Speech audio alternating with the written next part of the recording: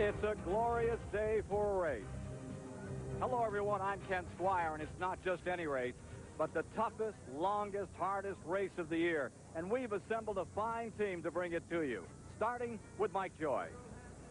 Thank you, Ken. Nearly $1 million is up for grabs today in the purse for the Coke 600. More so, two drivers, by winning, can position themselves for the $1 million Winston bonus. And among the surprises this week, a race record pole qualifying speed well over 160 miles an hour. And the man who set that feat, it's a bright spot in what's been a lackluster season. And with him at the head of the starting grid is the editor of Stock Car Racing magazine, Dick Berggren. It has been a tough season for Mark Martin. After championship hopes, he's had only 2 top 5 finishes, no wins, but he's on the pole today. Mark, is today the day to turn this year around? It'd sure be great. You know, I can't think of a race I'd rather win than the 600 here. It's a great racetrack. The fan support is fantastic, and it'd be good for Folgers and Valvoline. Also working pit road with me today, a fine race car driver in his own right. He's with the outside pole sitter, Bill Parsons. Michael, this is 1 week after your first win in a Winston Cup car. This is 600 miles, not quite as short as last week's race. Can you do it again? Well, we feel like we've done everything it takes, Bill. Worked real hard all week, everybody on the whole crew. It's a great weekend of racing and a week of racing here in Charlotte, and I'm just real happy we put ourselves in a position to do this.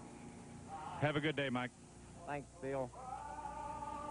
That's Mike Waltrip. Here in the STP Pit Communications Center, we'll be charting and overviewing the progress of the race, especially on pit road. Filling you in on attrition. We'll have some interesting guests to give their insight and perspective. Also, we'll update the True Value Hard Charger Award standings and tell you how you can win a brand new Pontiac Grand Prix SE in the Right Guard Halfway Challenge. Also today, we'll have 2 Goodyear Eagle updates and bring you up to date on all the racing around America that's going on this great holiday weekend. Fellow who just 7 days ago on this Speedway sped to victory in the Winston All-Star race is cinching up ready to go with Dick Berggren. And about an hour and a half ago, there were about a dozen mechanics on their hands and knees on the floor of the garage building the engine in this race car. Is this thing okay? Going to be able to make it for the 600 miles? Well, Dick, we had to take that engine out and put a new one in. Robert and the guys weren't satisfied with what they found, so they pulled the other engine out, and we put this one in, but we think everything will be all right. This one supposedly is an identical twin to the other one in horsepower numbers, and we'll just have to take it easy the first part of the race and see what happens at the end. But there was a lot of work and no track time. In the back of the field right now is Phil Parsons. He's with Junior Johnson's car that has an unfamiliar driver. Phil? Dick, actually, this is Flossie Johnson's car. I'm with Tommy Ellis. Tommy, tell me a little bit about the range of emotions you've gone through in the last week.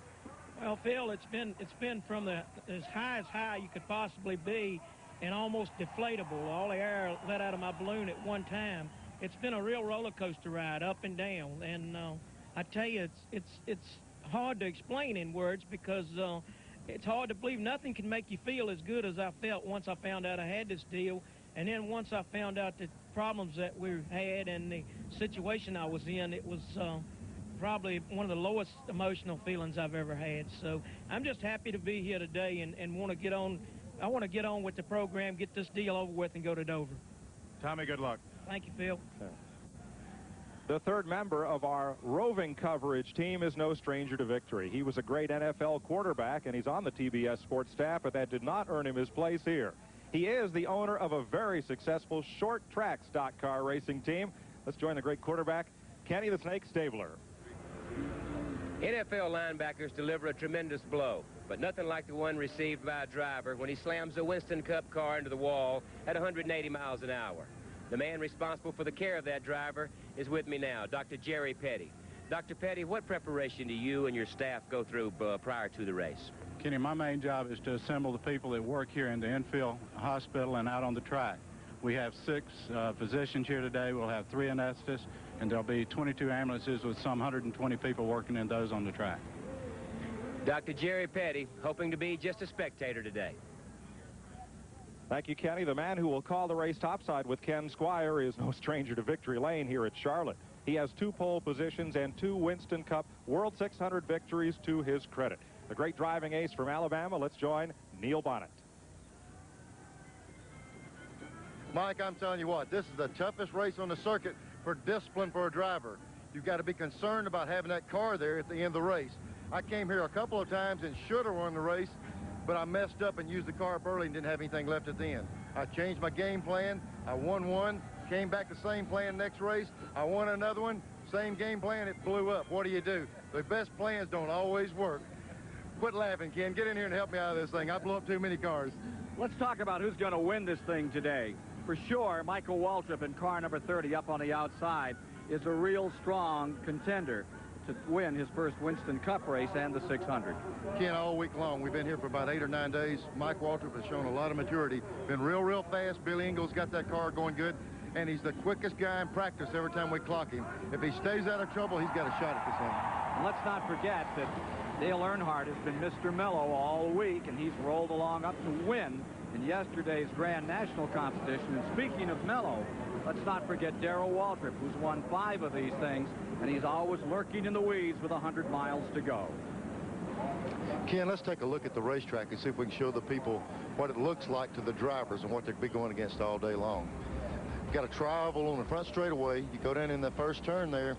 That's a tricky place getting in there. This thing's 1.5 miles around. This will show us the banking we're dealing with. The front straightaway and the back straightaway are both 5 degrees. The same banking on both sides.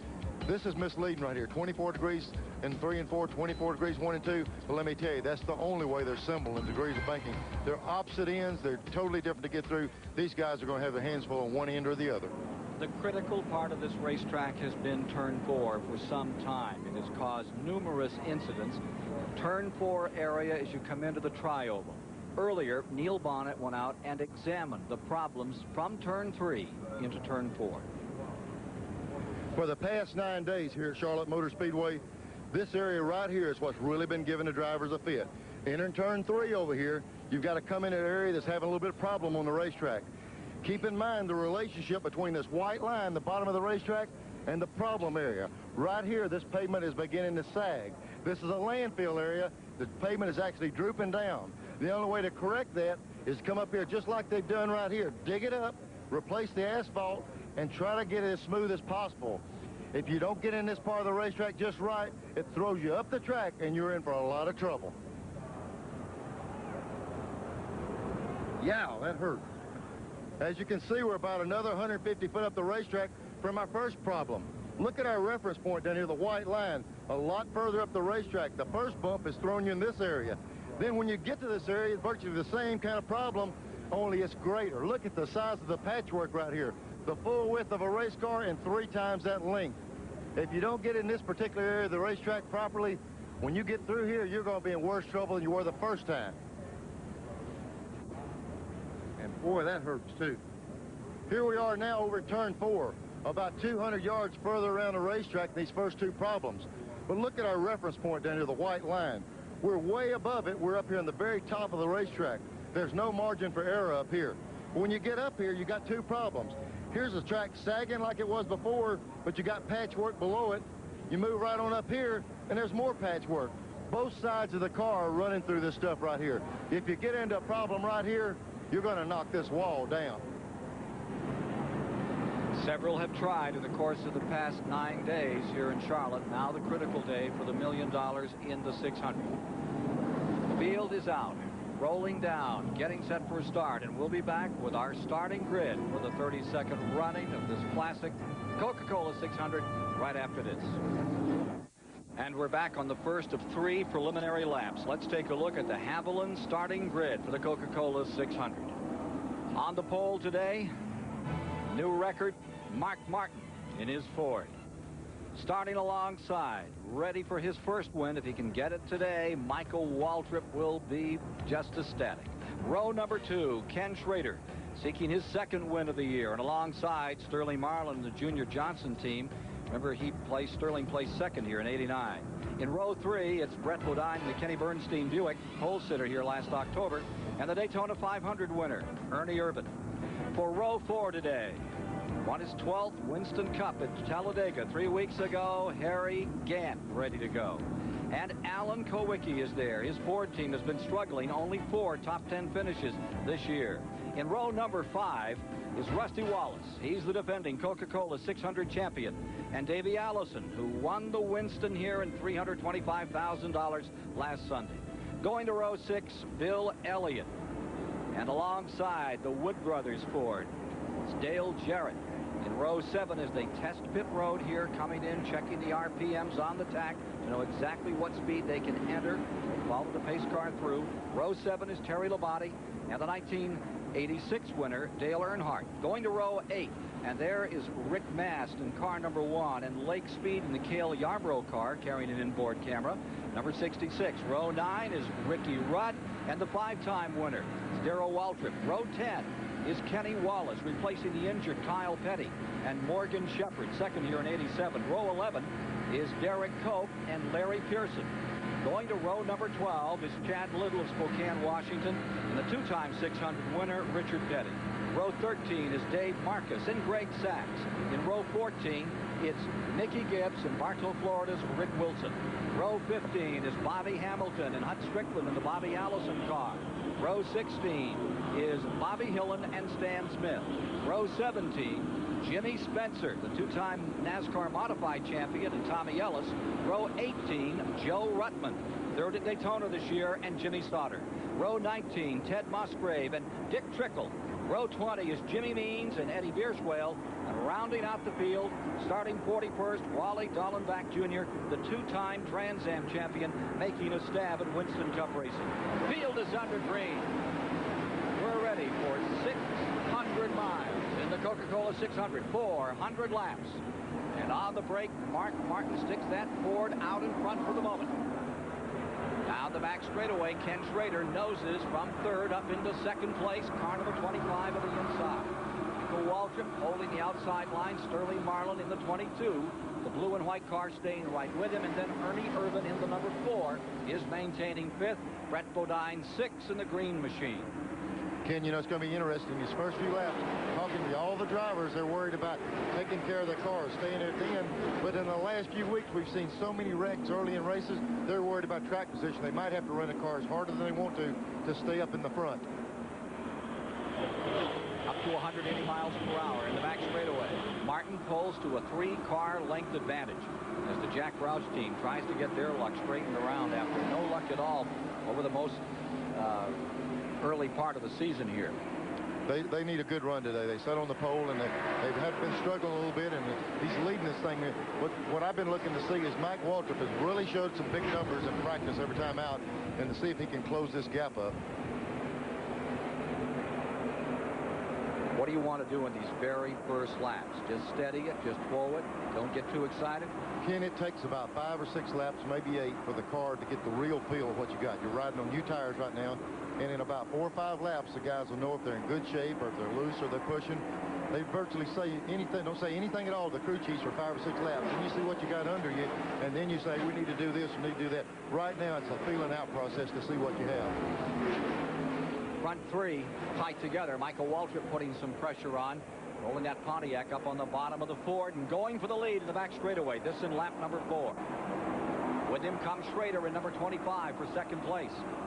Ken, I think that's an example of what you're going to see there. A little bit of pressure on Mark. He knows it's 600 miles. He didn't just pull over. You know, when Mike started by, he let Schrader by with him also. It's awful early in the race, but we've been seeing Mikey do this all week long, and he might be able to lead this thing for a while. Ernie Irvin in the number 4 is 4th. Marlin back to 5th. Rusty Wallace in the number 2 car that started in 9th finds himself up to 6th. And Alan Kowicki has picked up 1 spot from 8th position to 7th. Meanwhile, Davey Allison comes up 2. He's into the 8th position from 10th. And Brett Bodine has fallen back into 9th in car number 26. Michael Waltrip out in front. What are your hopes for this race, Michael? 600 miles is a long way. I think our whole team has proven that we know how to win races of that length. We were 4th here last spring and have had a lot of runs on some tracks where being patient and being mentally sound are the keys. So that's a couple of them that'll take to win on Sunday. So I feel like we're in a position to win. We just see what happens, I guess. Leading the Coca-Cola 600 out of turn number 4. Michael Waltrip. Ken Schrader holding right on. Then 3rd. 6 car lengths back is the number 6. Mark Martin, the Arkansas campaigner who made such a stout run for the national championship a year ago. Ernie Irvin retains the 4th spot. Sterling Marlin's Ford in 5th. Wallace's Pontiac 6. Kowicki 7.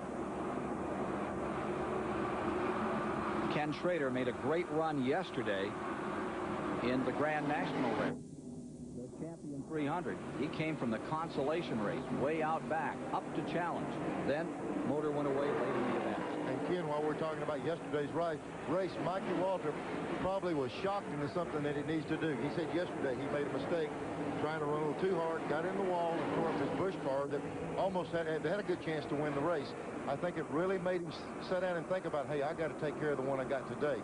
I think he's entering this race probably in the best frame of mind he's been in a long time. Mike Waltrip from outside of the front row now has assumed the lead. Here's Schrader nosing down to the bottom of the racetrack. Pontiac and Chevrolet wheel to wheel at the line, and Schrader's going to go for it. Schrader collecting 5 bonus points for leading a Winston Cup race. Mike stays with him on the outside. Wheels back in turn 1. Schrader in first. Michael Waltrip in second. Mark Martin in the catbird seat looking on with Ernie Irvan closing on him. Schrader's cars really worked good from the start of this race. Just as I say that, I see him wiggling coming off 4, but even a good race car will do that right there. Here's Ernie Irvan, as you see, going up to 3rd spot. Mark Martin falling to 4th. Mickey Gibbs carrying the champion in-car camera, champion Sparkboard in-car camera, unsponsored car for the Team 3 Racing organization. Barry Dotson, the crew chief, after giving a good run in the early going.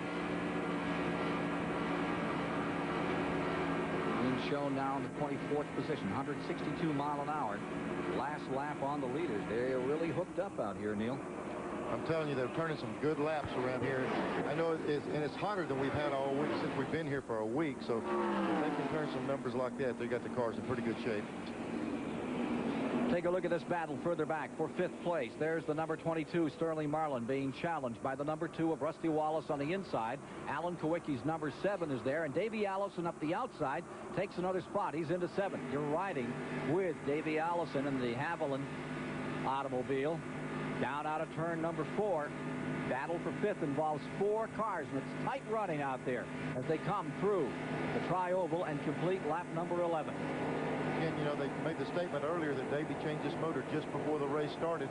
That's not a really big problem with a team like theirs. The motors they have for backups are usually just as good as their race motors. In the battle for 5th spot, number 2, Rusty Wallace back on the bottom, pulls right alongside the Ford of Sterling Marlin. Number 2 Pontiac is into the position for the moment, but Marlin isn't willing to give it up. Rusty Wallace secures that spot for the moment, and here's the other fight. The Ford number 7 Kowicki and Davey Allison's Ford number 28 going at it. For the moment, Allison with the advantage. Up in front, Ken Schrader leads by 2 car lengths over Michael Waltrip. Car number 41 having trouble early. This is lap number 12 as car number 41, Larry Pearson, the 2-time Grand National champion out of Spartanburg, South Carolina, brings in the Kellogg's car. And Kenny went all the way behind the wall, so evidently it's terminal. First retiree from the event comes in lap 12. Larry Pearson back to the garage area. So the leader is Schrader. Waltrip is second. Irvan closing in third. More, the Coca-Cola 600 shortly. Coming up on 20 laps complete at the Charlotte Motor Speedway, Ken Schrader leading Mike Waltrip and Ernie Irvan in the Coca-Cola 600. Today, TBS is presenting the Right Guard Halfway Challenge. The participating driver leading the green flag lap at halfway, and it could be Mike Waltrip, who just took the lead away from Kenny Schrader, could win $10,000 from Right Guard Andy Persburn, and you could win a brand new Pontiac Grand Prix SE. To register to win, call now. The number is 1-900-737-1100. And if you are called after the halfway lap and know the driver who led it, you could be driving a brand new Pontiac Grand Prix SE. Good luck, and call to register between now and the halfway point in the race. Ken Squire? Well, right now, Michael, the Pontiac of Michael Waltrip is just barely in front of Ken Schrader's Chevy and Ernie Irvan's Chevrolet as well as they come around to complete lap number 20. It's a 3-car dice for the lead, and just behind them by 12 car lengths Comes Rusty Wallace, car number 2, followed by Davey Allison up to 5th. Kowicki is staying in 6th. There are your front 3. Good battle a little further back in the field. Dale Earnhardt is on the move from 14th. He's into 9th. He's just past 26th Brett Bodine, and so has Harry Gant. Bill Elliott has also passed Bodine. That moves Brett, who started in 5th, back to the 12th position. Have one car that's grazed the wall and is pulled on pit road. Number 34, Dick Trickle out of Wisconsin Rapids, Wisconsin. And there's a caution out. First one of the day comes at lap number 21. Trickle just barely grazed wall. And we've also got another car stopping on the back straightaway over here, slowing down. The 47 car. That might be the reason for the caution. The 47 car is Greg Sachs, the New York State driver. And his Oldsmobile running slowly, bottom of the track, as caution is out for the first time in this Winston Cup event. Ken, he squared that thing up. I can see a place off the second turn on the wall over there, and he's really hit the wall hard. And that came right after the 34 car came in. There might have been some liquid or something. He sure got it in the wall off, too. There we go. That was a good hit. Yeah, the wall was all freshly painted this morning, so Greg Sachs really knuckled into it. The guy that's been doing the painting has been one of the busiest guys around here. They repaint that thing every morning. Hopefully we won't see a lot of that today. Caution is out. Let's review for you the cautions records in this race. The most cautions we ever had were 13 back in 1980, and it happened again in 88. Back in 80 when Benny Parsons defeated Darrell Waltrip. Now the field is coming in at just that speed of 55 miles an hour, no more, or they will be penalized big time. And they're really enforcing that, Joe. We got Dick Berger down at Mike Walter's pit. Let's see what they're doing to that car, Dick. Well, they're going to change right side tires on this thing, Neil. Also take up a full load of fuel, and that's what everybody up and down pit road is doing. Oh no, they're going to change 4 tires on the thing, and yep, that's what a bunch of the others are going to do as well. Awful early in the race. They didn't really want to change too much of the car yet. Things are just kind of getting settled down here. Waltrip's got his 4 tires. He's gone, and he's away in 24.65. Not a blazing stop, but not a bad one either. Field rolling back out. The least number of cautions in a 600, 1963, back when Freddie Lorenzen was king of the race. And there were only 2, so we're halfway to that record at the present time. Under caution, field lining up, and it will be a shuffle. We'll tell you how it's sorted out right after these messages from the Coca-Cola 600. I can if you'd like, or I can... 24 laps have been completed. We're under caution. Rusty Wallace elected not to pit. Before the race, Rusty said that car was just right, and he is elected to stay out at this time. That puts Pontiac first and second, because after that series of pit stops, Jimmy Means finds himself second, and then Ken Schrader would be in third, and I think that may come down off the board. We're showing Jimmy Means in second, Schrader in third as they begin to sort them out. Let's go down to Dick Berger, who's standing by on pit road. And I'm with Greg Sachs, first man out. What put you out? Well, Dick, it appears we cut a tire down. You know, it looks pretty bad from the outside here, but actually, if you look at the inside of the tire, I believe we ran over something, because I was about 3/4 of the way off of turn 2, and all of a sudden, even with a full helmet and the air conditioning and everything, boom, heard it blowing, and it just went straight in. I was just fortunate that we were almost all the way up the turn. Otherwise, it would have been a real hard hit. And the interliner is still up, and that's good, too. What kind of shape's the track in, Greg? The track's just about like it was yesterday evening. You know, after the sports and race, it got very slick, and that's just what it's like today. Okay, that's the story with Greg Sachs. Phil Parsons? Yeah, I'm here with a very interested, really a couple interested spectators. I've got Wally Dallenbach Sr., who is the director of competition for kart. Now, you would think this guy might be up at Indianapolis where they're having another little kind of a race, but he's down here because his son, Wally Dallenbach Jr., is running this race. He started last in Junie Dunleavy's car, a provisional start. I counted just before the caution came out, he had passed 12 cars. He'd made the most progress of anybody in the field. Wally, what do you think about the South?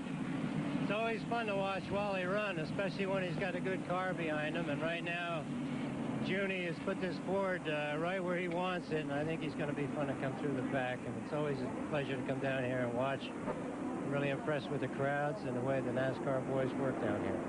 Thank you, Wally. Let's go to Mike Joy in the Pit Communications Center. Bill, I'm here with Larry Pearson, who has the misfortune to be out of the race, the former Busch Grand National Series champion. What happened today? Well, I don't know, Mike. Yesterday we were running really good, and the car was just a little tight. Most of the guys were having to tighten their car up because the track was loose, but we had a pushing problem on our car. But We had to change motors this morning because the other motor just didn't feel right. The motor we put in only lasted a few laps today, so I guess we're out of it. Sorry to see you out of it. Let's go racing topside with Ken Squire. Coming down to complete 27, Rusty Wallace up front. Schrader is in second. Jimmy Means pitted. He had been in second just at the tail end of this caution period, which takes him out of the top 10 running order. Puts Michael Waltrip third, Dale Earnhardt to fourth, and there's Earnhardt charging right down to the bottom of the racetrack up against the yellow car, number 30 of Michael Waltrip, as they hit the back straightaway for the first time back under green. First caution period of the day after Sachs really tore up that car. Here they come, 3 wide into 4. And it's Earnhardt on the bottom for second place, ready to challenge Wallace. Ken, that might be an indication of what these new tires do. Rusty Wallace stayed out, did not put tires on. Schrader came in and put only 2 tires on. Dale put 4, and it seems like the fresh tires are really going to be the tip. Here he comes to the bottom of the racetrack, the Intimidator. 5-car battle for the lead. Ernie Irvan in there to mix it up. Michael Waltrip on the outside. And just behind those 5, you see the number 6 of Mark Martin scooting down to the bottom. Earnhardt comes out of there like out of the proverbial slingshot and jumps out in front by 2 car lengths. And guess who came with him? Ernie Irvan. Again, right there's a good indication. There was Schrader leading the race before, a decision to go with 2 tires, and he's all the way back to 6 or 7. This is going to show the rest of the guys, ever caution, you're going to have to put 4 tires on to be in good shape. Make it about 8 now. So Earnhardt jumps to the lead.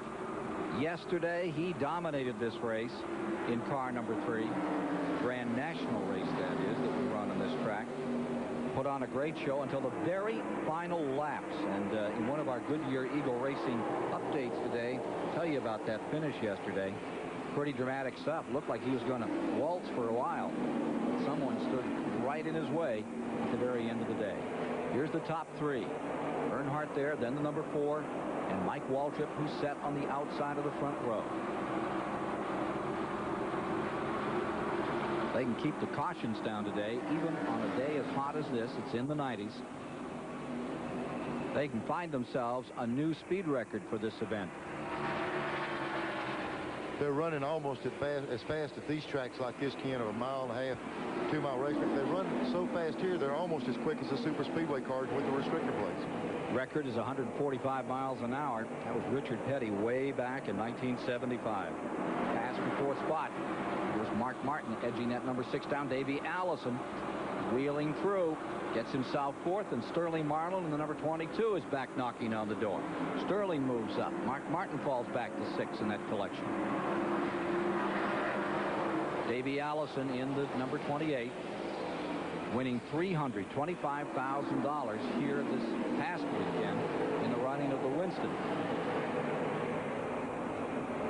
Earnhardt in front now by 2 car lengths. How do you deal with the long 600 miles here at Charlotte?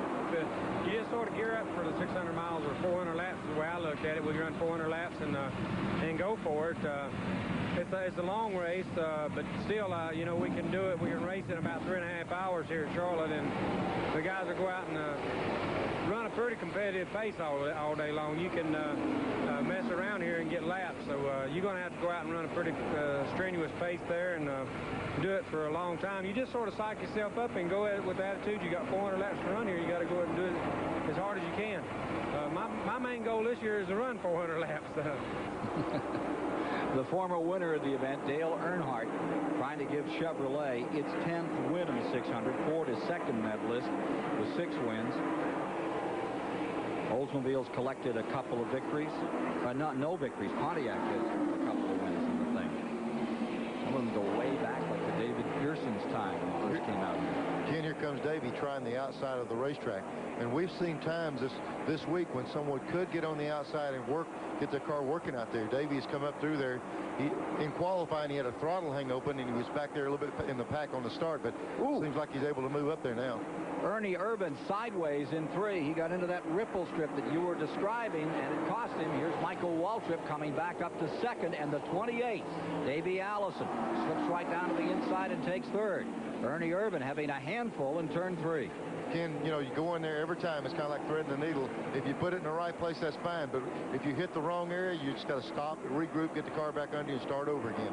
He'll probably go through this time smooth. He'll dodge that thing. But when you got somebody behind you putting the heat on you, you have to go in a defensive manner every now and then, and he got over those ripples. Looking further back in that pack, that's where the hard running is. I tell you what, these guys back here are the ones that are really working hard. Their car is not running as good as some of the cars up front, and in turn, you're having to drive harder, and they get in a big pack like they are now. Ricky Rudd, the number 5, running in the 15th position. Waltrip is in 16th. Derek Cope, number 10, in 17th. Dave Marcus in there. He's in 18th as you look in the back of the field, and they're struggling to move up through. Let's go back to the 4th position, and we watch as Sterling Marlin dips to the inside, and he works on Ernie Irvin, and the handle just flat one out of car number 4. Ken, when you slip one of these cars like we saw a while ago, the wheel spins, it puts extra heat. These tires run about 220 degrees. You can slip them off 1/4 and buzz them up to 280 degrees, and it takes a while to get them cooled down and get them back under you. Take a look at Hut Strickland in car number 12. He has come from the 30th position, and he is ready to challenge the leader. This is that Ray Bestas car that Bobby Allison has put together, and it is stout. Hut Strickland, a fine driver, part of that Allison family, coming to the inside. He's ready to work on Sterling Marlin. That's the number 12. Hut Strickland having a great run. Right behind him is Alan Kowicki's car number 7. It is in 7th spot. Ken, you were talking about speed. They ran that last lap at 165 miles an hour, which is good. This late, you know, this leveled out. The cars are leveled out. They're pushing to the loose. They're doing whatever. But to maintain that kind of speed, they're getting around the racetrack good right now. Strickland's making another impressive run. We saw him at Daytona make just a phenomenal run. This guy is bound to get himself some good finishes before too much longer. That Allison team getting stronger, and Hut Strickland looking very fine. That seems to be their strong suit. The long periods of green running, the longer they run, the better they get. Their car handles real well, which Bobby Allison's always been able to do that. And the longer they run, usually the better that car gets. Now here's Strickland on the bottom of the racetrack, and he knows his throw. That's Hut Strickland getting around, number 22. Here's a battle further up, and that is for 2nd spot. Davey Allison on the bottom. Michael Waltrip on the high side, number 30. Davey Allison there with that Ford that started 10th on the day. Give it to Allison. Watching Davey Allison as he fights his way down out of 4 and back to the line. Just as cool and collected as any Allison that ever raced. And got all that good of safety, that new safety equipment. These guys are really paying attention to putting good safety equipment in these cars now. And as he passes under the condominiums, right behind him is the car number 30, Michael Waltrip, the Haviland in-car camera. Davey Allison taking us down into turn 3 as Michael Waltrip tries to close up a bit here. Michael's car in 3rd. There's the top 3. And for the moment, it's Earnhardt in front, Allison 2nd, Waltrip is in 3rd, and 40 laps have been completed. And a difference now in 4th place. Hut Strickland. He climbs the ladder another notch. Strickland in the Buick from 30th position gets himself up to 4th. Hut is having just a heck of a day. Yeah, and they're running. They just picked the pace up about another 1.5 an hour per lap. So the whole field is picking up. You know, Earnhardt seeing Davey come up there. Strickland really picking the pace up. And the guys are telling them on the radio, there's somebody coming. You're going to have to pick it up. Pass for the lead here. Back for first place on the inside. Here comes Dale Earnhardt being challenged by Davey Allison. He's there. Now, this is the battle between the 2 heavyweights over the past week. Look at these amazing pictures. That is Earnhardt down on the inside. It is Allison on the outside, and they're wheel to wheel into the back straightaway. Down into turn number 3, Earnhardt back in front with the Chevy, the Ford of Davey Allison on the outside. I know why they're doing this, Ken. There's just 360 laps to go, so you need to move on up. But I'm telling you, they're going at it right now. Talk to each other out there? Wave? Well, you talk when they start scrubbing. You hear the metal squeaking on the side, then you're talking. And there's one of the major spokesmen, car number 3. Earnhardt pulling up now. He's back there, but Davey Allison really put out a challenge to be considered for later in the event. And now, number 30, Michael Waltrip says, hey, I can do it too. Ken, we're going to get back into something we were talking about before. On a hot day like this, to make the pass that Davey made, he used up some tires on that car.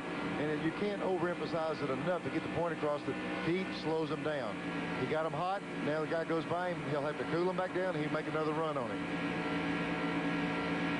Little Mikey'd like to get up there and lead this thing some. He led it right at the first. And like we said, these three guys we're looking at right here with Davey and Mike and Earnhardt have been the strong cars. And here they are working their way to the front. Schrader got himself out of a little bit with a tire change a while ago, but he'll be back in it later. If 6'4" Michael Waltrip wins the race, you're going to stop calling him Little Mikey? He's still got a big brother, Darrell, so I just had to keep calling him Little Mikey. When he... You know, Neil, I like the way Davey Allison played that a minute ago. He went up there, ran Earnhardt hard for a lap to see what Dale had for him, and then dropped back in line, and here he comes trying to work right back under Mike Waltrip and go to the front again. The question, I know you're in there in a race car, you're running hard, you're trying to race and win this thing, but what is the point with 350 laps to go? Why not just drop in line and ride there a while?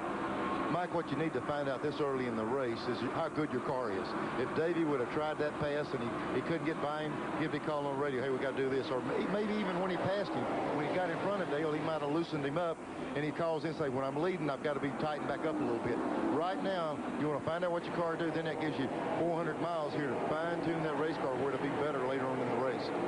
Davey Allison, how important is patience in this Coca-Cola 600-mile race?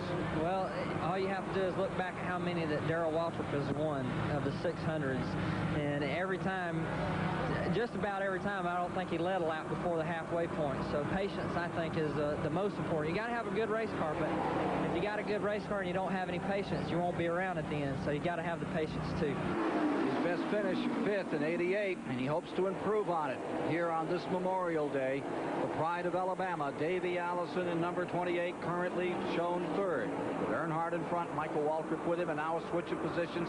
It's Davey Allison up another slot. He gets himself 2nd. That'll drop Michael to 3rd. Strickland still there in 4th. And at the same time, when we're looking at this, see the big gap close up on Dale right then? Dale probably saw him coming. He really sailed the car off in 3 and hit the ripples and broke loose, slid up a couple car lengths, and in one corner, Davey closed it up. There's one speed you can run through there. If you overdo it, you're going to pay the price. But there's a fine line. You got to get in there hard. It's hard to tell how much you can work with in that particular corner, and Davey's all over it. Closing in lap number 47, Davey Allison. Chevy versus Ford for the lead in the Coca-Cola 600. That pass a while ago, one of Dale's trademarks is the minute you pass him, we saw it yesterday in the Busch race. Here's Davey trying to get back under him again. Dale's trademark is as soon as you pass him, that very corner, he sticks that thing back under you again before you can get settled down. And the hard thing to do is when you pass him, you need to get that on the inside and hold him back there. And it's hard to hold somebody like Dale back. Alan Kowicki's number 7 has come on pit road. He was running in 7th position. Kowicki in, and they're checking tires over on car number 7. Something out of kilter there that's hurting Alan Kowicki badly. You see them working on that left rear, jack going up, fueling the car. And usually when you see this, when they do 4 tires this early in the race, it's usually an equalized problem with a tire, something pertaining to tire. The driver can't say, boy, it's the left rear, right rear. You usually make the wrong judgment. You just have to say tire problem, and they do all 4 of them. That's the only reason for 4 at one time. Out of turn 2, leaders Earnhardt and Allison running 1 and 2.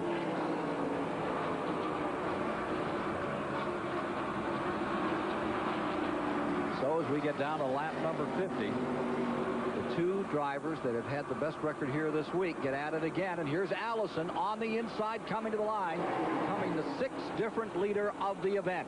Davey Allison pushes the nose of the Robert Yates car out in front. See if Dale tries him right back again like he did before. He couldn't get under him. See, Davey kept the car down on the inside then, preventing that move from Dale back on the inside. He's the best you've ever seen. As soon as you pass him, he'll stick it right under you. Davey protected the inside, and now he might be able to hold him off. And from the Haviland car camera in Davey Allison's car, you can see him trying to walk away from Earnhardt in the number 3. It's still early in the day here in the Coca-Cola 600. It's blue skies, high temperatures. Last week on Saturday, 90-degree temperatures, mid-50s on Sunday. Not that way this weekend. It's been a great weekend, a glorious weekend at Charlotte, and what a great Coca-Cola 600. More of it upcoming shortly. On a sun-drenched Sunday at the Charlotte Motor Speedway, Davey Allison continues to lead Dale Earnhardt in the Coca-Cola 600. And Davey Allison might be the name to know after halfway if your phone rings in the Right Guard Halfway Challenge. But first, you have to call, and only once, to register to win. Each call costs 95 cents. Here in the Coca-Cola 600, 57 laps are down of 400, and you're watching car number 2, Rusty Wallace, in 7th position. Right behind him is Mark Martin in the car number 6. The interesting thing here is that Rusty Wallace has yet to pit.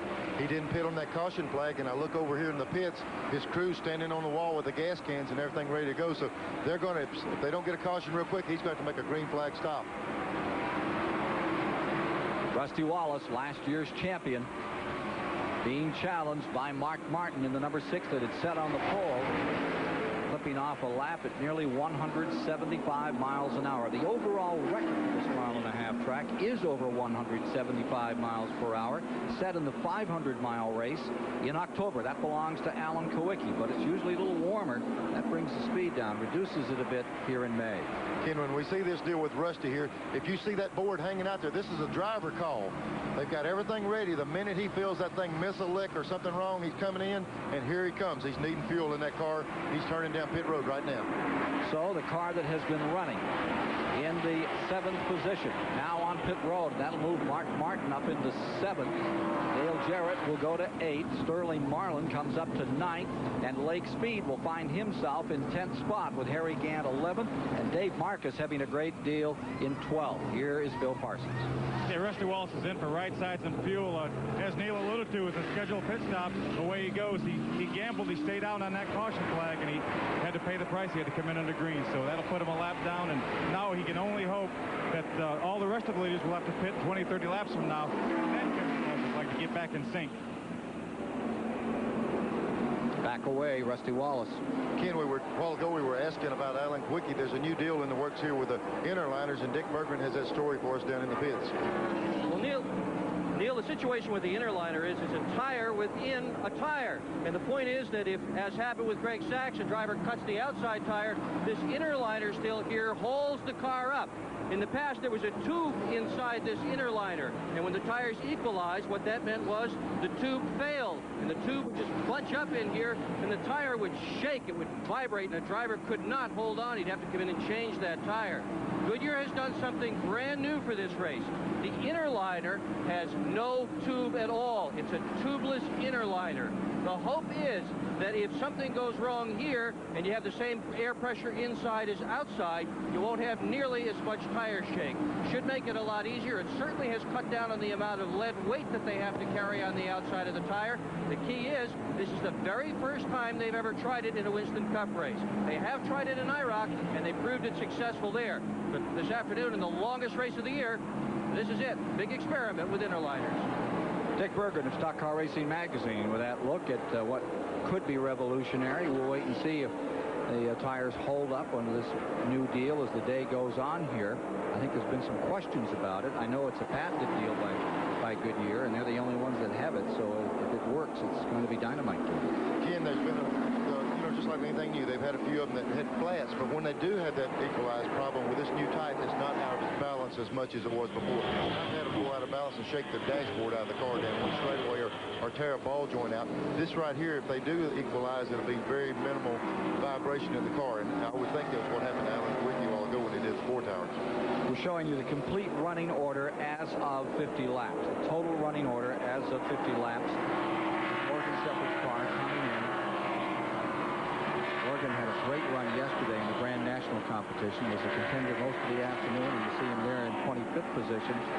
Hoods up on that one. It does not look good for the Bud Moore team. No, they're taking the air cleaner top off. When they pull that element right there, they've got to work on the carburetor. They're trying to get to the distributor, so they've got a big problem on the car. Bud Moore cars have run here very well in the past. There's a guy that's not having any problem.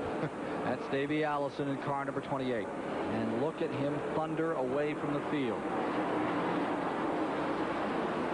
Davey Allison well out front. Now, Rusty Wallace will fall well back in the running order, Ken, but that's one of those Roger Penske calculated risks. Penske owns that car. He, of course, is watching his other race team today, but they gambled looking at the history of this race. There would be more than one caution flag in those first 60 laps, and they'd have another chance later on to get in for fuel and tires and maintain track position instead. This time the coin came up tails. Rusty's the defending champion of this race, and watch for him to work his way back up front.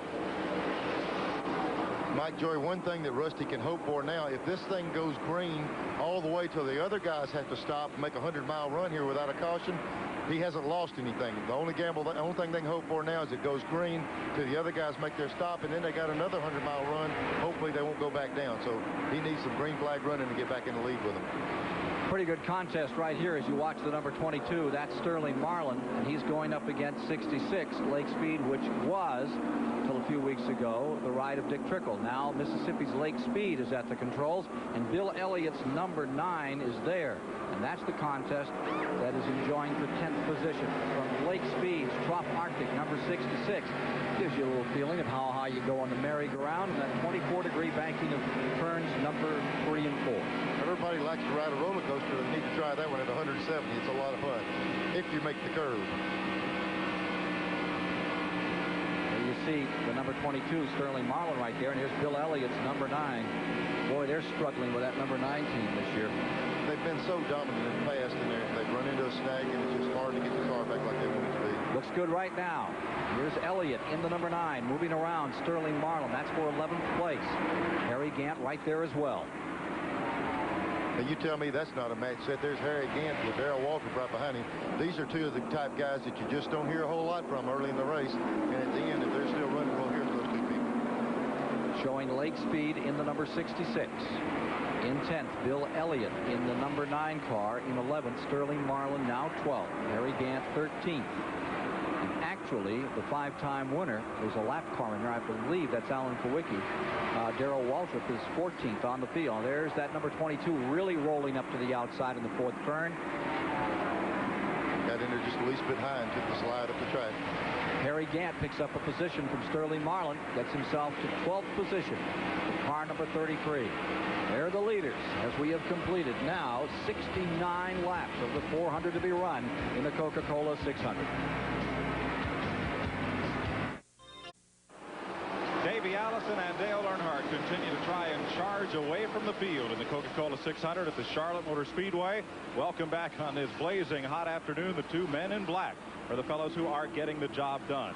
It's no surprise they're near the top of the hard charger point standings. Earnhardt, the leader in this contest that awards 5, 4, 3, 2, 1 points every lap of every NASCAR race. Kyle Petty is out with a broken leg until September or October. Davey Allison will likely climb up into that second spot in a couple of races. Ricky Rudd, who led the points early in the season, is 4th, and the defending winner of this race, Rusty Wallace, the top 5. One of those drivers, or one of these drivers in the race today, will pick up $1,500 from the $5,000 pool posted by True Value for today's event. Ken Squire. 75 laps now down, and you look out here is number 97, Tommy Ellis in the Flossie Johnson car. He is being challenged by car number 24, Mickey Gibbs, in one of our in-car cameras. What a story on that Johnson number 97. Junior Johnson is not here. His car has a new driver. Jeff Bodine was injured. And then last week, well, let Mike Joy tell you the story of Junior Johnson in this 600. Junior Johnson is no stranger to controversy. Why, just last Sunday, he was enjoying a short track shoving match with other legends of the sport, including Fred Lorenzen, Cale Yarborough, Pete Hamilton, Buck Baker, all in good fun. Junior even laid a wrinkle on NASCAR President Bill France Jr.'s pace car. Well, now they run into me. I was holding the groove, and they tried to take it away from me. That was the problem. 3 hours later, it wasn't such fun. Tommy Ellis struggled with 14th in the Winston All-Star race in one of Junior's 4. NASCAR measured the engines of every car in the Winston, and late that night announced the number 11's engine was fractionally oversized by 3.8 cubic inches. The rule automatically applied NASCAR's version of the death penalty. Junior, interim driver Tommy Ellis, and crew chief Tim Brewer were suspended for 12 weeks and fined $25,000. Was this a case of fudging the rules or an honest mistake? Junior's team likely just used the wrong crankshaft with this particular engine block. Could any driver feel the difference between 358 and 362 cubic inches? Oh, absolutely not. You'd never know it. Nobody in their right mind would cheat with 3 or 4 cubic inches. It just wouldn't be done. It would be 20 or 30. That's the only way it would be beneficial. So an appeals board and NASCAR Commissioner Bunky Knudsen reviewed the evidence and the infraction. They reinstated Ellis, lowered the fine, and cut the suspensions to 4 races. Johnson and Brewer cannot enter the garage, pit area, or any part of the track controlled by NASCAR. They can come up here, sit in the grandstand, sit in the suites, and communicate with the team by two-way radio. The 11 car cannot run.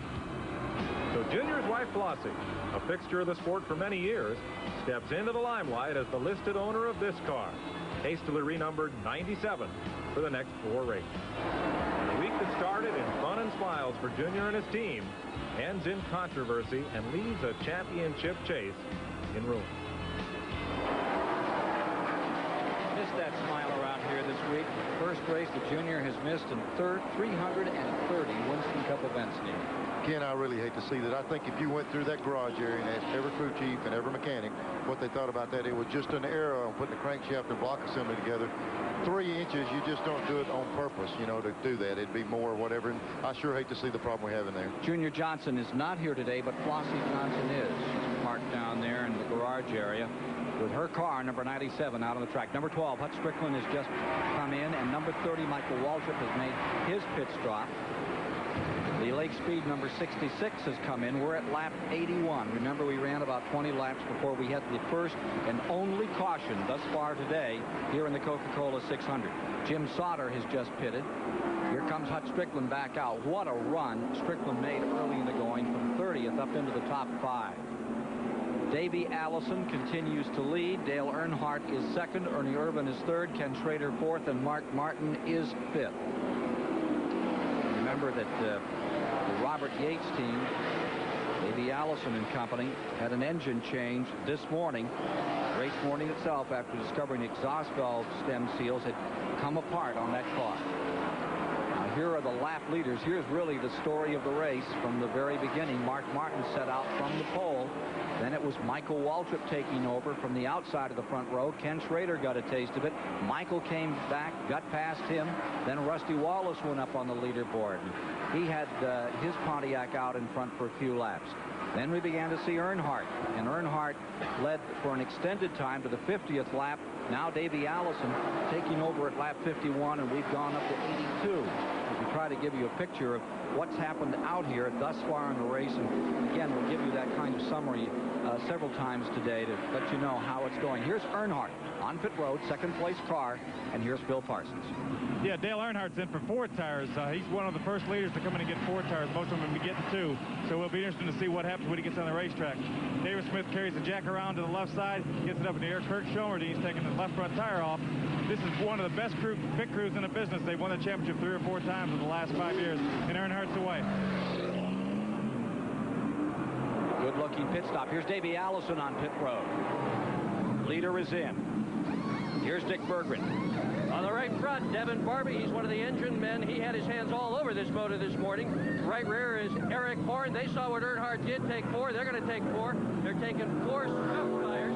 The gas man is Norman. He's the mayor, Kujimizu. And your jack man is Jeff Carr. They've got the right side tires on it. Left side up and off. Good stop so far for Davey Allison. He's down and gone at 21.27. Good stop. Ken Schrader has assumed first place.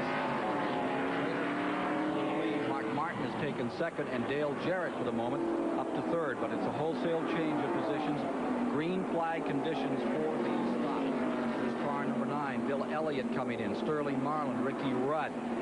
The 26 car, Brett Bodine, have been on pit road, and Schrader in the 25 has assumed the lead. It's going to be interesting now, Ken. We just went through a procedure where some of the cars took 2 tires, some took 4. It takes longer to put those 4 tires on, but the thing is so much faster for a few laps on 4 tires that you can possibly make it. Here's Earnhardt on 4 tires, fixing to get back around Schrader, which puts him back into the lead lap. He's about to go a lap down. 86 laps complete. Charlotte Motor Speedway, 32nd running of the 600, the Coca-Cola 600, here on TBS this afternoon. Here's Mark Martin's number 6 diving in fuel and tires. Yeah, and a lot of these guys, once they see what happens, you know, you might play the first time with 2 and then see how many you got, see if they go with 2 or 4. They're going for 4 tires on this 6 car also. The additional speed is worth a little bit of time to put them on there. Here's Dick Berggren. Well, there's a little difference here with Mark Martin's change. He took on sticker tires, brand new tires, as opposed to what Davey Allison did. He also had a very good stop. 21 seconds flat for Mark Martin. I would say that's a good stop there, Dick. I'm telling you, that's putting them on that forward. I think they've tried that another time. So at 86 laps in this event, they had covered 129 miles, which is pretty good gas range. Now we're working lap 88, and still to come in, 132 miles in, is Ken Schrader, Harry Gant, who got such great gas range at Talladega, and guess who? Darrell Waltrip. And there's Waltrip, 5-time winner of the event, finding himself in third for a moment. I would be concerned that he'll fall back a bit now, then find himself right back up in the hunt. We asked Darrell earlier about that Junior Johnson controversy. Here's what he had to say about it, from a driver's standpoint first. Well, as a driver, if they had taken away my $18,000 that I worked real hard to claim because my owner put a little bit too big a motor in the car, I'd still be looking to the owner to get my money. I know that. So, you know, from a driver's perspective, he knows 4 or 5 cubic inches would make no difference to a driver whatsoever. He'd never know the difference. And obviously, it makes a big difference to the NASCAR people. So therein lies the problem. The driver doesn't know it, and the car doesn't perform any better, but it gets him kicked out. Okay, so now as an owner, you look at the situation. How do you feel? Well, some boy in a shop and put wrong paint after the motor, you know. It's a mistake, honest mistake. There wasn't nothing we could do about it. You know how NASCAR is. They just jump to the conclusion it was just a mistake. That's all. I don't know what we can do about it. I tell you what, Ken, I always thought Darrell did that when he was driving. He's got his fuse mixed up there. I'll tell you what, we missed Junior Johnson around here today. Everybody in the pits is shocked by what has happened. I'm sure glad they made it only 4 weeks, but he has to be hurt. He and Tim Brewer both. And C.V. Raines, who is a really good man, and it had to be an honest mistake if Mr. Raines was in there. Ken, it's a tough deal as we watch Flossie Johnson's crew go to work for driver Tommy Ellis. But the rule is very precise, 358 cubic inches, including wear. I agree it was an honest mistake. I hate to see Junior not here, but if you allow 361, that's what everybody will build next week. And if you don't enforce that rule to the letter, then you really don't have any rules. It's a tough break, and I hate to see Junior gone, but they've got to enforce those rules to keep their integrity. And I had them also up at Wilkesboro one time. I won the race up there, and they checked the motor that afternoon. It was too big, and they checked it the next morning. It was 357.8. They get it within thousandths for it to be legal. As Barney Hall said yesterday, wreck up in 4. Got a problem up in turn number 4, and that is Stan Smith from Alabama, who's looped it right at the end of this caution period, which will be a big advantage for Schrader and Gant, who had not pitted. First and second place cars. We have a second car in the wall. There's Stan Smith that is down on the bottom of the racetrack. On the outside of the track is car number 55, and that's the Midwestern champion, Ted Musgrave, the Franklin, Wisconsin runner. 3 Wisconsin drivers in the race. Jimmy Sauter, actually 4 if you want to count Dave Marcus, who hailed from up there originally. Let's see what happened in turn 4. You see him up high. The 2 cars got together. Looked like Stanley Smith was under the Rick Wilson car. They got loose, got together. He's going to back it up in the wall. The car hits up there. Got it locked down. There's nothing you can do but hang on.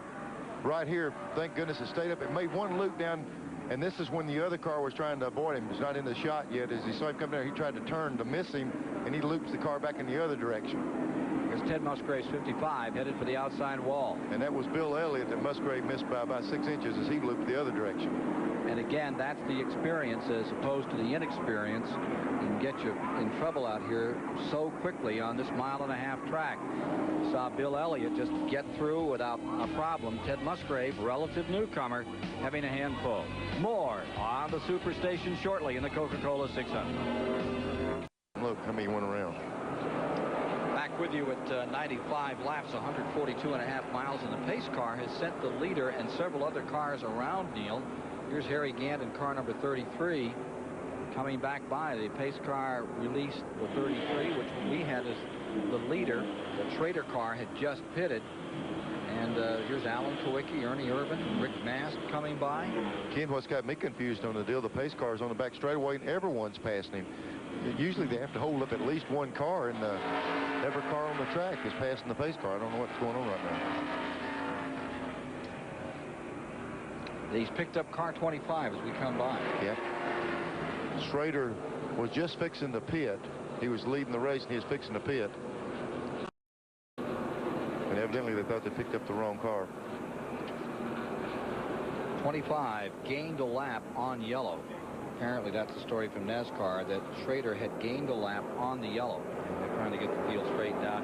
He did not stop in the pits. He shot right through. He was going down pit road for his normal green stop, and caution came out. To it. I mean, it's not like he was doing something fancy out here. He was committed to coming in, but he gained a lap on the field. So they're straightening that out. That puts Schrader up in front. It should put Gant, number 33, in second. We had, let's see, the number 4 car, Ernie Irvin's car, and the number 22, Sterling Marlin. Number 7 car, Kowicki, just at that point, a lap down on the event, as well as the number 1 of Rick Mast.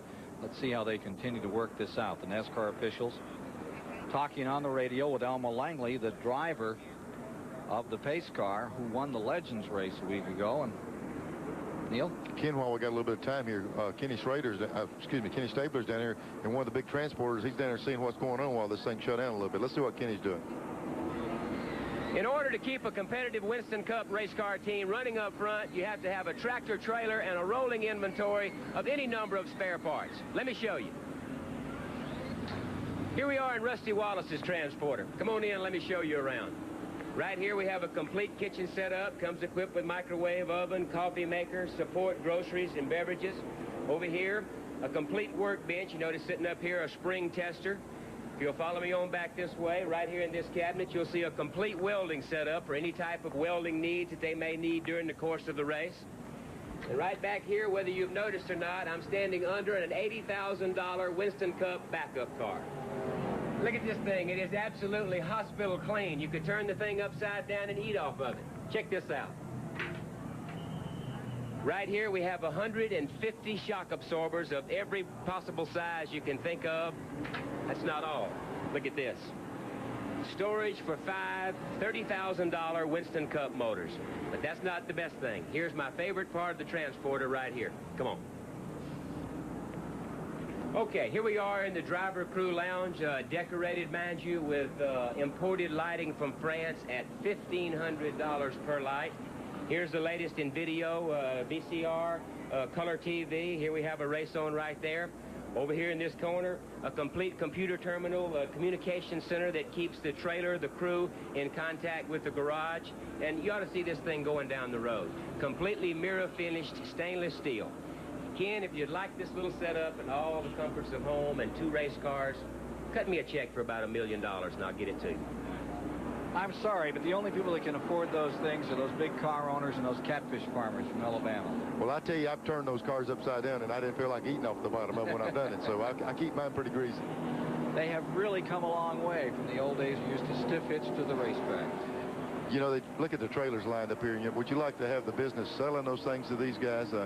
Every one of them is loaded and equipped just like the one Ken just showed us, and I mean they can cut a car half in two and put it back together with the parts that are inside that trailer. Mike Joy at the STP Pit Center. Well, Ken, we've seen how these cars have gotten more aerodynamic over the last few years, but there's a lot of changes under the skin as well. Here's an important one in the front end steering design. This is the old type Ford idler arm assembly. It has a ball type joint here and a tapered hole for a ball joint, and it's very stiff. I can't even turn it. Here's the new part. It's very finely machined. It has a roller bearing at this end instead of this ball type joint, and a spherical rod end or heim joint. This thing rolls very freely, and the alignment of this part is very, very precise. Costs about 2.5 times as much. The team say it's worth it. You can do a lot of things also with that, Mike. That thing has got a different drop areas to change the steering geometry on it. The stock one is a permanent location. That thing there, you can put different links in it and just set the bump steer, how the wheels tow in and out as you go through the corner. So not only is it a stronger piece, it enables you to do a little bit of work on the front geometry of the car. Let's get back to the racetrack for a moment. 100 laps are complete, 150 miles, and as we get set to go green, Davey Allison would have the lead. Ken Schrader would be in second. Earnhardt third. Gant fourth. Dale Jarrett fifth. Hut Strickland sixth. Michael Waltrip in seventh. Kenny Wallace in eighth. And Neil, those 8 cars are in the lead lap. And as you see out on the field, they aren't up behind the race car. Tucked in behind Elmo Langley in the pace machine is the car number 6 of Mark Martin, and following him is Darrell Waltrip as we get ready to go green here. Those cars are running a lap, not a full lap, but on the tail end of that lead lap, getting set to go again. There's Waltrip, and you see right behind him Tommy Ellis in the Flossie Johnson number 97, and as Rick Wilson, the Stavola car, number 8, is in that group as well. Before you get back to the man who was leading the event, Davey Allison, is coming about after this caution period, second one of the day. 7 different drivers have led the race thus far. Yeah, and I tell you what it's going to do. These guys here are not going to give up those positions in front of Davey Allison. They're going to try to hold him off. They need to get back in that lead lap. I mean, you fight for about 3 or 4 positions. It goes a long way right now. Take a look at the money leaders thus far this year. Earnhardt has collected some $426,000 on the Lipton board. Ernie Irvin is second, and when you add that $426 that Earnhardt has collected to the $13 million he's already made, your old fishing buddy's doing real good. I'm going to make him buy the lures next time we go. He's getting way ahead on this deal. Kyle Petty, $273,000. Pretty good run on the season thus far. Get down towards about a third of it by. All right, we need to go down to the pits to see what Phil Parsons has for us. But Neil, I'm here with Robert Yates. Robert, you had a bunch of problems this morning, but it looks like they're okay now, huh? Well, you know, we have, you know, bring a good engine for backups, and we had a little problem with some seals, and it was a new seal. We changed the engine right before the Winston last week, and found another piece of it again this week. It wasn't anything problem mechanically with the engine. It would just, you know, cause it to maybe that guide pull a bit of oil. So we decided, hey, we don't want any of those pieces floating around. 600-mile race use a lot of oil. So we took all the seals off. And then as we're warming the engine up, it used a little bit more oil sitting there than I'd like to see. And you know, if you're in a hunt in this race, you just can't stop and put oil in it. And even though Haviland's good oil, it still takes a lot of oil when the seals aren't working good. So, you know, hope everything's going to work out for us. Thank you, Robert. Ken, one reason for that concern there is Robert Yates is the car owner, but he also builds all the engines for that car. And I'm sure he had the confidence the motor they stuck in there this morning would be good enough. But they also told us, you know yourself, that he took the intake manifold off of the other engine and put over on this one. So he's got a lot of confidence in certain pieces. He didn't hesitate to put them in there and go with it. Robert Yates, who took over that team from Harry Ranier back in the late 80s, in 1988, that he took command. Now, NASCAR's taken a couple of extra laps to try to get this affair sorted out. As we get set it for the start, notice that there's the name of Joe Whitlock on that champion car as we go down. Mickey Gibbs' car. 12 of those cars today are carrying a slight memento, memory of one of the great journalists in the history of the sport, Joe Whitlock, who introduced a lot of us to Southern stock car racing in his writing over the years, and certainly is greatly missed here today. Field getting set for a start. They've doubled them up, and as they did, Mark Martin assumed a position on the inside alongside Waltrip, as if Waltrip were a lap down. And row directly behind them is the number 20, which would be a lap car, Bobby Hillen. And here we go racing, and immediately Mark Martin storms off around Darrell Waltrip. There's the break. Again, that move that Mark made to the inside was for positioning on the racetrack, I'm sure.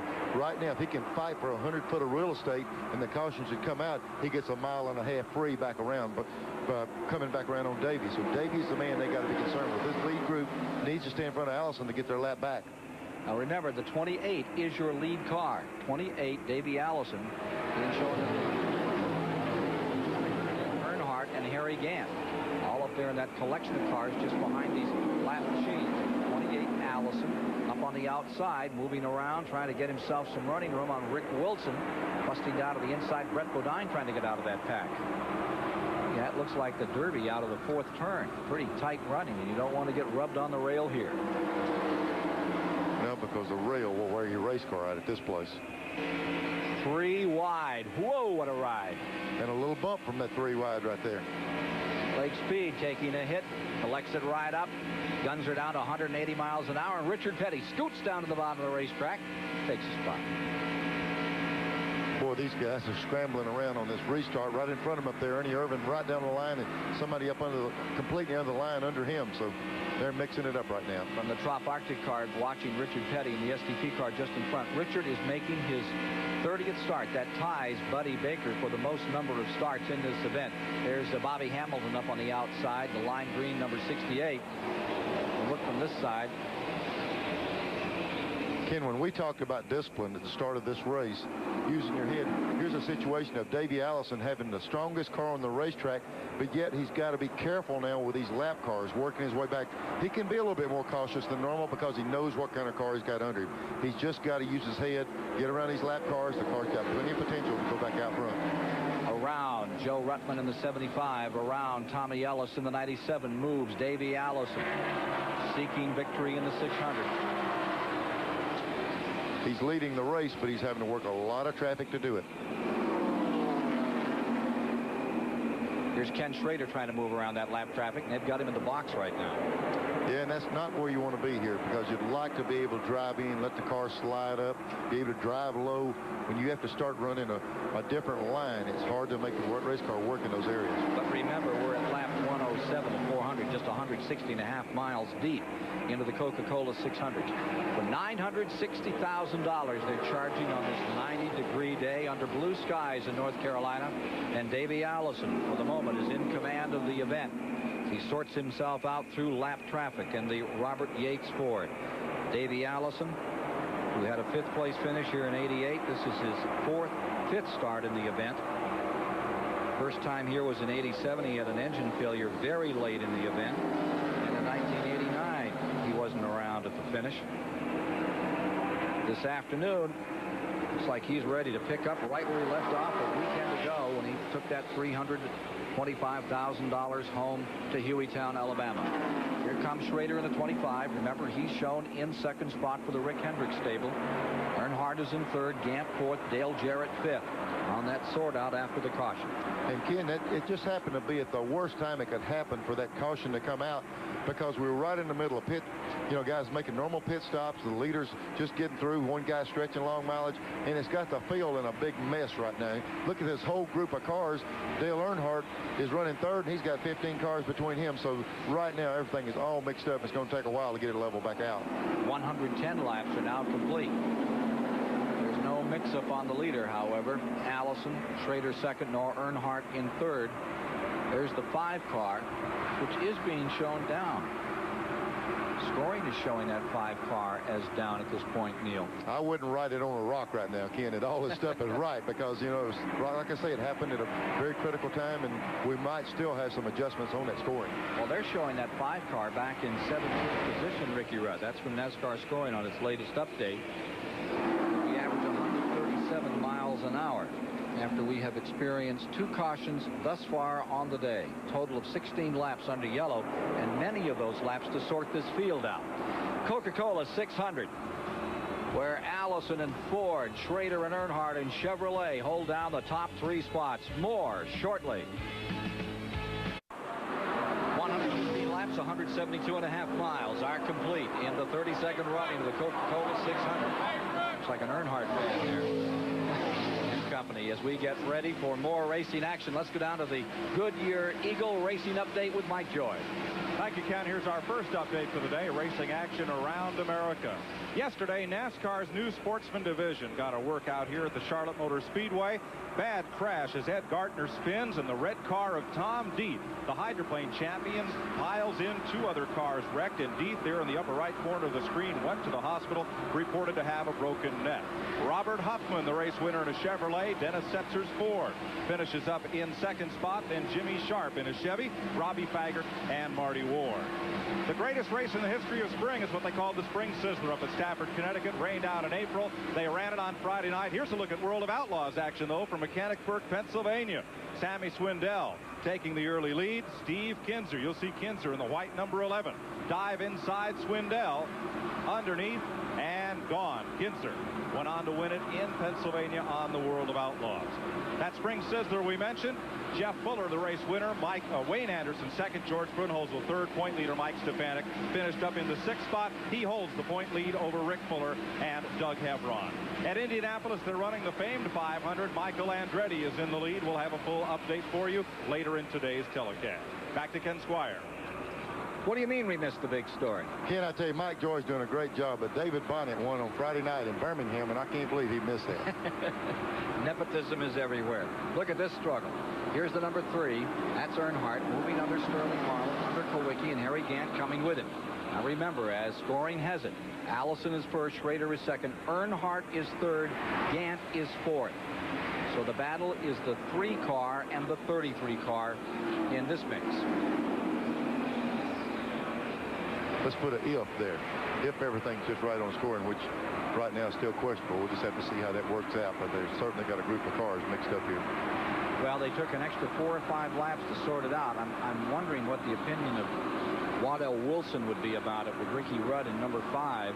They were one of the cars that was right on the fulcrum in this teeter board as far as the scoring is concerned. We'll try to get that story for you. Joe Rutland going a lap down as the car number 3 scoots through. Davey Allison stays first, Schrader second, Ford, Chevy, Oldsmobile, Ford, top 5 on the leaderboard at the present time here in the Coca-Cola 600. 120 laps have been completed. Davey Allison looking very strong. I understand that the manifold they used, the intake manifold, was the same as was on the old engine. Ken, a lot of times the car engine builder like Yates did, that manifold probably showed him good numbers on any motor he put it on. This morning when they had to make the change, they went in the truck, got that intake off another motor, put it right back on the one that's in the car. So that's his favorite, and I can see why it is a favorite from what it's doing. Davey Allison leading with a motor that was just plugged in the car this morning about 9:30. Let's go to Dick Berggren on pit road. I'm with Waddell Wilson. Scoring is showing your car a lap down. Do you see it as a lap down? Well, when the caution came out, the 25 the leader came down pit road, and then whenever they got all the cars caught up, they let a group of us pass the pace car, which I felt give us a lap back, but they say no. That's the story, so Waddell Wilson agrees his car is a lap down according to NASCAR scoring. The 94 car working. That's Terry Labonte on the bottom of the racetrack. That's the fight for 19th position as their score. In 19th is number 5. Trying to do the takeaway is car number 94. That Billy Hagan team, they've had their problems this year. Here's your leader, Davey Allison. Winners coming off the season championship season, coming in here and winning. Richard Petty did it. Won here in 75. Bobby Allison has pulled that off. Rusty Wallace, he's tried it and done it.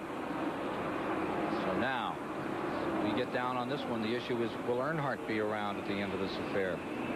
Boy, it's going to be tougher. And as hot as it is out there, it might not be the driver that dictates if he's there or not. It's going to be rough on the equipment when we get further into this race with the weather we're dealing with. Last lap was 164.2 miles an hour in live coverage. 164 is a pretty good clip on a day like this. Still early in the going. 124 laps complete. 186 miles. Yeah, and Davey is right now coming up on Mark Martin. Dale's running fast laps there. Davey's out in front of him, and he's gaining on Mark Martin. Mark's battling to keep that lap back, and I think that's one reason we're seeing such big numbers right now.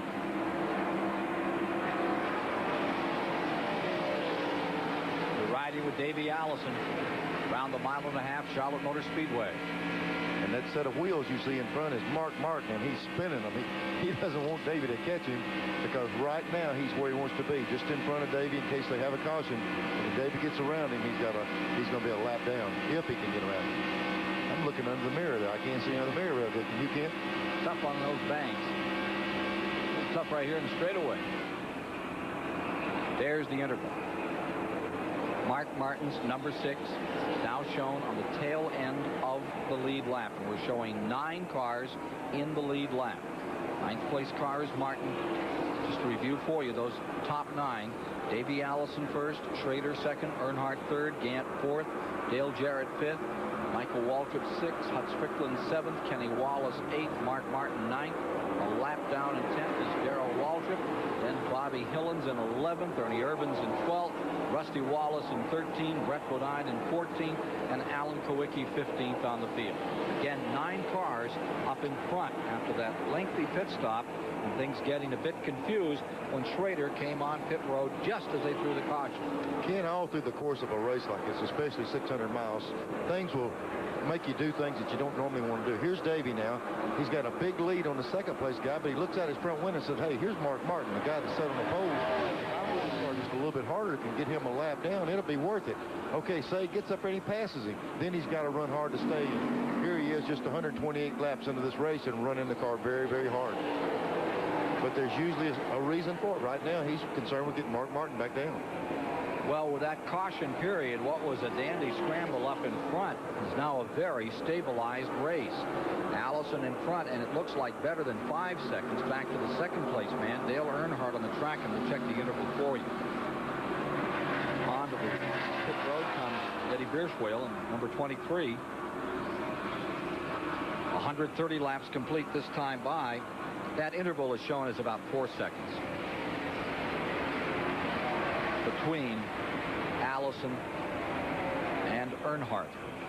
And mixed in, that's between Allison and Schrader, and it's about 6 seconds back to Earnhardt. They're showing Allison first, and we'll run you down through the field so you know where they are. There's Davey Allison in the 28, and they show Schrader in number 25 as the second place car. Here he is in second place. That's 3 and 6 tenths.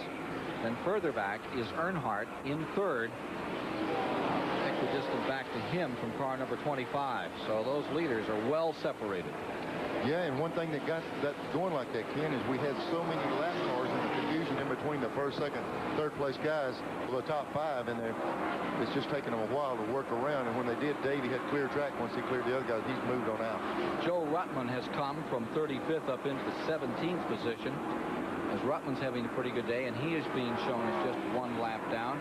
And the other one that's made a big move has been Bobby Hillin, who started 31st on the day and now finds himself in 12th. Here's Harry Gant in car number 33 wheeling by. Gant, remember, is in 4th position. He started his career here back in 1973 in the 600.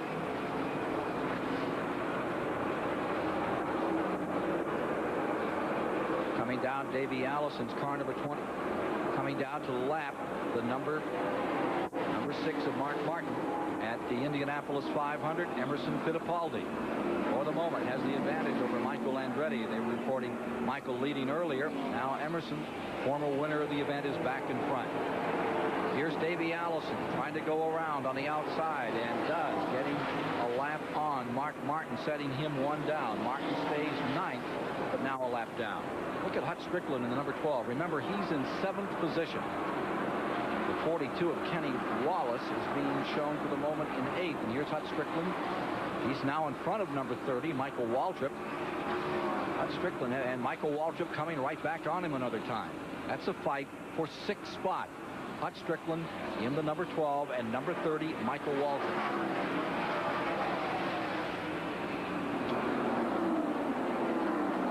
Battle number 6.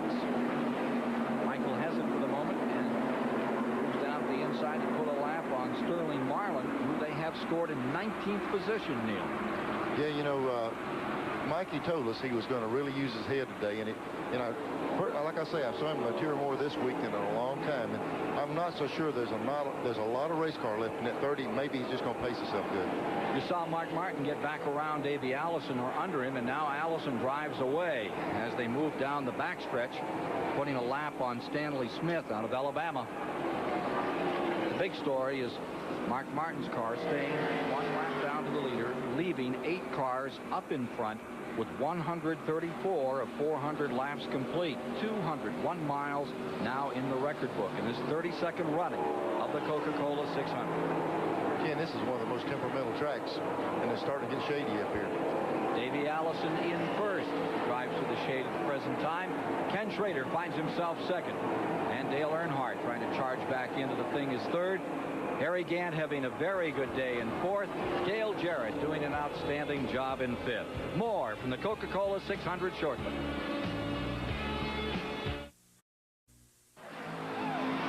At the Charlotte Motor Speedway, 140 of 400 laps in the books. Davey Allison still trying to wear out the field. Dale Earnhardt, Ken Schrader, Harry Gant in hot pursuit. Now that you're back from the refrigerator, stop by the telephone, call the right guard, folks, and register for the right guard halfway. Thank you, Mike. 141 laps now complete. 211 miles down. Davey Allison is the leader. 8 cars are in the lead lap. Ken Schrader's in second. Earnhardt's in third. Gant is in fourth. Jarrett fifth. Hutch Strickland sixth. Michael Waltrip seventh. And Kenny Wallace for the moment in eighth. And they are the players early in the going after a pit stop. Just as the caution was coming out, somewhat mixed the field, Neil. Don't you think some other owners down there may be a little concerned about this? Well, I'm sure they're questioning it. You know, there's a big scramble in the pits. Everybody's trying to find out what happened, and maybe we can get it sorted out or get a little more insight on what's going on with some of the other crews. Here's Michael Waltrip, who's running in 7th, and this car may have an issue. Let's find out from Phil Parsons. Yeah, I'm here with Billy Engel, Michael Waltrip's crew chief. Billy, it looks like the car has slowed down a little bit. Are you having problems? Yeah, Michael come on the radio and he thinks something happened to the engine. I was just listening here and it sounds like it may have collapsed the valve spring or something. You're just going to try to ride it out to the end if you can? Yeah, right now. We'll just see how it goes. Tough break for Michael Waltrip, qualified on the outside pole. Michael Waltrip still trying to win that first Winston Cup, and he was as high as a kite all week. Thought this was going to be it. Many of us thought so too. That team has come so far. Engine development with Ken Wilson. Billy Engel is the crew chief. They look very stout out here in the Winston Open a week ago and looked good in the Winston. They could have been a real contender, but that they had a tire a little out around in that final 20-lap sprint. But today, you know, Chuck Ryder and his family are some of the nicest people in that garage area, and I think it's a sentimental favorite to win a race real soon. Mr. and Mrs. Ryder, Pat Ryder, both here today in one of those condos watching and hoping to see their colors go up as a winner for the first time. And apparently they're developing a motor problem which doesn't sound good. No, the part that doesn't sound good about it, Ken, is we're talking about a 600-mile race, and if it's got a valve spring broken on it, it'll be lucky if it can run the rest of the day without swallowing that valve. The 22 car that you saw in the frame was Sterling Marlin back in 26. He got sorted out on the back end of that lap situation. Davey Allison stays first, Ken Schrader second, and Davey's just having a remarkable run at the present time. Davey, what's it like driving here on this 1.5 mile Charlotte Motor Speedway? Well, it's got 4 different corners, and you have to drive them differently, but with the right kind of work and the right kind of feel, you can get what you need. We showed that last weekend in the Winston. He sure did. It kind of looks like we're looking at a replay here, him out front, just strolling away from everybody. And if you hit on something like him, the best thing to do, jack it up and don't do a lot of work to it. And they didn't. That car is virtually like it was when they ran the Winston a week ago. Looking for the 9th Winston Cup win is Davey Allison in this car number 28. He's already collected some $3 million in his career, and he can go home with a pretty fat paycheck from that $960,000 on the table this afternoon. Incidentally, his grandfather, who started him racing as part of the Peach Fuzz gang, he's out of the hospital. He's watching the race at home today, and we hope that Pop Allison is feeling well. Oh, we sure do. I'll tell you, he's been through a lot lately. He's a strong man, and hopefully he can get over all this and get back to these racetracks with us. He sure wants to be back as his grandson thunders along with a lead that he is building on at the present time over Ken Schrader. Ford, Chevy, Oldsmobile, 1, 2, 3, 4. Allison, Schrader, Earnhardt, and Gant as Davey Allison leaves them for the moment, just draws away out here.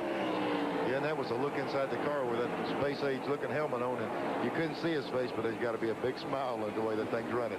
But he knows that at 148 laps, 222 miles, there's still a lot of trucking to be done here this afternoon. There's a long way to go, but boy, it sure is nice the way things are going now. You live with those others, it looks this optimistic. The Haviland in-car camera giving us these pictures of Davey Allison at work on this Memorial weekend from the Charlotte Motor Speedway in the running of the Coca-Cola 600. Allison doing exactly what he did a week ago, getting right down to the bottom of the racetrack, dominating the event, drawing away from the field, making everyone else concerned about just how much Robert Yates has turned that motor up for 600 miles.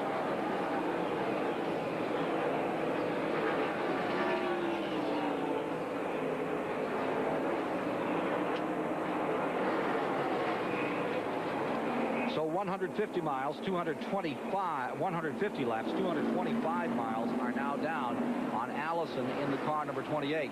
Most laps led in one of these events was Jim Pascal. Back in 1967, of the 400 laps, Pascal led 335. Maybe he'd like to work on that record today. And that's just what he's doing as we look at the relationship back to second spot and Ken Schrader. That's a long haul back to second position this early in the going. Here's Kenny Schrader in the Hendrick car, number 25, in second spot. Further back is Dale Earnhardt in the number 3. Should be in this group right coming on. Again, what's frustrating at this time is I'm sure Schrader's getting time calls from the pits on how much the interval is, and when you're running as hard as you can go and the guy's still pulling away, it's tough. Following Dale Earnhardt in the number 3 car is Harry Gant at number 33, and look at the interval here. Field really spaced out around this 1.5-mile track. After Gant in the 33 would be Hut Strickland in the Allison car, the number 12, and there's some lap cars in between. Alan Kowicki and Richard Petty coming by. Morgan Shepherd, 94. So that there's really a lot of separation in this lead lap. Not much to write home about it this time, Neil. No, 600-mile race is a long way. But when you get strung out like this, it's tough to sit there and maintain the kind of concentration you need to do in that race car. You just have to pick your one car at a time and try to work your way to him. But for Hut Strickland, who started in the 30th position today and now is in 5th, he's as happy as can be. Having a very good run. Dale Jarrett's number 21 is in the 6th position. Started in 12th, and here's Dale crossing the line. Puts 153 laps down. Okay, Ken, that's good to see those guys run well. That's the 3rd car they've had here in 2 weeks, and Dale's doing a good job. Fran Britton out at the Citgo, I guarantee you, one of the biggest race fans in the world. She's jumping up and down. Dale's putting in a good run for him today. Michael Waltrip and then Kenny Wallace round out those cars in the lead lap. It's the Coca-Cola 600. Davey Allison building on a heaping lead at the present time.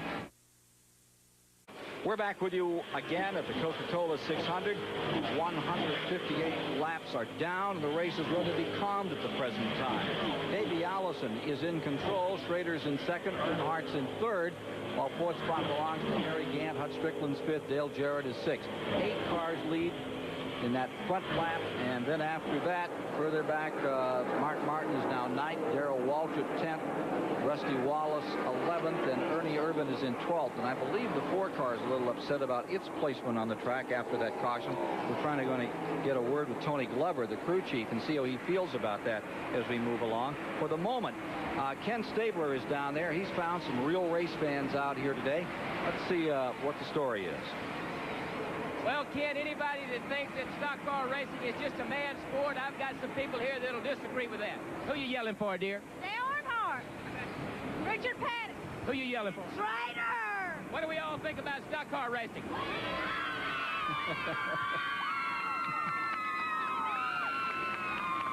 Leave it to Stabler to find the chorus, the Rockettes out there today. Here's Mark Martin's number 6 in, and here comes the number 3 as well. Rusty Wallace's car 2 pulling onto pit road is coming at lap 160. Wallace's car 2 thrown out of kilter with the field.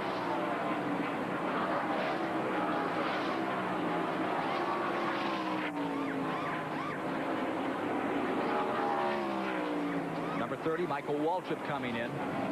Earnhardt scampers back onto the track. Darrell Waltrip's car in. He stops coming under green at lap 161. Morgan Shepherd is in.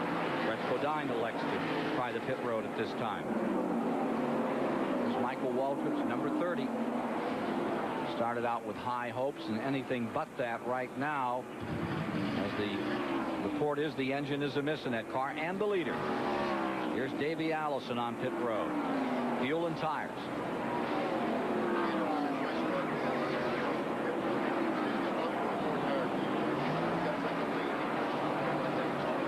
Ernie Irvin's car coming in. Harry Gant's number 33, and Schrader now takes the lead under this pitting situation. Here comes Davey Allison back out. You saw the time on it. Speed going up. 8 lead changes among 6 drivers with only 2 cautions thus far in the 600. Here's the number 33 being worked on. Gant, a real player in this event to win it all today.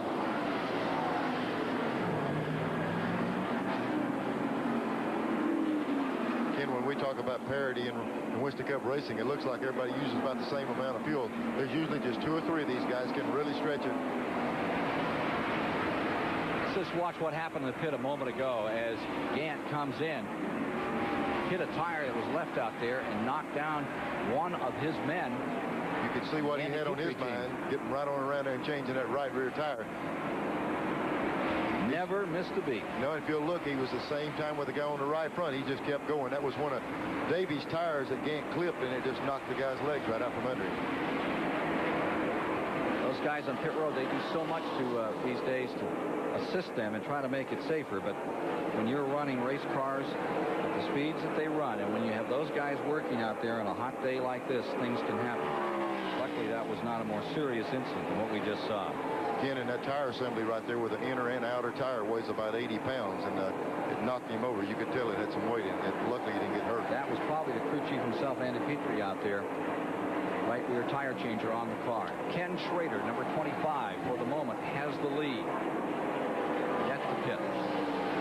Can't believe that was Andy Petrie, and boy, he did a nice job of getting up and running right out to get that flat tire, or that tire change, get a fresh one on, because Harry Gant's racing for more than just a portion of this purse today.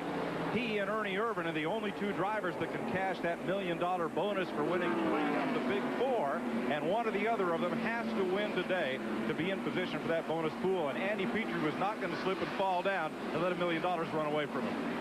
We always get to vote for the pit crew. Guys, I'm going to give him a 9 on the dive right there myself. Showing 2 cars in the lead lap after this caution, or rather after this pit period under green. Schrader comes across first, and Kenny Wallace in the Felix Sabetta's car number 42 is now in second. And Kenny Schrader is the guy that really stretched his fuel earlier, and that's when the confusion came in. He went so many laps beyond. He was actually turning down pit road when that caution came out, and here's Schrader again stretching the mileage further than anyone. Randy Dorton power plant getting the job done here for Ken Schrader. And here's Sterling Marlin getting back a lap. Schrader's tires a little raggedy out there, and so for that matter, the car number 6, Mark Martin, coming out of that corner a little loose. Ken, when you have a lot of horsepower like Ken Schrader does with those Hendricks motor, you usually don't get the best of 2 worlds, fuel mileage and power. He seems to have it both today. Let's go down to the Andy Petrie pits right now. Well, we're going right down to Andy Petrie. We're going right down to Andy Petrie. Are you okay? Yeah, I'm fine. Harry just caught a straight tire off that 28 car. He shot it into me as I was coming across the wall, but it was no problem. His uniform's tore up a little bit. He's got a little tire mark on it, but Andy Petrie's smiling, and he's okay. Get hit by one of those tires, you get hit by a lot of weight.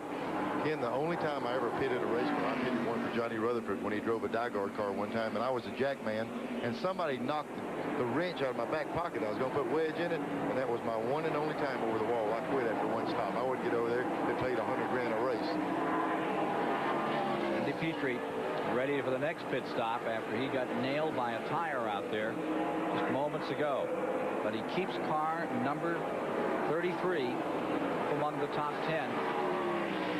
Here's Lake Speed in the number 66, running outside the top 10 in the Phillips 66 Trop Arctic car, but having a good day. We'll give you a rundown after we've had another period of pit stops under green with 170 laps complete. Get them sorted out for you here.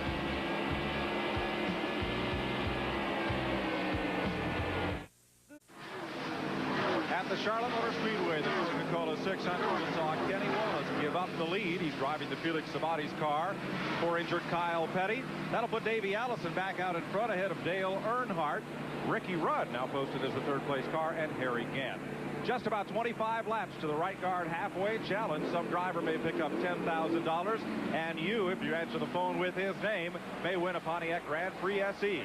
Here's the last chance. We'll show you the 900 number to call. Remember, that Confusion at 175 laps as to the scoring, and car number 5, Ricky Rudd, has been shown up in the lead lap once again. They're now showing after number 25 Schrader pitted. That put Kenny Wallace in the lead for the first time in a Winston Cup career. Done some great leading in Grand National, but he put the 42 up.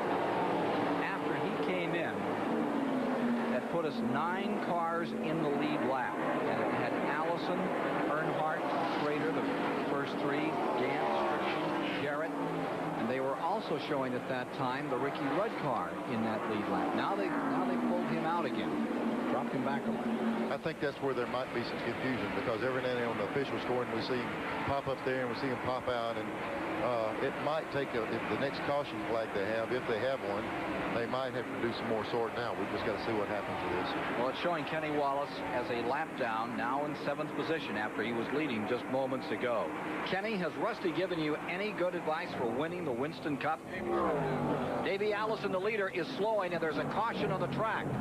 Davey Allison, the leader, coming out of turn number 2, easing off. There may be some debris out there, as he really came out of the throttle, and yellow came out for the 3rd time this afternoon.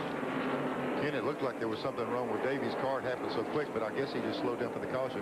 And now he's trying to race Mark Martin back to the line to keep him a lap down.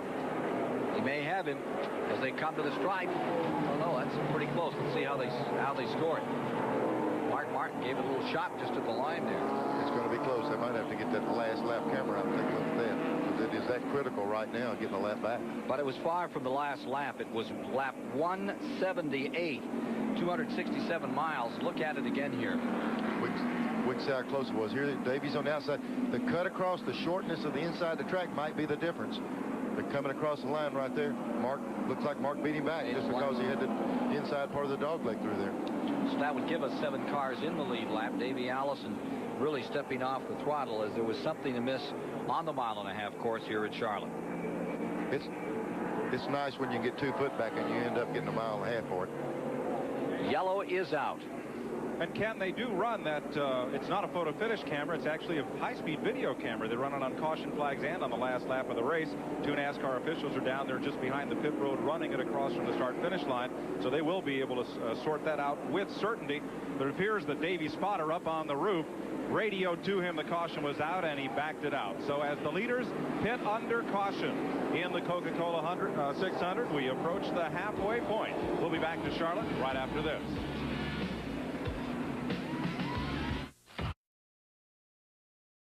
In the 32nd running of the Coca-Cola 600, we're at the 181 lap mark. We're under caution for only the 3rd time today. 271 miles have been completed here this afternoon in the event. Neil, we saw number 6 come to the line, and Joe Ruttman's car is off in the back straightaway being picked up on the hook. It had come down on the inside, and they have brought out the wrecker to bring him back in, hence our caution period at this time. The 6 car came to the line, but they're still showing him a lap down. Well, it looked, Ken, on our camera, from our angle, that he had got the lap back. Now, like Mike Joy said, they've got another camera mounted in the infield taking a look at that, and it certainly looked like he beat Davey back on our camera.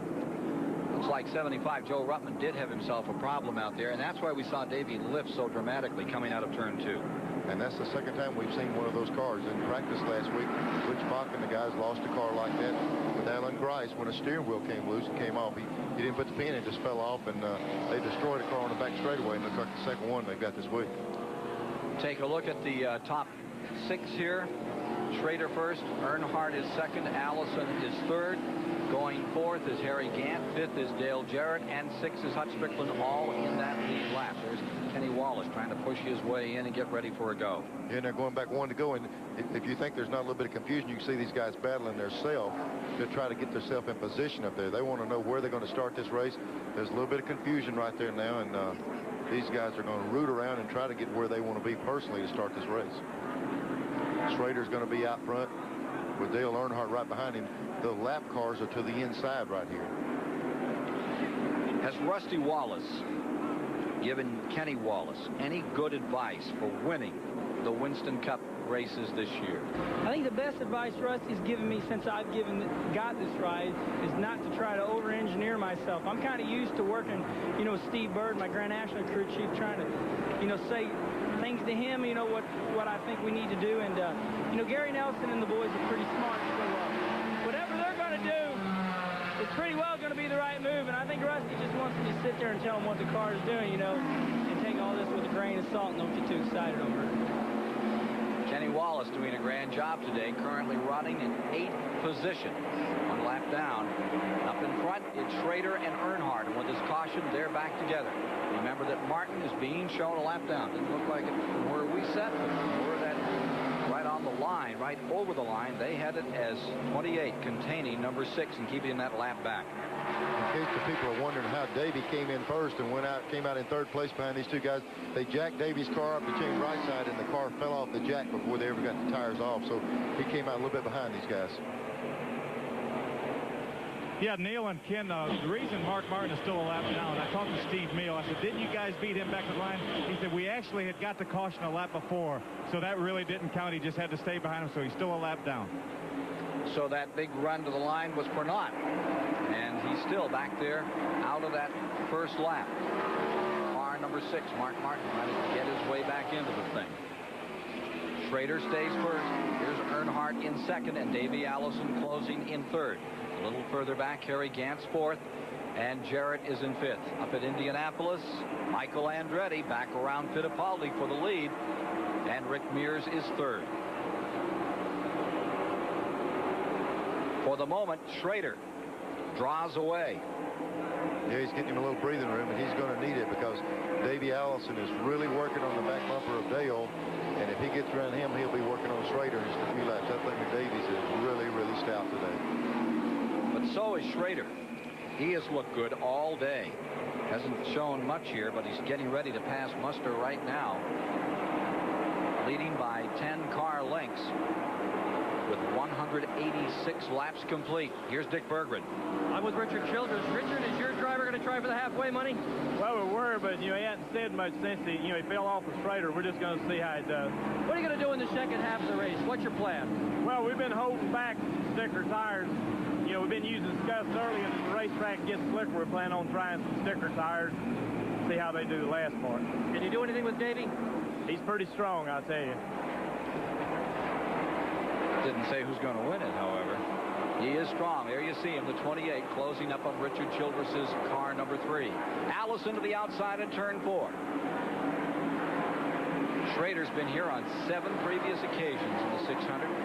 Had a 3rd place finish a couple of years ago. Here's Davey Allison winging it, trying to get that outside, and Earnhardt just Yeah, that top side is a tough way to do it, and he's just sticking it out there, and he's going to give it a try. He knows the inside will be hard to take away from somebody like Dale Earnhardt, so he's going to have to try that outside in a lap or 2. Here he is plunging down into turn 3, where he says you pull your belts down, get your eyes as big as silver dollars, and go for it. Right there in front of Davey Allison. He's got his eyes looking at what he wants to look at now, the lead. He's able to pull up on Dale down these straightaways. The thing of Yates is really making some horsepower. So for that matter is the Eddie Lanier engine. And Dale Earnhardt's number 3. And look at Davey Allison crowd right down to the bottom of the racetrack and try to explode down the back straightaway for the slot. That's for 2nd place. This is lap 190 they're working, and it's Davey Allison putting the Ford in between 2 Chevys, Schrader and Earnhardt. Nice move by Davey. Yep. The car does work on the bottom, even though it's getting a little soiled, a little greasy down there in the bottom. That thing's stuck in there and stayed. You know, that's twofold when you start trying to pass on the outside. Davey tried it out there, and then, you know, Dale gets thinking outside some too, and then Davey sticks that thing under the bottom going under. So it's twofold. You try and test a different area of the racetrack, plus you get the competitor thinking the other side of the car. So now the question is, can Davey Allison chase down Kenny Schrader? Let's see what's going to happen as we move toward the midway point. Hey, Davey Allison is having just a remarkable day in the first half of this event. Getting down to 200 laps. We're at 191 now. 200 laps marking the 300 mile and the halfway margin of the race. 6 cars in the lead lap. Now in 7th is number 42 Wallace, and in 8th is Ricky Rudd, while 9th is Rusty Wallace, 10th is Mark Martin, 11th is Ernie Irvin, in 12th is Alan Kowicki, 13th is Richard Petty, Barry Labonte is in 15th. We've got 8 laps to the halfway money. Schrader's wanting to stay out there, and Davy's really nipping away at the thing. So there's a lot of money up for grabs at halfway. Do you really let that get in your mind? If there's a big halfway deal, or you don't want to get caught on that kind of stuff, do you? Well, if you're a racer, you race. And right now, the next race is to beat somebody to the halfway point and win that segment. So I'm sure that that's on their mind. You heard Childers, Earnhardt thought about it. He couldn't handle it. Now Davy's jumping around there, and he's going to see if he gets Schrader. Indeed he is. He's closing to within 1 car length. Chevy Ford battle for halfway marks. Dave Marcus in the 71, who's been here in so many of these races. One of the nicest people in the sport. Marcus originally out of Wisconsin. Whoa, Schrader a little loose up there in 2.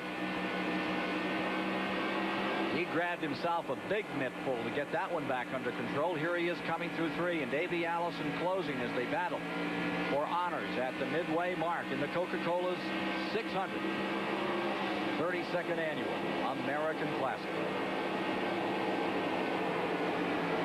You know, he can reel Schrader in. He got real close a couple of times, and Davey ran up on a lap car on the inside there and cost him a little bit of position, but he still seems to be, when he has to do it, that he can reel some of these guys in, but there's not about 5 laps to go for halfway, and I think we'll see how strong he is, or if Schrader has got the strength to stay there.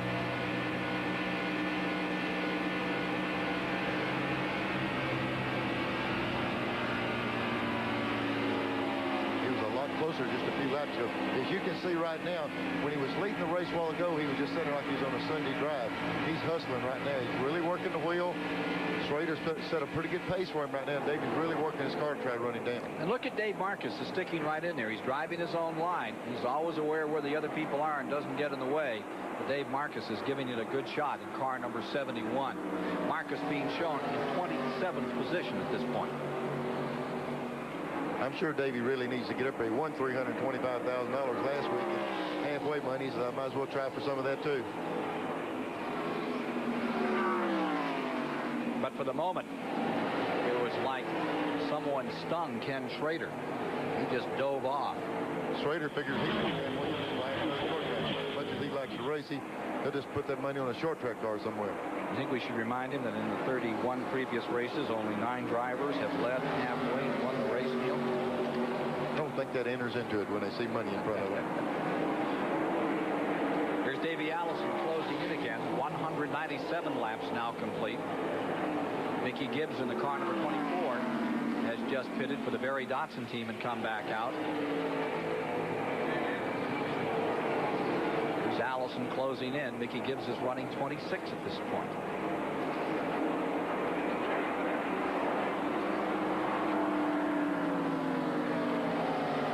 Coming around to complete 198, moving toward the halfway mark in the Coca-Cola 600.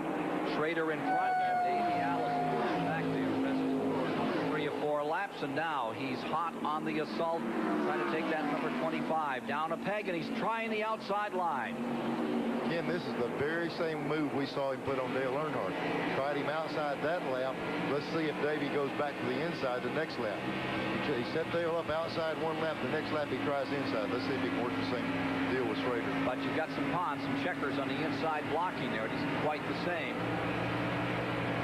See Joe Ruttman's car right in front of him.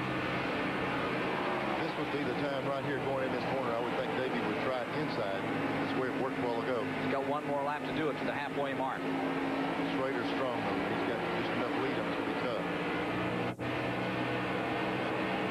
Back straightaway of lap 199. Here's Allison swinging to the bottom of the racetrack. Going to turn number 3, and Schrader pinches it right down there. Drives it in hard. Fades up just a bit. Allison closes, inches along, perching on the rear bumper.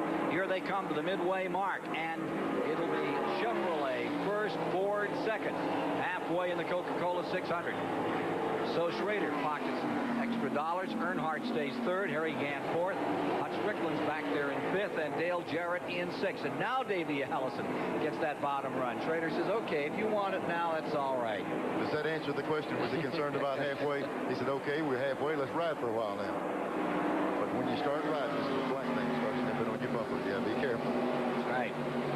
Next major meal to be served at 400 laps. I wonder who'll be sitting at the head of the table then. Earnhardt looking good, and I'll tell you who else looks good, Neil. As Schrader fades up the track a bit, here comes Davey diving right down through. Harry Gant is running stout, running back there in fourth spot at number 33.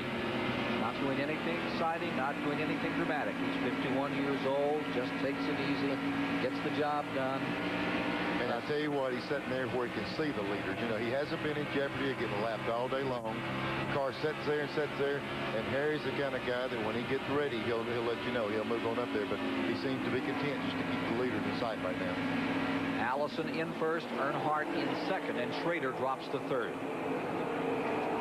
It's Allison in the lead. And you see Earnhardt's number 3. Schrader in the 25, 1, 2, and 3. Schrader willing to settle back into third position after leading at halfway. Going to be a great finish to the Coca-Cola 600. Stay with us. In lap 206, Alan Kawicki out of control in turn 3 just moments ago has slapped the outside wall and has brought out the 4th caution of the day. Let's look at it again. Ken, when we pick him up, he's already sideways. He's fixing to really back it up in the wall. The car takes a look at caves the rear end so bad it's going to be hard to fix that. It knocked the whole left rear section into the car. Luckily, he came down and missed everyone right here.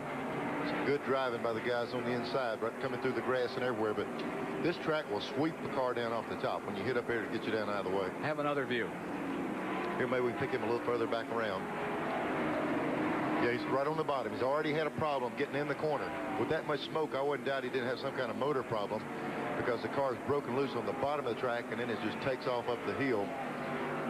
Looks like I thought I might have seen a little bit of liquid coming out. He might have had a problem getting down in that corner when the engine turned loose. Alan Kawicki, who holds the 1-lap record on the Speedway at over 175 miles an hour, established in qualifying for the October 500-miler here, has trouble today and walks away from the Hooters number 7 after it has been eliminated by this crash that takes place at lap 206, 4th caution of the day. Thus far, we've had 25 laps under caution. Let's go to Mike Joy. Ken, we're just past the halfway point, so we'll take a look at our Goodyear mid-race report. 10 lead changes among 7 drivers at the halfway mark. Average speed 142 miles an hour, slowed by 3 cautions for 23 laps.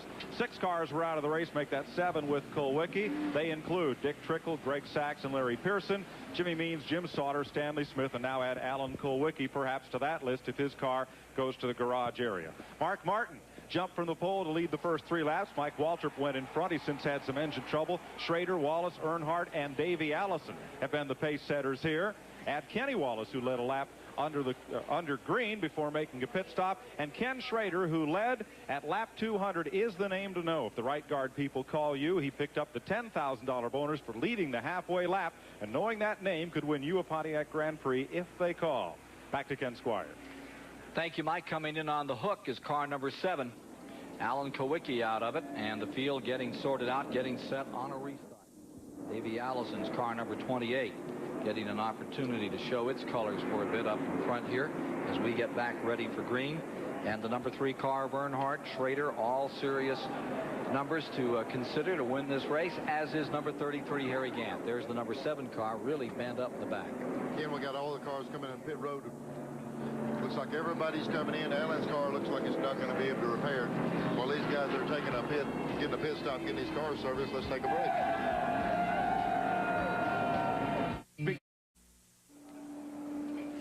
Standings after 210 laps. Davey Allison in first, Dale Earnhardt second, Ken Schrader third, Harry Gant in fourth, and Dale Jarrett maintaining the 5th position. That's after 2:10 are on the docket here this afternoon in the Coca-Cola 600 at the Charlotte Motor Speedway, live on WTBS. Rick Mast has had really an off day. They've been in for many, many laps. They had hoped to have a really good day. They're running this car this weekend in the memory of a former crewman, Hugo Phelps, who was really what they call the heart of the team and has passed on a couple of weeks ago. There's a mark on the car in memory of Hugo. And the whole team saddened by his loss.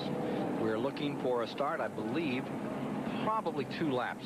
Not quite ready. They're still working a little to get Alan Kowicki's debris cleaned up in turn numbers 3 and 4 and get us back underway. There's a complete running order for you as of the halfway mark. That'll show you the top 30. Incidentally, Jim Sauter has taken over for Eddie Bierswale. Eddie apparently had a touch of the flu when he started today, and things sure didn't get better out there. Jim Sauter's car number 89 has retired from the event, and so he gets a chance for a second run. Those out of the race, Dick Trickle, Greg Sachs, Larry Pearson, Jimmy Means, Sauter, Stanley Smith, and now Alan Kowicki have retired from it. Joe Ruttman's number 75 is coming back on the track. Report that the 24 car out here was going too fast on pit road and therefore is going to be penalized. That would be Mickey Gibbs. Not having much fun today. He'll be placed in the back of the pack for the restart. NASCAR really enforcing that pit road speed rule today, Neil. And they're doing that. They're doing it every race for the safety, and they're starting to use speed guns on pit road, radar guns. So they've also black the 42 cars. So we're going to see what happened there. I see him dropping back. Well, Davey Allison on that last round of pit stops beat everybody out of pit road. He had a pit stop of 21:38. The reason for such a good pit stop, on the pit stop just before that, they did not have a good pit stop. So the whole crew that goes over the wall sat down here on the ground and they talked it over. They had kind of an executive board meeting about what to do in order to fix their pit stops. And boy, they really fixed it that time. But the most important story here in the 28 car, synchro gear is going on the transmission on second gear. They may have a developing transmission problem. The crew is being optimistic, saying, don't worry about it, it's okay. I'd worry about it. Thank you, Dick Berggren, and we'll see what happens as he gets ready to fire it up and come through gears now.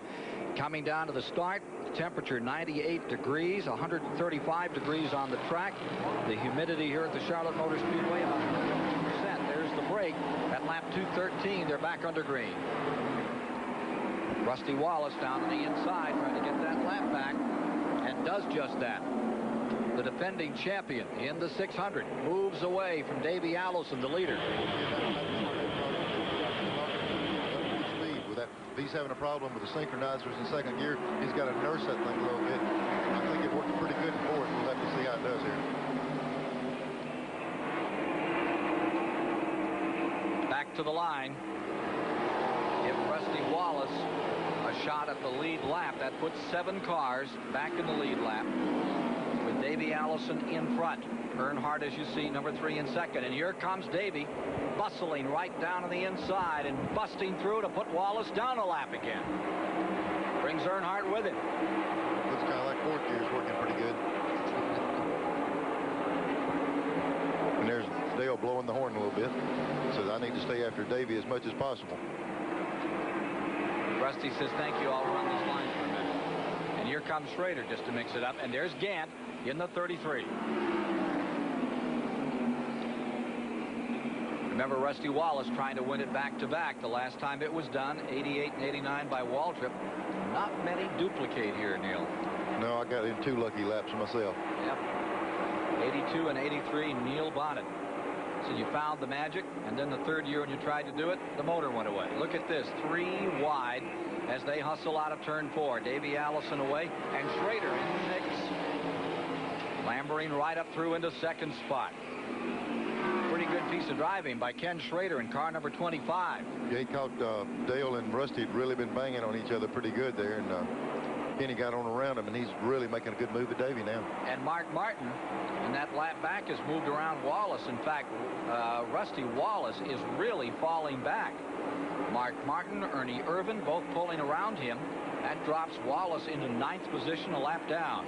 Davey Allison first, Schrader second. Earnhardt is in third, Harry Gant fourth, and Dale Jarrett, a cool and steady fifth. Well, we've seen this scene enough today. Davey Allison with a gap in between him and the guys chasing him. Davey Allison into 3. When he turned 18 and graduated, that was when Bobby Allison let him have his own car. He worked on a lot of cars, swept a lot of floors, cleaned the bathrooms, and emptied trash cans, he remembered one time. He got himself ready for a Winston Cup career, but that's what he really wanted to do. When I was driving for Bobby at that time, I'd run into short tracks for Bobby, and David come around, sure enough, he'd sweep the floor, he'd clean up all the trash, and then when the shop would shut down at night, he'd go in and work on his own race cars, and they had a little Peach Fuzz gang, a bunch of young guys, and they really did a good job working on them. Here is Mickey Gibbs, number 24. That's the Barry Dotson team car, looking like it's having some problems today. That team still in search of a sponsor. Good bunch of guys, brand new team, having their trouble here in the 600, bringing it back on pit road. Yeah, Ken, they don't need this. They've had trouble, last couple of weeks here through the Winston and everything, trying to get the car up to speed. Lost a car. Here's Harry Gantz, number 33, that is staying fourth on the field. How do you stay in shape, Harry? I just stay active. They come out this word couch potato a few years ago, and I thought a lot about that, and I made it a rule now, I don't lay down on the couch anymore. I sit in a chair if I'm going to watch television, and I just stay more active than I did. I used to like to lay down on the couch after the race on Monday, lay there and watch some television, some programs and all, but now I get up, right after the race, I get up at 5:30, 6 o'clock, and I go straight and do what I got to do, and I stay busy all day. I tell you what, Ken, he might be 51 years old, but Harry Gant is in as good a shape as anyone in that garage area. He used to work in construction work, build houses, and he'd just grab the rafters with his fingertips and do pull-ups. Harry can pretty well do that right now. Yeah, when he gives you that couch potato line, don't let him fool you. He tries to fool you on the racetrack. He'll fool you. If you don't watch him, he'll tell you a story about something else. Well, now he eats well. He's got his own restaurant. And he likes that, but he has his two daughters that are running everything. He says one of the hardest things about what he's going through now is he has to ask his daughters for his allowance. Well, I'm sure after Talladega, he ought to put some of that money in his pocket after he went in that race and have his own. Kids have tightened the screws right down on him. 223 laps complete. Let's take a look at this battle for fifth place out here. There's the 21 car. And Dale Jarrett in that Ford of the Wood brothers, you know pretty well. Neil, that's one that you're familiar with, is fighting with Hut Strickland. There's a couple of guys coming along out of the Grand National ranks, both very, very good drivers. 600 miles, they could be contending right at the end of this thing, right up there. I was just talking to Harold Elliott in Rusty Wallace's pit. I said, Harold, it looks like he had a left rear tire rubbing, is what's Rusty said. He said he really hadn't mentioned the tire rubbing. He said the car has been extremely loose in the last two sets of tires. The very next pit over, Mark Martin's pit, I was talking to Robert Pemberton, his crew chief. He said that Mark's car will be loose for about 15 laps after he puts new tires on. Then the car will neutral out for a while. Then it will start pushing. So they're trying to get the handle on the car, and right now they're having trouble. It's a long time to ride as a loose race car. Take a look at this move. Down on the here's that number 2 of Rusty Wallace, and then he's the one that Phil Parsons was just alluding to. Look at this scramble here as Strickland and Jarrett continue their own war back there in 5th spot. Hut Strickland has moved around Dale Jarrett, picked up one. We have 6 cars in the lead lap, and those are the tail enders in what is now lap 226 of the 400 to be run. And that's 2 guys that really need a good finish. Both of them have been running good. How many times lately we've seen Dale just be in the wrong place, the wrong time, and get wrecked, and Hutch fell out of races. Both of these guys would sure use a good finish today. Meanwhile, Harry Gant at number 33 closes in on Earnhardt for 3rd. Harry must have looked at the board and be mixed up on what lap it is. This is a little early for him to be coming up through there. He usually waits right to the end. This car is really working good on the bottom of the racetrack, and Leo Jackson and his guys can give him plenty of power to work with also. You remember back in '89, the old Charlotte Observer, Tom Higgins gave the Comeback Driver of the Year award, and it was Harry Gant. He's still coming back bigger and better than ever. Just won at Talladega and is a major contender to win the 600. 51 years of age. Can you give that every 10 years? He'll be ready in about 8 more to do it again. Well, he started here in 1973 in Winston Cup. Of course, he'd driven every short track there was to drive in the Southeast and the Northeast. We used to see him up in New England doing a lot of racing. And a very fine runner, number 33, continuing to close. And for the moment, Earnhardt draws away. Take a little further back here, and let's see where car number 12 is as we try to spot him. Hut Strickland in relationship to the Harry Gant car. And there you see the 12. That's Strickland in 5th, and right on his gas pipe is Dale Jarrett in 6th. Those are the cars in the lead lap. And then you see the number, there's the number 12. That's Strickland in 5th. He started 30th on the day. And there's Dale Jarrett. Right behind Jarrett comes the number 15. And that is Morgan Shepherd's car, who is running considerably down in this race. They have not had a good day. They are now shown in 27th position, 3 laps back to the leaders. The Bud Moore team, car number 15, right behind the 21 car.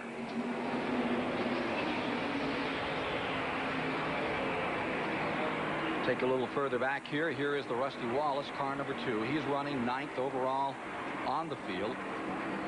That's just where he started today, and he's a lap down.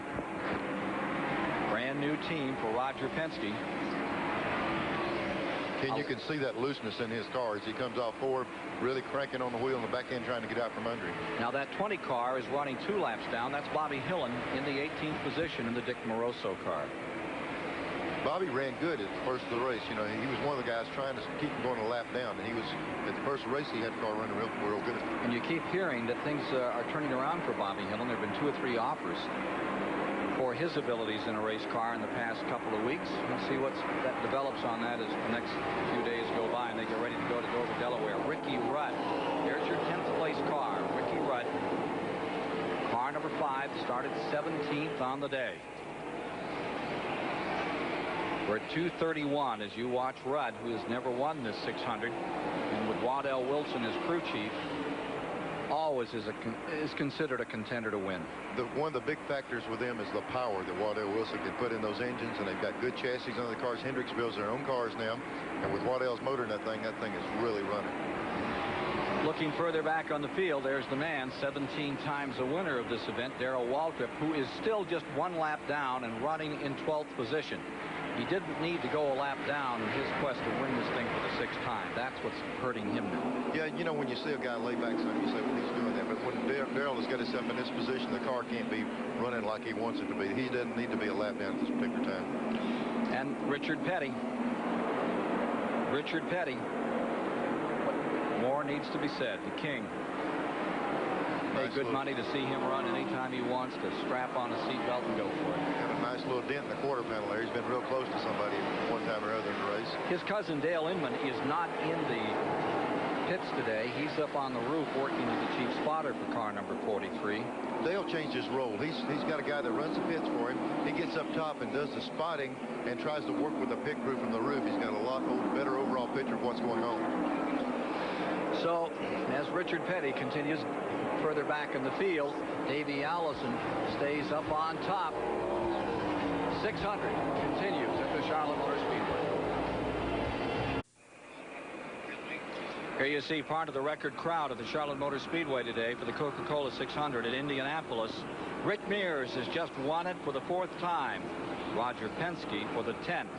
And right now, their car, Rusty Wallace aboard, is 9th in this 32nd running of the $960,000 Coca-Cola 600. The Commander's Performance Award is given by the U.S. Air Force Reserve, and the award for the 600 was made earlier this week by Lieutenant Colonel Ronald B. Hall. Thank you, Ken. It's a great pleasure to be here again at Charlotte Motor Speedway to present another Air Force Reserve Commander's Performance Award. And with me is the winner of the Talladega 500, the Skull Bandit himself, Mr. Harry Gant. The Air Force Reserve is very proud to be here today to recognize your individual achievement and to recognize the Skull Bandit team. Thank you very much for this. You know, our Skull Bandit team is real proud of this, and I'm sure they're going to appreciate this as much as me, and thank the Air Force for this award. I've seen it on TV a lot, but didn't think I would get it. Thank you. Handsome Harry, right now, running in 4th position. Eased along. And the last time out at Talladega, and then he was there at the finish. One would wonder if that's the intention he has today. Let's go to Mike Joy. Ken, I'm with Alan Kulwicki, who's got the tough break to be out of this one early. Alan, what happened? Well, we blew an engine. It seized up and it blew up going down the backstretch. And I backed it in the wall. A couple cars almost hit me, and we were fortunate that it wasn't any worse than it was. Tell me, what kind of shape is the track in today? It's pretty slick, you know, but it's not a whole lot worse than we thought it would be, and it's pretty much the same for everyone. So, yeah, a little bit slippery, but, you know, that's what we expected. Okay, good luck next week at Dover. Thank you. Thanks for coming by. Alan Kulwicki. It's going to be a hard race to go 600 miles today. Charlotte load up and hit under the monster mile, 500 miles next week, Neil. Yeah, what's so tough about Dover is 500 miles, but it's 500 laps. That's a lot of laps around that racetrack, and it makes a day's work. 243 laps are complete. 364.5 miles in the Coca-Cola 600. And here's the man that everybody's chasing. Fox is Davey Allison. The hounds are Ken Schrader, Dale Earnhardt, Harry Gant, Strickland, and Jarrett that are right there trying to tree him from that lead lap. Following that are Mark Martin, Ernie Urban, Rusty Wallace, Darrell Waltrip, Ricky Rudd, and when you were seeing number 43, Richard Petty, let's not forget that the man who set the record for the fastest race back in 1975 at an average of 145 miles an hour in this event, Richard Petty is just one lap down in 12th position. He's having a good day. And Ken, the cars he's racing with is real good race cars. He's a lap down, but he's holding his own with some of the best cars on the circuit. So if he just keeps plugging, he'll be in good shape. You can see he's running up against Ricky Rudd right now, and he's trying to take a spot. The King 200-time winner, Richard Petty, goes to the bottom on Ricky Rudd. That's the Richard of old. Car number 43 picks up another and moves to 11th position here in the 600. One of his favorite tracks. He was saying to me, everybody's talking about how rough 3 and 4 was. Richard said, you know, when we started on this racetrack way back, he said, 3 and 4 would be considered about the best part of the place. He said, now everybody's, he said, they don't remember when this racetrack was rough. Are you trying to say we've been spoiled through the years with these nice, smooth racetracks? Just a little, Neil. Just what you mean. I tell you what's fun about watching Richard Petty. He just passed Ricky Rudd for a position on the racetrack. Not the lead, but a position, and the entire grandstand stands up. They keep up with what Richard's doing all the time, and he doesn't have to win the race on a given day. If he just makes that car run good, they really appreciate it. Richard, you've raced here for a long time. How has this track changed over the years? It's a lot smoother, even though everybody's complaining about how rough it is. If they'd have been here the first race they had, there was holes you could bury every one of the cars here and never noticed. You know, and they just improved everything here. It's really great. The track itself now has been laid here a pretty good while, and it's pretty rough in 3 and 4. They got 3 or 4 patches they had to put in there. 1 and 2 is still the same as it's always been. So, you know, it's a deal. Everybody has to run the same place, so you just have to set up and get used to it. He sure gets used to it. The 75 and 77 champion in the 600. Back in the days when he drove for Dodge. Richard Petty in car number 43. Looks mighty good to a lot of people out here this afternoon as he wheels this Pontiac, currently in 11th position. Maybe one reason they had those holes in the racetrack, when you had that Dodge and both big Hemi motors, Richard stuck that big boot in the carburetor to dig a hole in a hurry. Here he is, closing in a little now on car number 17. Meanwhile, up in front, take a look at what's happening here. Davey Allison's what's happening here. Eddie Bierschwell on the inside, and on the in-car camera, from the Haviland in-car camera, Davey Allison scoots just by him. Remember that Jim Sauter is now in that Eddie Bierschwell car. It's the first driver replacement that we've had today. Again, Rick Mears has won at Indianapolis. It was rain delayed at the outset. Comes through to win for the 4th time. The Penske team here today. Rusty Wallace is currently being shown in 9th spot. This is the man everybody's after, hounding Davey Allison, who isn't bothered one bit by it. He sure learned well from his dad. And for the moment, he has this field contained, under control. Nobody getting any closer than he wants to allow them. You know, I've been watching Kenny Schrader. We got him right here. Let's follow Schrader a lap around the racetrack. He's ran lap after lap after lap and not been able to close in on Davey Allison. He's changed his line. The last few laps, Kenny's playing around looking for a faster place. See how high he's running through 1 and 2 here? If he does the same thing this lap, I want you to watch the high line that he takes through 3 and 4. He goes down the back straightaway virtually in the same place, and he's been running the car right up on the wall. He might go back to the bottom, but he's really been running a high line with his race car. right up on the top, get it right up in the gray area. What happens, he's not content with that line he was running. He wasn't gaining on Davey, so he's fishing around looking for a faster place on the racetrack. They tell you on the radio when they begin to see those seconds tick off, or can you feel it? Ken, a lot of times they'll tell you they see somebody run a different line. A lot of times I'll be sitting there and I'll say, hey, look, I'm going to move up and try it high for a lap or two. Read me my lap times. You move up there and they say, well, that's better. Will you stay there? They say, boy, you dropped 2/10. Well, you hop back in that bottom as quick as you can. And then I've tried it high in one end of the racetrack, low in the other. You're talking about 600 miles. Don't sit there and crank it out in the same place unless you're leading the race like Davey. I doubt you could chase Davey off the place he's on, but these guys, the other people are fishing around for a fast way around this racetrack. We'll check the interval between first and second. In fact, it could just come down. It's 3.09 seconds. There's Davey Allison as you watch him at work. He once said that his dad's best advice, Neil, was just remember, when you get in over your head, it's too late. But he said, I still had to find that out the hard way. There's Lake Speed working in car number 66, the Phillips 66 Prop Arctic in-car camera. Lake is running the 20th position at the present time. I tell you, you see Davey with a full face helmet. People have been hesitant to go to those helmets, but Bill Simpson's built some real light equipment now, and it's good to use the full face stuff in the cars. I feel like you see a lot of the drivers change over. See the helmet have good coverage in case of a fire. We just had a habit of running open face helmets, and that right there is a lot safer. How about your peripheral vision with that helmet? That Bill Simpson built these helmets, this particular helmet with a lot of wraparound. If you'll notice how far the guide goes back around the shield, you can see right out the side of the helmet. They used to have a little peephole in the front, but he catered for these old big-headed race car drivers and got them where you can see out of them now. One of the great lines of Chris Schummer was talking about Dale Earnhardt. I said, what makes him so good? He said he has the greatest peripheral vision of any race driver. And he said he can see his own ears move. Yeah, but I tell you what, he can see a lot, but he feels his way along a lot, too. Here's Davey Allison's 28. And it's 254 laps now in the book as he continues to throttle wide open. It looked like he is not going to hold back all the way to the finish, to quote an old Delbert McClinton song. 254 laps would put us 381 miles deep into this event. We haven't had that many cautions today. Relatively caution-free. Latest victim, Alan Kowicki.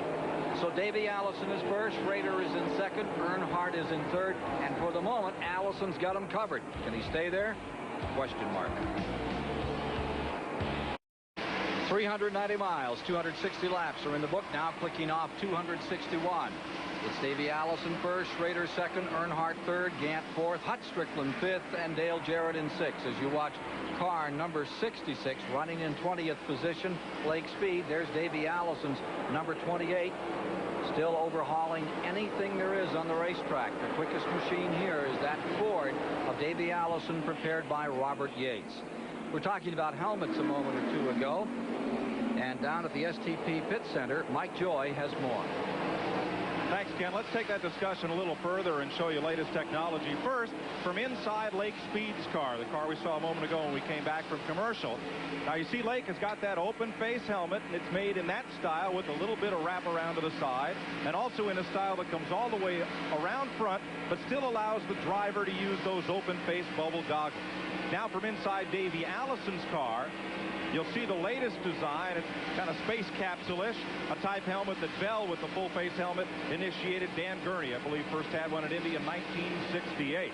Down here in the PCC, we've got an example of this new technology, and here's the type of helmet many drivers are going to. Coming off full forward. face.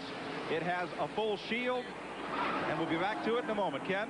Bill Elliott doing a wild spin. That's a double slide out of turn number 4. Bill Elliott's car number 9, loose, spinning. He was running in 13th position at the time. Stops it in the grass. Bill Elliott trying to get it fired up. Neil? As they were coming off fourth turn, I've been watching Terry Labonte and Bill have really been running each other really, really hard for several laps, and they got tangled up coming off the fourth turn. Got hooked up together, and Bill went around, but that battle had been going for about 5 laps. Let's review what happened here. Here's Labonte down on the inside. Flips right in the rear, gets Bill turned. The car almost whipped back around the other side right after he comes across the grass, but hung him just enough on the quarter panel to get Bill headed to the grass. What concerns a lot of people is this area right here crossing the grass. Across that little pavement section was where they paved the track for the Legends. They were concerned that the car might hook and flip there, but it made it through there. So Bill Elliott brings out this caution period. There you see it again, sliding down. It keeps it off the racetrack, bottom of the racetrack. Bill Elliott had a second place finish back in 1982 in this event. Still trying to win it. Yes, sir, Mike Joy. I'd like to throw it back to you. I didn't mean to be so rude and interrupt you, but we were getting exciting up here. And I don't think Bill Elliott did either. Again, here's the latest design helmet. Both Bell and Simpson offer a version of this. It's carbon fiber. It's full face for protection. It has a full shield also in case of flame in the car. And it has this tube which hooks to a ventilation system to blow clear air at the driver. Now, there's rumor of an even newer development, the Neil Bonnet autograph model. I saw a mock-up of it yesterday up here at the Charlotte Speedway, and it had all the grids and it had all little circles that those fellas in the seatbelt commercials wear, and that may be available soon with Neil's name on it.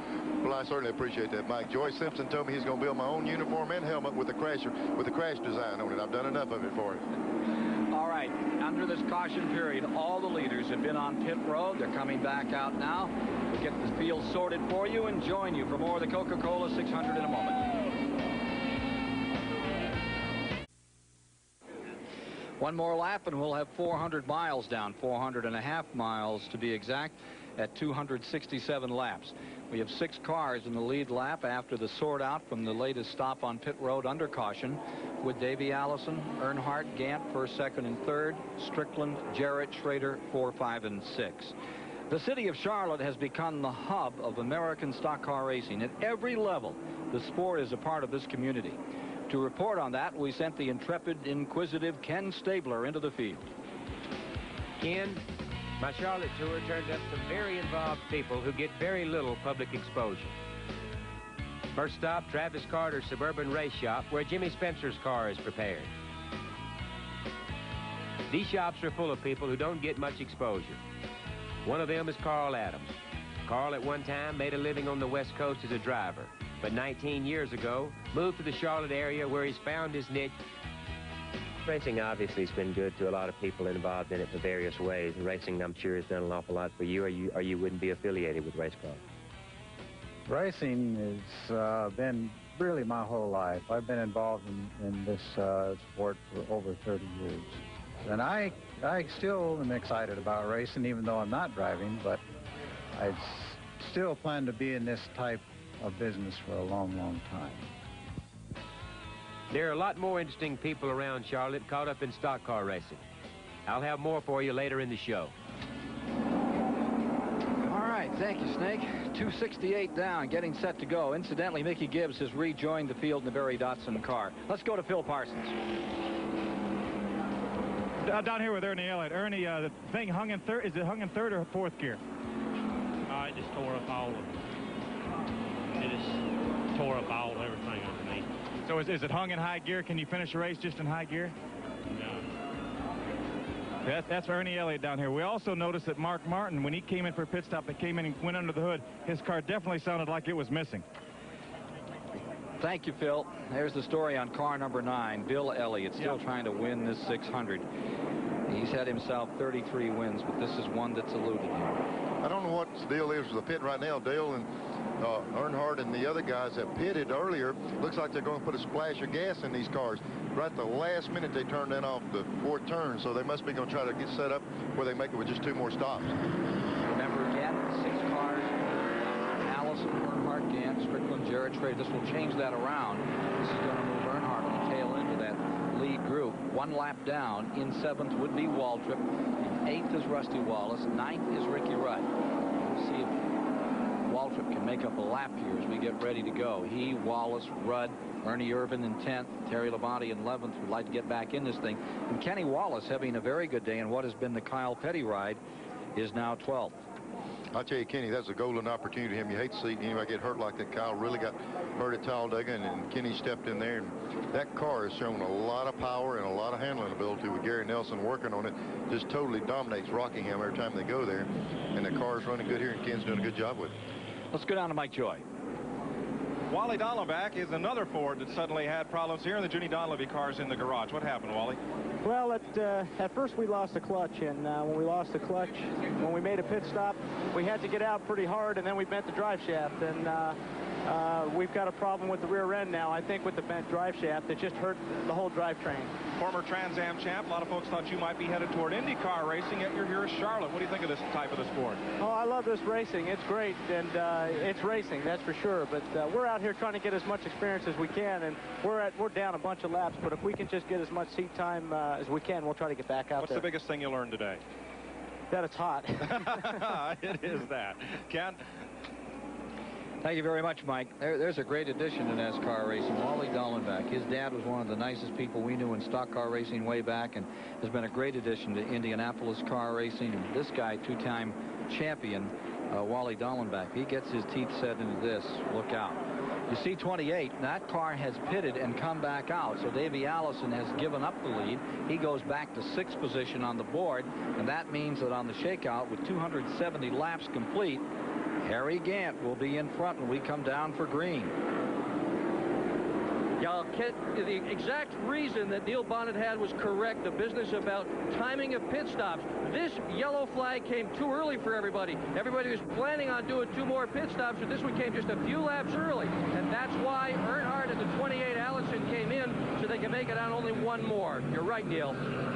Thank you, Dick Berggren, and as they break, going to turn number 1. Here is Waltrip on the inside, and it's now or never for him. He has to get out in front if he wants to get back in that lead lap. Gant trying to hold him down. There's Gant leading the race, and we've been talking all day long, and he's sitting there leading this thing now. Hut Strickland gets right down behind Waltrip, but Harry Gant fends them off as they come through 4. Gant is your leader. Number 12, Hut Strickland out of Alabama, is in 2nd spot in that Bobby Allison car. The 25 car, Schrader is 3rd. Ken, when you mentioned Schrader, now we're talking about being borderline on making it on 2 gas stops. Schrader has been the gas mileage king of the day, so he might be in good shape if this thing goes green the rest of the way. Trying to win his first 600, Schrader, and there goes Hut Strickland, number 12, bottom of the racetrack. Keeping Waltrip a lap down. The front 2 cars, Gant and Strickland. 272 complete.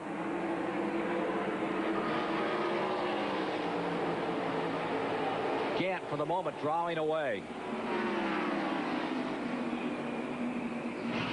Yeah, you know, Neil Bonnet, you talked about the fuel mileage Ken Schrader got. You remember a couple weeks ago what kind of fuel mileage Harry Gant got when he won the race at Talladega. He went about 915 miles. I think they drove all the way back home, never put any gas in the thing. So you got to watch for Harry Gant if it comes down to fuel mileage. Yep, and just as you're saying that, we had a pass for the lead, but Strickland just took the lead away from Harry, so they're really mixing it up on the front again with Schrader right under him. And closing, Earnhardt. Front 4 going to turn 1. Here's Schrader down to the bottom. Chasing Strickland at number 12.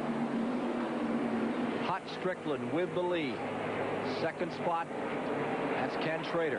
Harry Gant hanging 3rd. Earnhardt in 4th. Rejuvenated race after this caution period. This ought to rejuvenate Bobby Allison, too, to see his car out leading this race. Bobby has been so strong and won a lot of these World 600s. I'm glad to see his car running good. Rick Mass, number 1, is just up in front of these cars. It is down considerably in this race. It's only completed 200 laps. 272 are in the book. They keep working on it and getting out here. Jackson Brothers trying to keep Rick in the point battle. Backstretch, and Hut Strickland is having a great moment out in front in the Coca-Cola 600 in the Bobby Allison car. Here comes Schrader. Try him on the outside.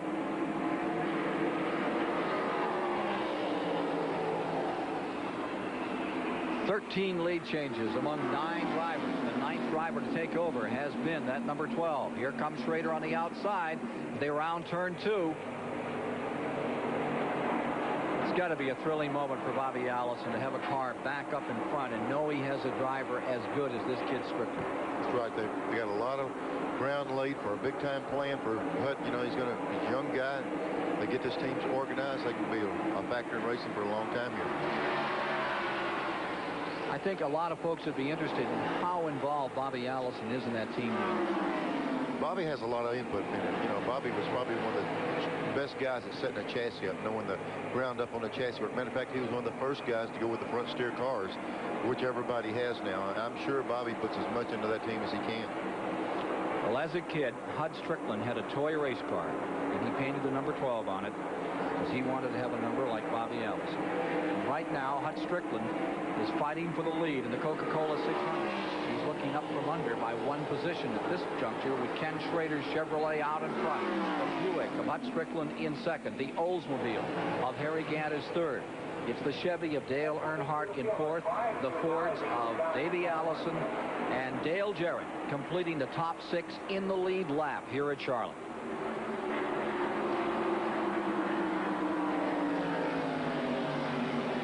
Gant's car got a little loose with him there. He tried to drive down with Hutt, and the car broke loose on him just a little bit at 3 and 4. Ken Schrader, how do you play the last few laps if you're running second, going for the lead? You just get that front end up there and gouge all you can, try to worry the heck out of them, make them mess up. If you're, hopefully your car's working a little bit better and you can move around and use all the parts of the racetrack. He's using all the parts. As Neil Bonnet was saying earlier, when he was down to Davey Allison, he used up everything except the aisles, trying to find a way to move back into the lead spot. And he had actually found him way. He was a little bit quicker around the racetrack. On cool tires, he'll be in that bottom. When it gets hot, you might see him move back up where he was at. But look at Strickland close in again. The number 12 wheels right back up there to fight for the lead. You're watching a relative newcomer in Winston Cup Racing going up against, well, not exactly a name that is synonymous like a Petty or the Allison name, but Ken Schrader has been known for many years for his sprint car and midget racing exploits, and he's been a natural in Winston Cup Racing. Now he's fighting with a new name, Hut Strickland, but with an old ownership, Allison on the side of that car. Hut Strickland may be a new name to most fans, but if they were paying attention last weekend here at Charlotte, he finished in the top 3 in that Winston Open, and I think he and Jimmy Fennick and Bobby Allison all got a big boost out of that finish. He showed he could run with the front guys. He got into the Winston, the all-star race for this sport, had a good 50 laps there, really ran well, and whatever they found, they've applied the lessons well. But I think, and Neil, more importantly, the boost in confidence he got out of that finish last weekend, I think is carrying him a long way here today. Mike, you're right. When a young guy gets in a car and he comes to a track like this, you're almost in awe of this facility with the grandstands, all the people, and being in a Bobby Allison race car. The more he can get that car up front and build confidence up, the better he's going to perform each week, and it's really showing up with him. Here he comes, showing that confidence right now as he dives down to the inside. I'll tell you, he looked great at Daytona in race number 1 of the year. And if fortune will just play kindly with him, Hut Strickland is going to be around and be a serious contender, a major name in this sport for years to come. Here he is, down to the line. Whew.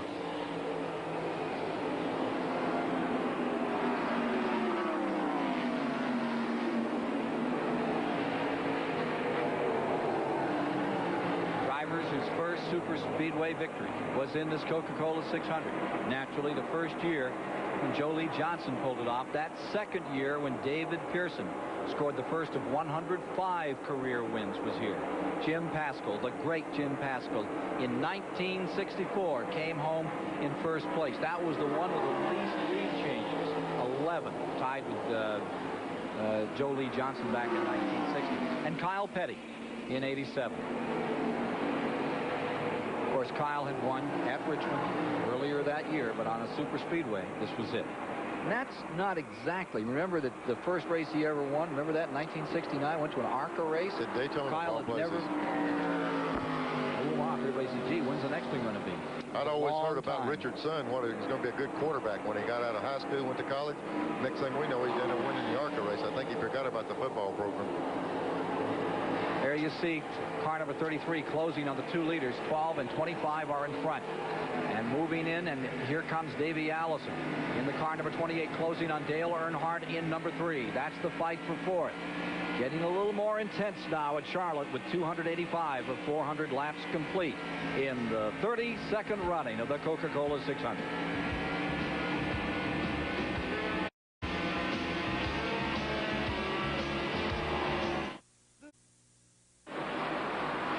The Charlotte Motor Speedway, Kenny Schrader's got to have a look in his mirror for Davey Allison, who is coming fast. And if you're driving around Orlando, watch your mirror for Charles Truax of St. Cloud, Florida, 6-year NASCAR fan and a Bill Elliott booster. He'll get the keys to a Pontiac Grand Prix SE because he knew Kenny Schrader was leading at the halfway lap, and Gillette right guard is going to give him the car. Ken Squire?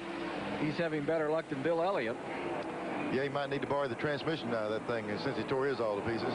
291 laps of 400 are now complete. Brett Bodine has just made an extra pit stop and come back out. When do we get to 500 miles? 333, 334? Yep, and when we get to there, we're going to start wondering how much further these cars will go. We haven't seen that much attrition today. We haven't had a lot of caution flags. The motors have been staying together. It's that last little bit that seems to get the good out of it. Take a look at Davey Allison coming to the inside, closing up on Schrader for third. Allison's there with the Ford, the Chevy on the high side. Here's Davey Allison's view, and just in front you see number 33 tucked up there in the top. About one lane up as they work some lap traffic here and move around a slow-moving Brett Bodine in the Kenny Bernstein car. The sun gets kind of bad right here going down in this end of the racetrack at times. You get in one, you'll get shaded by the condos right there, and then coming up off the corner, sometimes this is a problem right here being able to see good. The Haviland, number 28 of Davey Allison, giving us these pictures as the fight continues, and Schrader takes the spot back. Wallace, who is running one lap down in 7th place, moves in. Yeah, Schrader's going to make him work with that position. You know, the harder you can make that guy work to use up some tires, and maybe Schrader will race with him later on. Take a look if you're just joining us. This is how the race began. Pole sitter Mark Martin out quickly. Then Michael Waltrip, who'd set on the outside of the front row, took over. Ken Schrader moving out in front. Waltrip took it back. Then Wallace came up to battle for it. Then we had a period of all Dale Earnhardt, the Intimidator, followed by Davey Allison moving up in front. Schrader got it back for a few laps. Then Davey Allison worked his way into the lead and looked like he was just going to walk away from the field, make it like last weekend. Schrader ended that. Wallace got a crack at it. That was Kenny Wallace under caution. Coming out, he got a lap under some pit stop. Got a lap in front and picked up 5 points. Davey Allison, Schrader, and now for the moment, Allison again leading as we get toward the end of this race. Gant has had an opportunity at it. Strickland moved up. Schrader got by him once. And then it's been Hut Strickland once again over Ken Schrader. Yeah, and then, you know, Rusty just went by Davey, and then Davey's right back around him. So I thought Davey might be fading a little bit when Schrader passed him, but he got back around Rusty and see if he can get him back to the front again. Let's go to Phil Parsons.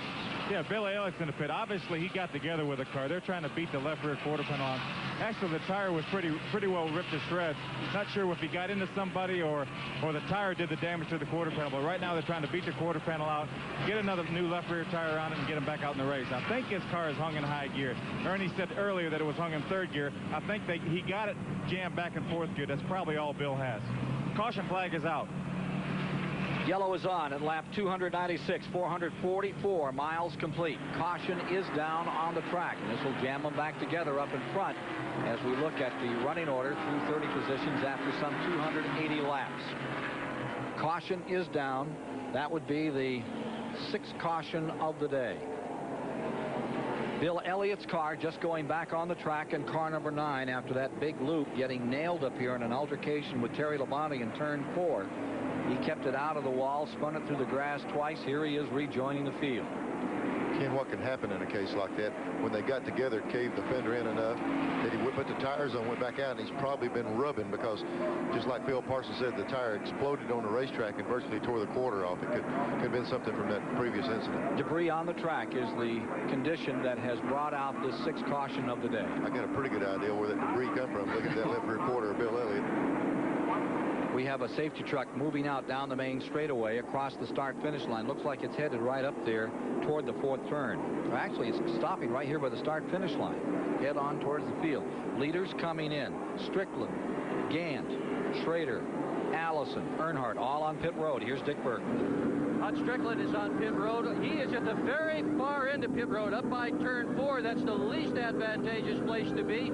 Jimmy Fennig, the crew chief, is just taking a round of bite out of the right rear. And believe it or not, they've got a fan on the driver. This is the fan that they ordinarily use to cool the engine off when they're out practicing. But today, they're going to try to keep their driver cool a little bit if they possibly can. Strickland, like everybody else on pit road, taking 4. He's up, he's gone in 25.58. Boy, a real drag race down pit road. It looks like Harry Gant's got him covered. Look at this scramble on pit road, and away they go with Harry Gant getting out there in front of number 25. All staying below the white line as they enter turn number 1, which is the rule here. Yeah, you got to stay below the line, go all the way around to the second turn, and blend up into the racetrack. If Hut Strickland was calling for that fan in the car, it's about the time of day that you start feeling that 400, 500 miles, and then if you just look at it, you just got 100 more to go. They got a long way to go yet. Dehydration, a big factor here. Yeah, the time I won, the first time I won the race here, they asked me if I would mind being weighed before the race and checked afterwards, checked my weight and the blood count and all, and I lost 12 pounds in the second one that I won here, but it's all liquid. It takes about Tuesday or Wednesday to get where you get the weight back on. Lap cars now on pit road. Wallace is in, Waltrip is in, and this will be a critical stop for them as they'll try to get just that right combination, trying to fight their way back into that lead lap. You know, maybe the reason I lost 12 pounds, I was a little chubby thing back then. All right, the Coca-Cola 600 getting down toward the 300 lap mark complete, 450 of the 600 miles.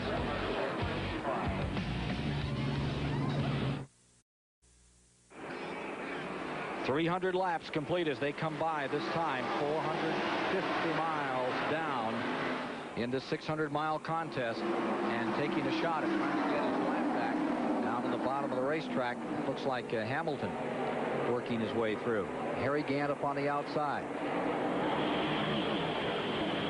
Gant is the leader, Schrader in second, Allison third, Earnhardt fourth, Strickland fifth, and Jarrett sixth.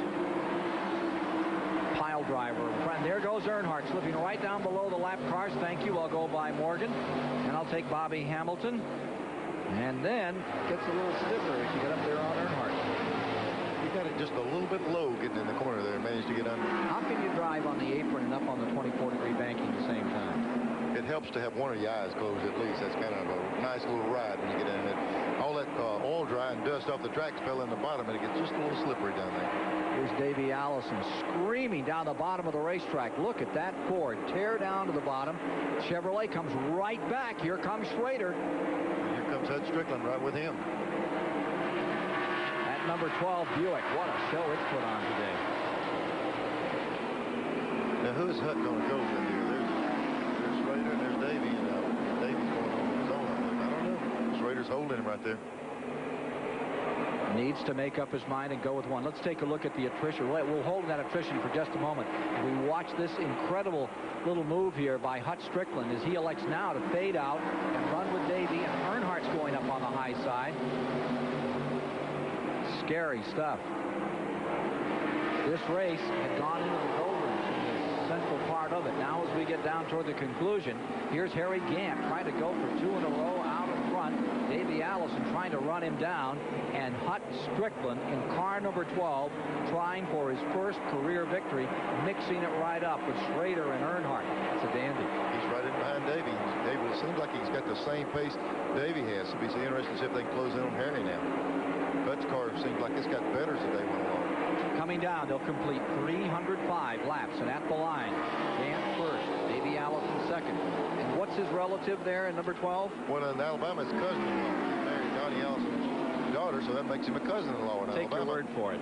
There they are. Anyway, they're relatives. 28 and 12, having a dandy time. Bobby Allison's car right behind his son's number 28, the Robert Yates team. Old family feud going on here this afternoon in the 600 at Charlotte, and Hut Strickland is making that move. They close up on Gant. Harry Gant, the leader in that Oldsmobile, feeling some pressure from Davey Allison's Ford, and Hut Strickland making a dandy ride in the Buick, and now Gant gives ground. There goes Davey, and Hut goes right along with him. Now this has got to be just a super day for Bobby Allison and Judy Allison, that couple that have been synonymous with Winston Cup racing now since the 60s. As team owners, they've got a winner out here in Hut Strickland, manhandling number 12 out of turn number 4 to complete this time by 308 laps, and it's a battle, a family feud for the lead. I'm telling you, Hut's car really looks good at the bottom. They can run the same line. Both of those cars are hanging the left side wheels over the white line as low as you can get on the racetrack. They're both really hooked up. Let's take a look at the attrition thus far in the 600. Those that no longer are part of the show. Dick Trickle is out. Greg Sachs, two-time Grand National champion. Larry Pearson. Jimmy Means is gone. Sauter is out. He's back in Eddie Bierswell's car. Stanley Smith from Alabama. Alan Kowicki had hard luck up here in turn number 3. Dave Marcus is retired, as has Blake Speed. The motor failing on those cars. Take a look at this interval between first and second. Davey seems to be doing the draw away. 19 lead changes among 9 drivers thus far. I think the record for lead changes, I was going to say, where does that go back? It was like 79. They had over 50 when Darrell Waltrip won. So we're a long way from that one. Take a look at this little scramble. 17-2. This is for 7th place, 1 lap down. That's Rusty Wallace in the 2 on the outside, Darrell Waltrip on the inside, and guess who's there? Richard Petty in 9th. Doesn't that look grand? This is as good as Richard has run in a long time, and I bet you he's going to try to cash in on it. Yeah, all these old-timers need is just these longer races, that's all. They don't need any more. Here's Richard to the bottom on Rusty Wallace. It's Richard Petty. Number 43, the STP colors moving up another spot. Petty goes into 8th. Waltrip in 7th, just in front of him. And what was said in the pits earlier is true once again. It doesn't matter who he passes. If he's up there in any kind of contention, they stand and give him a round of applause here in Charlotte. Probably the most discerning, discriminating audience you can perform in front of in stock car racing is here in Charlotte, North Carolina. And Richard Petty, no matter where he goes, is admired. But here, they really sense the greatness of the man. Again, the guys that were standing up and the fans that were standing up, they all didn't have a Richard Petty hat on either. They all appreciate Richard's effort and as long and as hard as he's working at this. Number 20 runs into the pits. Bobby Hillen quickly gets in, get himself in there, and I think he's planning to come right back. 26, Brett Bodine goes behind the wall. Petty closing on Waltrip. Gosh, remember a few years ago when those were such great battles? Well, you were in them most of the time. Yeah, I had a lot better seat back then. I could look out the windshield and see some of these things. That's Larry McReynolds on the radio talking to his driver out here. He's changed teams. He's now with that Robert Yates team, talking to Davey Allison today in car number 28. Are communications the key to a great race team? Yeah, I think so, because, you know, a guy can't go out there anymore and do it on his own. In the old days, you used to just take a race car, put a driver in it, and see what he could do with the car. And, you know, maybe every once in a while you might change something, but for the most part, the driver got out there and he did it. Things have become so sophisticated now that it's not that way anymore. A driver can't just get in any race car and go out there and run fast anymore and make up for what the car won't do. It takes everybody on the team doing their job and doing it right and working together. So communications from what the driver feels to interpreting to what needs to be done to the race car, I think is the most critical now as it's ever been. Ken, if it's ever been the case, it is right now. You can call in that car. The driver used to call in and say, boy, I need 3 more rounds of bite, or I need this, I need that.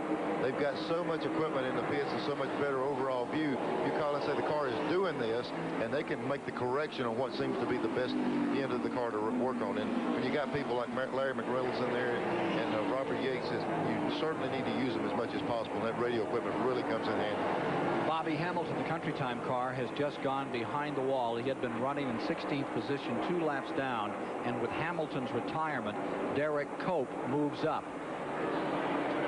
Here you see the 98 car, which has been running in the 28th position. That's Jimmy Spencer, great modified champion from Pennsylvania, retiring from the event. Jimmy Spencer is out of the event.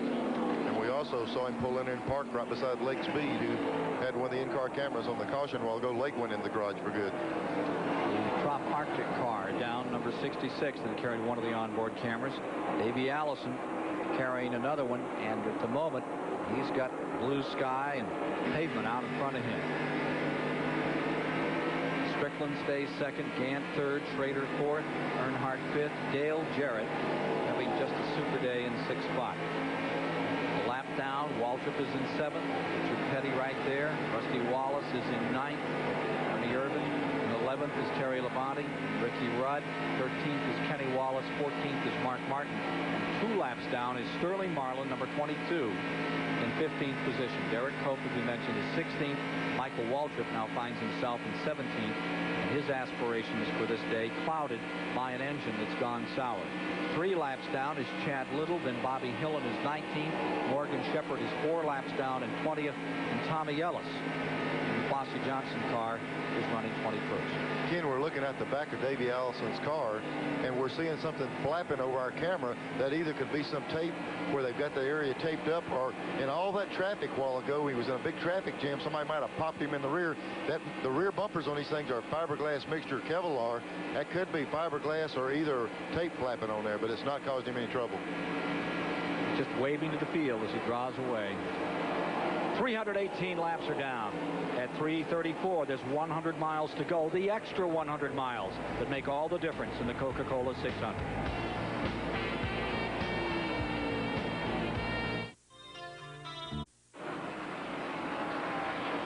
Problems continuing for Bill Elliott in car number 9. Not a good day. Came smoldering out of turn number 4 onto pit road.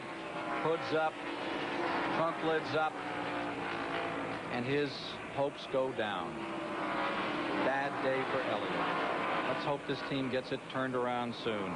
Phil Parsons is down there right now. We're watching Ernie Elliott look at the right side of the race car, right side of the engine. Bill came in, the car was missing, obviously, smoking very bad out of the tailpipes, and it looks like it burned the piston, the way it was smoking out the breather, smoking out the tailpipes. Ernie's taking a look. He's got the plug wires off, but I'm sure, I would think Bill's probably going to be done for the day. I think Ernie right now is going to take some spark plugs out and see if maybe he can detect that one of them has burned the piston, and it'll show up on the spark plug.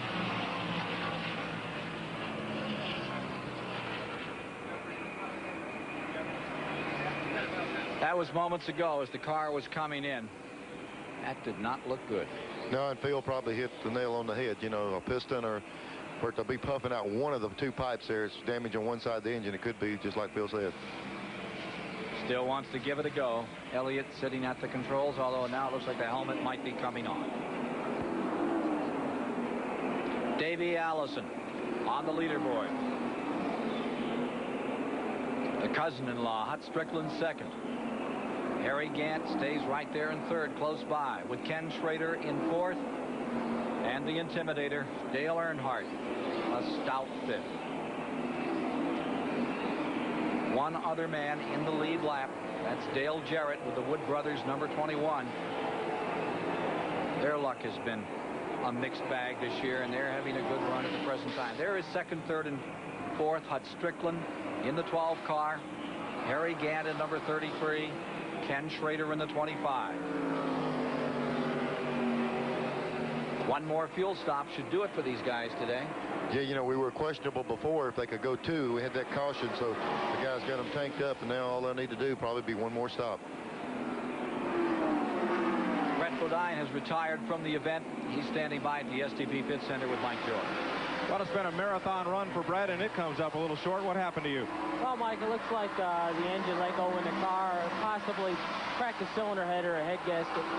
It really hadn't been running up to par all day, right from the get-go, and evidently it just was terminal right from the start. That makes for a long day when you're fighting one like that. Well, it really does. You know, the car was handling half decent. We kept trying to make it better, and it looked like we were gaining on it, but we just couldn't keep up down the chutes, and you know, it's just playing catch-up all day in the corners. You end up overdriving the car, and you know, it just wasn't any future in that. We were just kind of hanging in there that group 1 lap down, but unfortunately it's over with. You are covered with stuff. Do you have a hole in the floorboard or something, or is it all that come in through the window? No, the radial tires seem to be really wearing quite a bit as far as throwing rubber off the tires, and a lot of buildup, and it comes in the car. It's awful dirty. Quickly, how's Jeff? Have you talked to him lately? Well, I'd like to say hello to him. He's over there in Julian. I'm sure he's watching. Unfortunately, we're out of the race, but he's going to come back at Sears Point. Great. And we're looking forward to it. Well, I know I miss him at the racetrack. I don't know about the rest of the guys because he's such a good competitor, but I miss him not being around. Okay, that's older brother Jeff Bodine, the regular driver of Junior Flossie Johnson's Ford. Yeah. Thank you, Mike. I'll tell you, he's one tough customer. He had 3 broken ribs, punctured lung, and he drove home from the racetrack before they finally put him in the hospital over in Greensboro. Here is Davey Allison, the leader, in car number 28. Mike, that's a follow-up right there. We just heard Mike Joy question about all the junk on the driver, and he was talking about the rubber chunks flying. Look on the windshield, the real black dots. Those things come off there and they roll up like bubble gum. It'll be about 1 inch long or 2 inches long or just a circular motion. It'll string off the tires and it hits that windshield. It's like just sticks on there, and even though they clean it with ammonia and lacquer thinner every stop, you can't get it off there, and the drivers get covered up also. That's what they use to wash the window off. Yeah, they use ammonia and window cleaner. It's dual purpose. That ammonia smells pretty good sometimes when they clean that windshield. Well, you're riding with Davey Allison up in front. Let's take a look at this battle further back for third. Here's the 25 car, and that's Schrader back around Harry Gant another time. They've had a go of it the last 100 miles. Schrader has tackled anybody near him and been able to pull it off for the most part. He fell back. We saw him lead. He fell back 4 spots. Now he's attacking once again. Schrader moving back through, looking for Hut Strickland in number 12, the Buick. That is in second position. And, of course, the ultimate going to go wheel to wheel with Davey Allison up in front. Allison's Ford drawing away from Strickland at the present time. Phil Parsons has an update on the number 9 car. I'm here with Bill Elliott. Bill, it was a long day. What finally put you out? Well, I tell you what, Bill, it was one of them days that nothing went right. I never worked so hard in all my life to run so bad. You know, we had a problem there. The 25 car, Schrader, was running good enough. He was going far enough on fuel. He got us the lap down. You know, and then I was running along there and coming off turn 4 up there. LeBonnie got into me, spun me out down through the tri-oval. Then that tore out third gear. And it hung in third gear there for a lap or 2, and finally it just blew it up. And then all I had was first, second, and high. And then we blew a tire off turn 2 over there. And then the motor, something happened to the motor. Maybe next time. Tell you what, it's got to get better.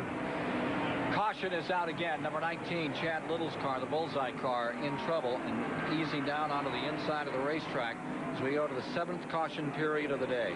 Ken, just as we talked about before the race started, these guys build 500-mile motors. We deal with them all season long to get that last little bit. Right now, we're fixing to go into, we're putting down 500 miles right now. We're seeing Chad Little fall out with a motor. We just lost Elliott. How many more of them are we going to lose in this last 100 miles? There's Chad Little losing his motor. He would have made a 500-mile race. He could coast it around for the 500th mile, but now we got another 100 to stack on top of it. So as the number 19 goes up in smoke, the Spokane, Washington attorney, Chad Little, out of it. That looks like I don't think that was just an oil line down. No. Out the header pretty good. When you do these like this, it's kind of like lighting a fuse and burning it down. Some of them got longer fuses. That just went out. But we are at 333 laps, and as Neil pointed out, that means we're at that point where there is 100 miles to go. At 334, there's 501 miles logged on the docket in the 32nd running of the Coca-Cola 600. So, opportunity to fuel them up. Here comes Davey Allison onto pit road. Cousin-in-law Hut Strickland right with him. Schrader, Gant, all peeling off. Here's Earnhardt coming in, and the rest of that lead lap, of course, one Dale Jarrett in the Wood Brothers, number 21.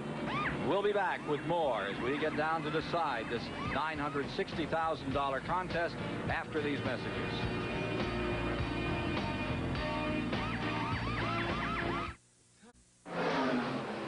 Let's go to Mike Joy, standing by with a Goodyear Eagle Racing update.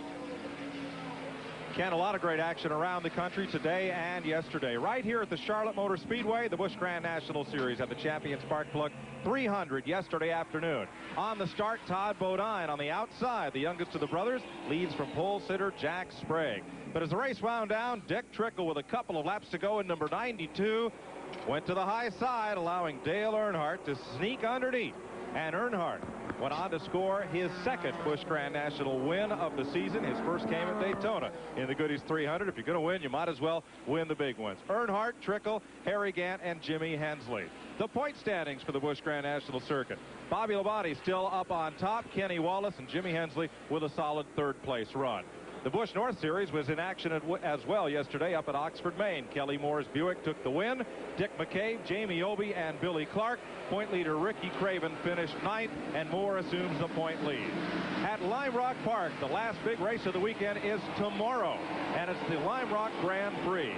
Driving an all-American GTP car, a Chevrolet-powered Intrepid, Tommy Kendall shattered the track record by more than 2 seconds. He's on the pole. Davy Jones Jaguar is outside. Chip Robinson in the Nissan. Bob Earl qualifying the Nissan for Jeff Brabham and Juan Fangio's Toyota. At the Indianapolis 500 just concluded a few minutes ago. On the start of the race, Gary Bettenhausen and Buddy Lazier crash on the very first lap right after the drop of the green flag. There they go, spinning off from the back of the field. Once they got back under green at lap 23, Kevin Cogan and Roberto Guerrero will tangle the new cars in turn number 1. You know, you cars can see dodging everywhere. Roberto Guerrero. Kogan, who is now out of being put on the stretcher, suffered a broken right forearm and a broken right thigh. He'll be operated on tonight. Guerrero treated and released. There's A.J. Foyt. Look at the left front wing on his car. Took Supertex out of what may be his last 500. 13 laps to go. Rick Mears passes Michael Andretti to win his 4th Indy 500. Andretti second. Ari Lyondike was third. Al Unser Jr. 4th. And John Andretti finished 5th. That's our Goodyear Eagle Racing Update. Ken Squire. Thank you. Let me update you on the Coca-Cola 600, which we're watching live on the break from that caution period. Davey Allison has popped right back out in front, carrying on the same procedure that he has earlier, showing tremendous strength on these restarts. So his Ford is in front. Harry Gant, number 33, is running in second. Ken Schrader is third. Hut Strickland fourth. Dale Earnhardt fifth. And Jarrett sixth. And now you see the battle enjoined at Gant and Schrader for second place. And Schrader, for the moment, has the strength on the inside. Schrader barrels right down on the bottom and moves into second spot. Neil Bonnet, Schrader looks as good as anybody, but he's first in class. Allison in the class by himself. Ken, this group of cars right here is an excellent race. Like you say, Davy's almost in a league of his own. Every now and then, a car owner and a driver will get a combination that's unbeatable at certain racetracks. And this looks just like the Winston a week ago when he just ran away from the field. Now, this is a close race up here. And here we have Mark Martin. He's out. He was been smoking for a few laps. I think they just black flagged him along with the fact that it looked like the motor turned completely loose. Well, here you see the 25 car still trying to sneak up through this field. Here's Gant in the 33 right after him. Richard Broom, the crew chief for that car number 25, used to be the man on Nitro Fever, the blown fuel hydro boat that held the world speed record back in the early 70s, and the one that Rick Hendrick himself piloted with some 27 wins. They gave up on that. They came to stock car racing. Here's Hud Strickland taking a look in there, Ken. Yeah. Strickland, the Buick, back on the bottom at number 12. Ripping right up through. That is Strickland going for third spot, moving Gant back to fourth. Waltrip was right up on the front when they had this restart. He tried to make his lap up, and they blew him off. They drove him right back. As you see, he now is 4 positions back from those leaders. 3 positions, 4 positions as Strickland has moved by Harry Gant to make him fourth. And Davey Allison gone. He's got better than 2 seconds, and he's picked it up in about 8 laps over the second place man Schrader. Ken, that's one reason we have so many good cars laps down. It's very seldom that you'll see a car this dominant. The other group of cars, a Waltrip or someone else is capable of getting a lap back. You might do it against, they might be able to get for a race Schrader, but Davey just checks out and gets another whole race of his own, and he's just keeping a lot of the good cars a lap down. Davey Allison, the leader at 500 miles. Leaders at 500 miles who weren't here at the end. Jack Smith that first year when the track tore up, punched a hole right through the bottom of the thing, put him out of it. David Pearson a couple of times, Cale Yarborough, Rick Wilson, all getting down to the end, not having it finish the way they wanted at all. Driving hard all afternoon out here in 135-degree cockpit temperature for sure, maybe a little hotter than that. Greg Sachs has just gone back behind the wall, and there's the relationship pretty tight between 25 and 12 for the moment. And here comes Strickland, Hut Strickland with the Buick, bottom of the racetrack. Remember, he started 30th on the field today. Been relentless, not favoring, not babying at all. The number 28, Davey Allison, continues to draw away, but the one man that has run as fast as Davey Allison has been his father's car with his relative Hut Strickland at the control. his car seems to get better the longer they run. Even on the, excuse me, on the restarts, he doesn't really jump up through there. It takes a few laps for this car to get better, and it seems like the longer they run, the better chance he's got at it. Hut Strickland being attacked on the outside, challenged by number 25. That's just such a great scrap. Second place at stake here, and in turn number 3, you see the way that car handles down here. Here they are out of 4, and back to the inside comes Schrader. Schrader's a racer now. He'll make you work for it. Back and forth, swapping the positions for second place. Harry Gant looks them over, and Davey Allison drives away. Taking a look at the field through 30 laps of competition. Some of the folks back of the field here. Now here comes Strickland once again, moving for the bottom. Boy, that car works so well up in turn number 3, that number 12 car. Yeah, when he gets behind someone, Ken, it looks like they almost hold him up through the middle of the corner. When he's got open territory, he can really roll through that corner. But Rusty Wallace goes flying down pit road, unscheduled stop. Let's go to Phil Parsons. We're down here with Mark Martin, our pole sitter. Mark, it was a short end to a long day, wasn't it? Yeah, that's about right, Phil. We got a lap down on a pit stop deal. I guess we pitted just a tick too soon, or whatever, or earlier than the 25 car. The caution came out and caught us. We had a fast car. We could run with Davey. There's no doubt that Davey, is the strongest thing out there, and there's no way we could have beat him. But we did have a strong ride. I just hated, that we couldn't hang in there, because that's a bit, the strongest we've been all year. It felt good to run up there and run as strong as we were. At one time, it looked like you got your lap back. Our camera showed you did, but I talked to Steve. He said, no, we actually had got the caution a lap before. Yeah, that was the deal. I thought we'd got the caution before. We almost had it, and if not had engine trouble, that'd have put us right in the hunt. We had a good run, a good, strong car. We could have been up there mixing it up, with this Folgers Thunderbird, but it didn't work out. Thank you, Mark. But he leaves today still with a new record for the 600 qualifying at better than 174 miles per hour. And look at Strickland. Once again, he just won't settle for anything less than going by who's ever in front of him. He's just put Ken Schrader back to third. Still another time. Bobbles has to grab it. Sweats it out here as he charges over that very rough fourth turn of this 1.5-mile Charlotte Motor Speedway, where 351 laps have now been completed. 526.5 miles are down in the 32nd running of the American Classic, the Coca-Cola 600.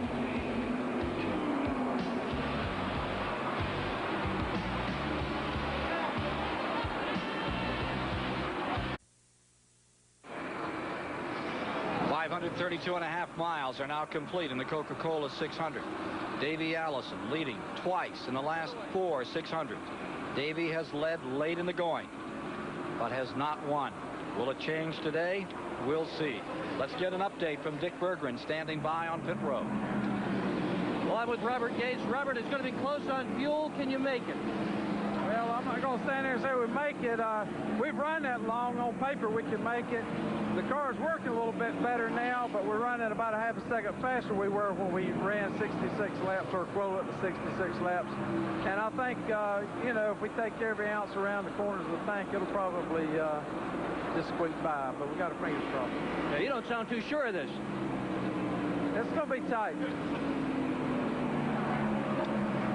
Going to be tight for a lot of people, but here's what we know, that Ken Schrader has amazing fuel economy. And of course, everybody remembers Talladega last time out, where Harry Gant duplicated that feat. Yeah, I'm sure Robert and them are concerned, but we've seen Schrader and them go that far before. Looks like Wallace is going to retire the Penske car number 2. He was in a few laps ago for some time, and now he's going back behind the wall, joining Bobby Hamilton back there, who apparently had broken a valve and fallen out of competition today. The retiree list continues to build. We're showing 15 cars now out of the event from the 42 that started. Here is Davey Allison up in front. Second place car. Take a look at the interval. Talk about dominating. The title may fall to Davey Allison after this one. Here's that second place machine, Hut Strickland, in Davy's dad's car. Number 12, just barely in front of Ken Schrader in number 25, the third place car. Harry Gant in number 33 is fourth. Earnhardt is in fifth, and Dale Jarrett is sixth. There you see Morgan Shepherd's number 15. He's running in 16th position. He is 4 laps down. Here's Gant's number 33. Now that he's 50 plus, he says, when they asked him if he feels any different about racing, he said no, but it's the only difference is I don't want to go away from home as much as I used to. Here's number 17, Darrell Waltrip. He is running a lap down in 7th spot. Darrell Waltrip, does the length of this race give you any extra problems? In my case, I've been very fortunate because the last 100 miles, if you go back and check history, will tell you that in the last 100 miles is when I rose to the top. It's always been, a lot of guys have been better than I have for 490 or 520 miles. But at 550 miles, I seem to be there. And it just complements my driving style. I'm a lazy driver. I like to kind of go out and have a nice, calm, peaceful, quiet Sunday afternoon. And 600 miles is a lot easier for me than 500. You believe it? I think Darrell really likes it on races like this, and the only thing that's got him this lap down is Davey being so dominant that nobody can get a lap back. He's been laps down before and got him back and won this particular race. Davey's so strong now, he's not going to let anybody get a lap back. Incidentally, Greg Sachs ran over some debris on the track. That's the reason he has retired. Apparently, it came from Dick Trickle's car earlier. Sachs, one of those 15 retirees. Here's Earnhardt in the number 3, back there in 5th spot. And right with him is Ernie Irvin. Irvin is a lap down. He is in 8th position with car number 4. Well, I've got 2 questions for you guys. First, if you took that Darrell Waltrip soundbite and just changed the accent and the pacing a little, would that have been David Pearson talking or what? And second thing, Neil, you're racing for the win in 600 miles. Keeps your attention. You're going all day long. You're trying to rise to the front like Darrell's just talking about. But how about running one of these cars when you're 4, 5, 6 laps down? I can't imagine any day being longer than that, having to struggle with a car like Fred Bodine said he was doing until his engine gave up, and just trying to nurse along to the finish. That's really got to be purgatory. Mike, you're exactly right. When one of these things is running good, you can sit there all day long, not think about it. And one of them get to running lousy, and it wouldn't blow up if you wanted it to. It'll just keep plugging along and plugging along. And when you get several laps down, you don't lose interest, but you just realize you lose the chance to win. And it's hard to set up in that seat and run these things at a level you need to without something dangling out in front of you. Say, hey, if I work hard, I get a reward for it. When you're 4 or 5 laps down, the only reward is a few points, and it's hard to weigh those out at times. Well, running 1 lap down here, Neil, we saw Richard Petty. He's still in 9th position, feeling pretty perky about it. And the number 94 is Terry Labonte, running in the 10th position on the field. Starting his 13th Coca-Cola 600 today, number 94, Terry Labonte. And there is Ricky Rudd, the 11th place campaigner at the present time, as you get a sense of where they are around the Speedway. Ricky Rudd running in 11th with another of the Hendrick cars, that one prepared by the brilliant Waddell Wilson. The only other man in that lap would be the number 42 of Kenny Wallace, and in front of Kenny is the number 22 of Sterling Marlin. Sterling is 2 laps down in the 13th position at this time. Has to affect all of them. The junior isn't here. Here you see the number 10. That's Derek Cope. He's running right behind Sterling, 2 laps down in 14th position. Last year's Daytona 500 and Dover champion. Dover, the next event on the schedule for the Winston Cup Tour this year. Michael Waltrip, who started from the front row, will be the next car in that lap. He's back in 15th spot. Ken, you talk about bringing back memories of these fans with Richard Petty. I want you to watch this line going in the corner. He got it down a little bit low that time. He's trying to get under a car. He's working with Dale Jarrett right now. He ran Dale Jarrett down from a long way back. He ran it down on the Richard Petty line. 1 foot off the wall all the way around the racetrack. After he gets out of this confrontation right here, we'll look at him again, but he brings back memories of running up front, but he's also brought that Richard Petty line back into effect. Well, there's the greatest memory of all, the 21 against the 43. That's Dale Jarrett in 6th position. At famous 21 that Pearson drove and you drove, and so many times we saw it wheel to wheel here, and so many other great tracks with Richard Petty right on it. He'd been running right up around the wall to run someone down, and then when you do that, you need to get under him like that. But I looked out the window, and boy, it did bring back memories to see him. He's always ran higher on a racetrack than anyone at that track, and he was back up in his old place. Yep. Tell you else who runs this track high a lot of times is Harry Gant. He hasn't used that much today. No. Must be geared differently, but a lot of times in days gone by, he stuck it right up on in that old Petty groove. Same one they talked about at Daytona on the tri-oval. No one ever went to the tri-oval quite like Richard Petty, maybe Fireball way back. Here's 33, Harry Gant, chugging along, maintaining fourth spot as we get down to tell time, 369 laps complete of the 400 laps in the Coca-Cola 600. We have 553 miles complete. Davies' lead is varying from lap to lap between 4.5 and 5 and 2/10 seconds. Well, I've just done an inventory of all of the top 5 cars to see who can make it on fuel and who can, and the most worried of all of them is car 28, Davey Allison. They have, in fact, just radioed to Davey and said, feather it, help us on this one, we got to make it to the end. Hut Strickland's crew said, no problem. Schrader's crew said, no problem. The 33 Gant's crew said, no problem. Earnhardt's guy said, we think we can, we hope we can. What about Dale Jarrett back there in the 21? There's one that could be a factor. Those Wood brothers were always scamps at figuring out ways to get more mileage, make these cars more efficient, weren't they, Neil? Well, I'll tell you what, Leonard Wood is one of the best all-around mechanics you'll ever see. He builds the car from one end to the other. He certainly knows how to get the mileage out of the car also. And to top it, he has always been one of the nicest men in the sport. Here he comes, the 21 car, back on 43. Remember that Petty is running in 9th, a lap down. Dale Jarrett with him. Help each other out and work these last laps.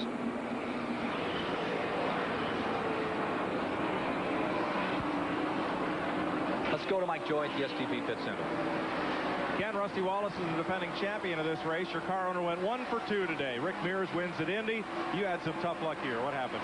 Well, it looks like we dropped a valve in the engine. It was running good. The car handled real well early on. Then it got loose. Then we got to tighten back up, and then it got loose again. It varied with different sets of tires we put on. But it was running fine. All of a sudden, they told me to start watching the oil temperature because the bag started clogging the grill up. Well, that was okay. And as soon as they said that, we dropped the valve. So it's disheartening. It really is. You know, I hear what happens to the Miller team at Indy. I'm grateful for what happened to our Penske team at Indy. Congratulations to Rick Mears and the whole team. Great job. Wish we could have done it here, but that same old problem with an intake valve or exhaust valve or some type of valve just crept up on us again. Tell me about that first run of green flag racing where everybody came in on the first stop. You did not. You stayed out. It was a mistake. It was we have a crash in turn number 2. We'll be back. Ken? We've got some problems out in turn number 2. A car spinning out of the second turn. Caution going down. Caution is out. It'll bring the field back together. Car looping from the outside, touched the wall, came right across. You could see Davey Allison. They're running back to the flag here. Morgan Shepherd across the stripe. There's Davey right there. I tell you, Davey will give that lead up for some fuel, I promise you. He had a big lead, but he'll give you that so he can come in right now and see if they put some fuel in that thing so they know they can make it the rest of the way. The incident is in turn number 2 that has brought out this caution period. It involves Kenny Wallace in car number 42, who had been running in 12th position. Kenny Wallace in trouble, came down across the track. Hence this caution, which gives us the 8th of the afternoon. Most cautions, 11 in 1960 and 67. We're going to take a quick break, and we'll be back fueling these cars for a run to the finish in the 32nd Coca-Cola 600.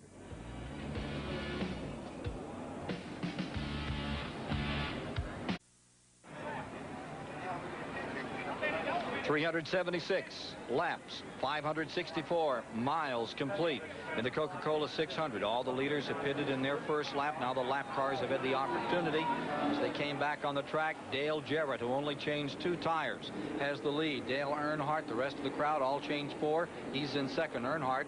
Allison is in third. Gant is fourth. Schrader fifth, and Strickland back to 6 as we prepare on the restart. Let's go to Mike Joy. who's still with Rusty Wallace, I think. Yes, Rusty, you said you had a calculated gamble on the first pit stop. Didn't quite work out. Yeah, it really didn't work out. It's something we're embarrassed about, really. We had a window. We wanted to make it past lap 38 to be able to make the race on 6 stops, and that's the reason we stayed out. We were lap 21. We wanted to lead those 5 points, and we wanted to go, but no caution came out after that, and when that didn't happen, that put us a lap down. It was a live and learn deal. Well, bad deal. Couldn't feel the inside straight. Kenny had a good run going today. You got to be proud of him. He had a good run going, and while we were on break, I guess something happened to him. I don't know what it was. Okay. Handicap this bunch for me, if you will. You've raced against them all day long. Davey Allison, Kenny Schrader, Dale Jarrett. Who's going to win this thing? I'll tell you, there's not a lot of laps left, and Earnhardt's been sporadic at different times. I really got to put my money on Davey because he's so strong and he can do it so quick. And it looks like he'll be up the 3rd car in the outside lane, and that shouldn't be no problem for him. Okay, thank you. Rusty Wallace. Ken, I noticed that Davey Allison came out with some different colored rims on his car, like he might be running out of tires. Phil Parsons down there. Phil, what's the deal with that? I'll tell you, Neil, he probably borrowed the tires, and he did put stickers on. He's put stickers on the last 5 pit stops, but I'll guarantee you this is the happiest crew at the racetrack.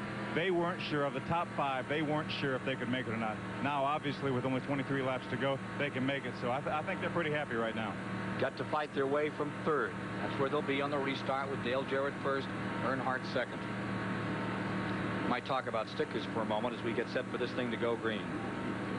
They put the brand new tires on. Sometimes they put these tires on and run them 1 or 2 laps and get them ready and size them and make sure everything just like they want to be. Even though they're radials, they want to see what they look like after a couple of laps. The stickers, they just like they come out of the mold. The rubber's still shiny, and they get real fast for about 2 laps.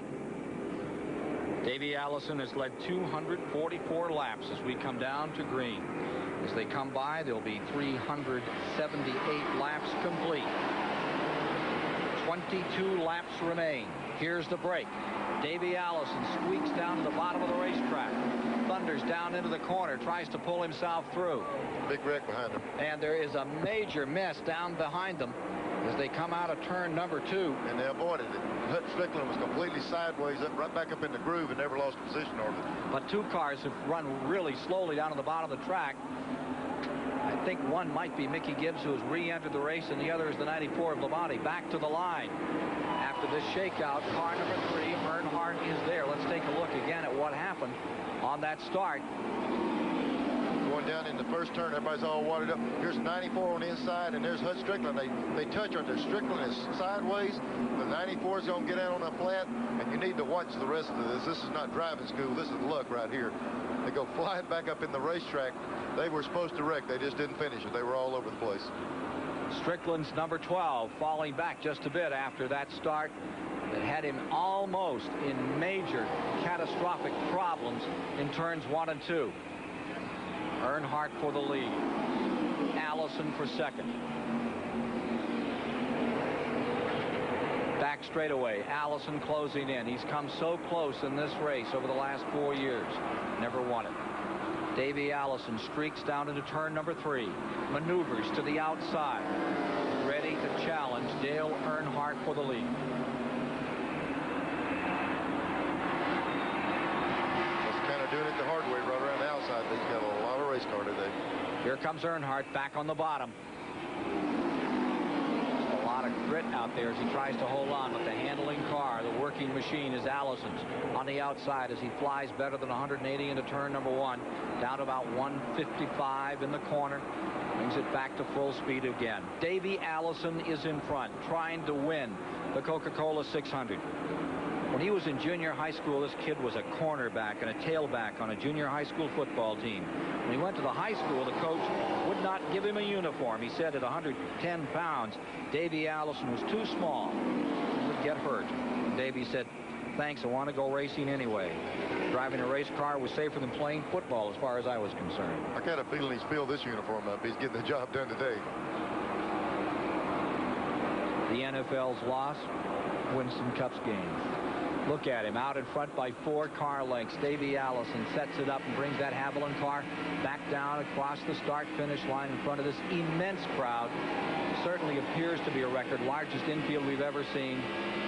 As collected as his dad always was at these times. Never a wheel, never a hair out of place. Until after the race was over. And if something went wrong, stand back. Battle for 3rd. Here comes Gant on the inside.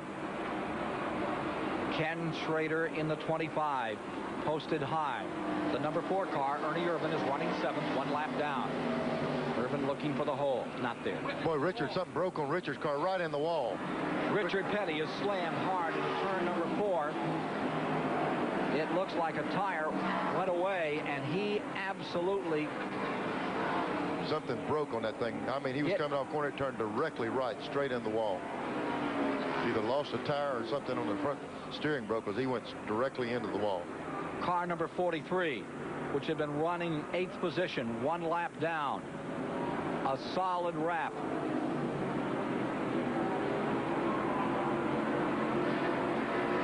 Well, we picked it up after it happened. He was coming off that corner.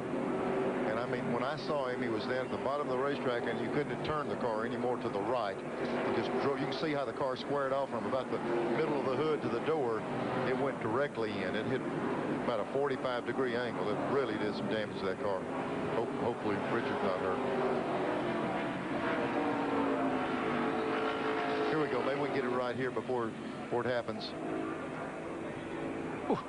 That's just turned into the wall. Just driving along, and all of a sudden it made a right-hand turn. That looks like a tire. There's a place on the track, a little shiny place that looks like where the car dropped down on before it hit the wall. It could have been a tire.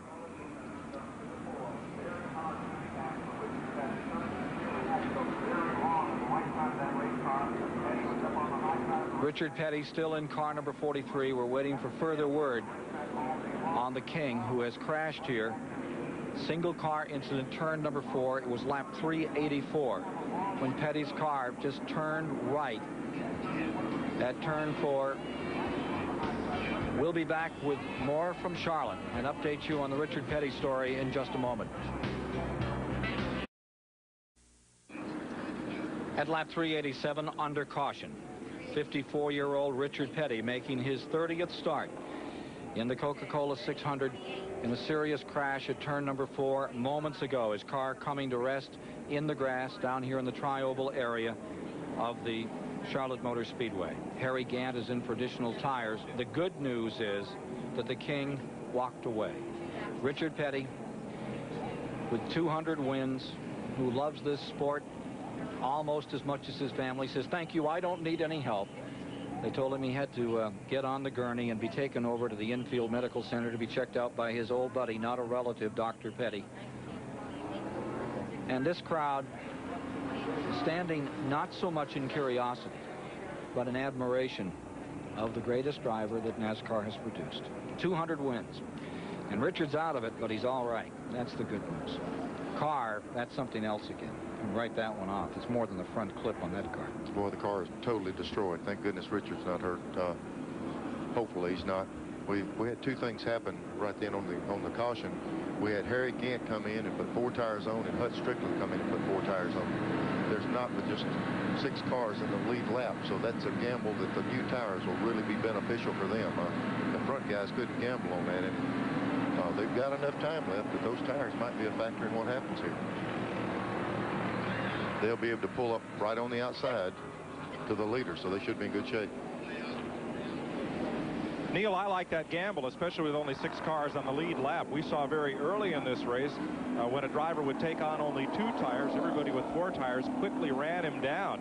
And as we continue under caution here, I wouldn't be surprised if the rest of the guys on the lead lap kind of rethought their position and came in and got tires before we go back to green. Yeah, I was talking to Andy Petrie right after the caution came out. Pit road was closed for a couple laps. I said, "Andy, what are you going to do?" He said, "I want to gamble." I said, "What do you got to lose?"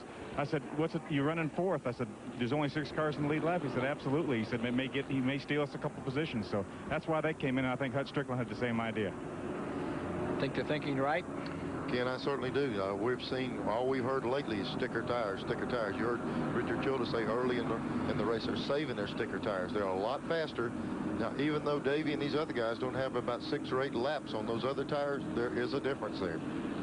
Kenny Wallace coming back out. He's running 2 laps down. That was the ride of Kyle Petty until that terrible crash broke his leg and gave Kenny an opportunity to get a shot at Winston Cup racing. Felix Sabetta's car coming to speed once again. And it will be some time before we see Kyle back in competition well towards the end of the year. He wants to mend and make sure it's right. He told a wonderful story the other day. Kyle said he woke up, they got him home, and Adam, one of his sons, was there with 2 or 3 of the neighbors' kids. Said, "Pop," and he was trying to sleep. He said, "These kids really want to see just what all those scars are all about." And he's probably selling 25-cent shots to come in and see Kyle Petty banged up. I tell you what, I should have been collecting a little bit. If I yes, made you a quarter should have. on mine, I'd have been way ahead of the game. Kyle says he's now an expert on 2 or 3 of the leading soap operas. Refused to name which one. Here we are getting ready to close out this soap opera. It's been a dandy. We have a family feud that's been going for about 100 miles between Davey Allison and Hud Strickland. For the moment, Hud Strickland's on the tail end of the lead lap. Allison will be first, Earnhardt second. It'll be Schrader third, Gant fourth, Dale Jarrett to fifth, Strickland out back in that lead lap as we come down to 390 laps complete. 10 to go, just 15 miles to decide. This looks like a replay of the Winston 2 years ago. 10 laps to decide it all. Big money's down. A big 10-lap shootout for all the money. Let's see what these guys can do. Okay, you're the expert analyst guy. You tell us who's going to win this thing. Give me 9 laps and I'll let you know. On the break, Davey Allison. That's what he's done all afternoon. Just pulls drag strips away from the rest of the field. Earnhardt right there in second. Ernie Irvan in between them is in 7th place, 1 lap down. This is to decide it all from Davey Allison's view in the Haviland car. Car a little tattered, but running well. Here comes Earnhardt, moving around. Ernie Irvan and closing up. Schrader back there in 3rd. Going 4th is Gant. 5th, Jarrett. And 6th is Hud Strickland, who with a 6th place today, be his best finish. And what a run he has given this crowd. I tell you what's really making a move is Harry Gant with those new tires. He's really coming up through the pack. I don't know if he's going to be able to get any further than he is now, but he's really come from where he was at up there. Davies broke away, but Gant's coming pretty strong. He shook loose from some lap cars. Here he comes under Irvan. Harry Gant at number 33. Trying to retrieve some position. Schrader moves up on the outside of number 3, Earnhardt. Schrader going down into turn number 1. Finds the ride on the high side. Likes it up there. And here comes Harry Gant. Remember, fellas, it's a $100,000 bonus if he wins today, and he can win the $1 million if he can win here at Darlington. So there's more at stake for him than anybody else out here. Gant going for the 2nd leg of the Winston $1 million. 1 at Talladega. Needs 1 here. Here they come, almost 3 wide out of turn 4. Gant looking for the hole. Allison draws away. Has the 12-car length advantage. 393 laps are down. This is the battle for 2nd place. Earnhardt on the inside. On the outside is Schrader. Harry Gant in the number 33 looking for some room. Ford, Chevy, Oldsmobile, Ford, and Buick fill up the leaderboard in those top 6 positions. In the same time this is going on, Hud Strickland's having a problem falling off the pace. He won't be able to make a run for the win right here. But he's in that lead lap. It'll be enough to bring the Bobby Allison car home in 6. Here comes Harry Gant.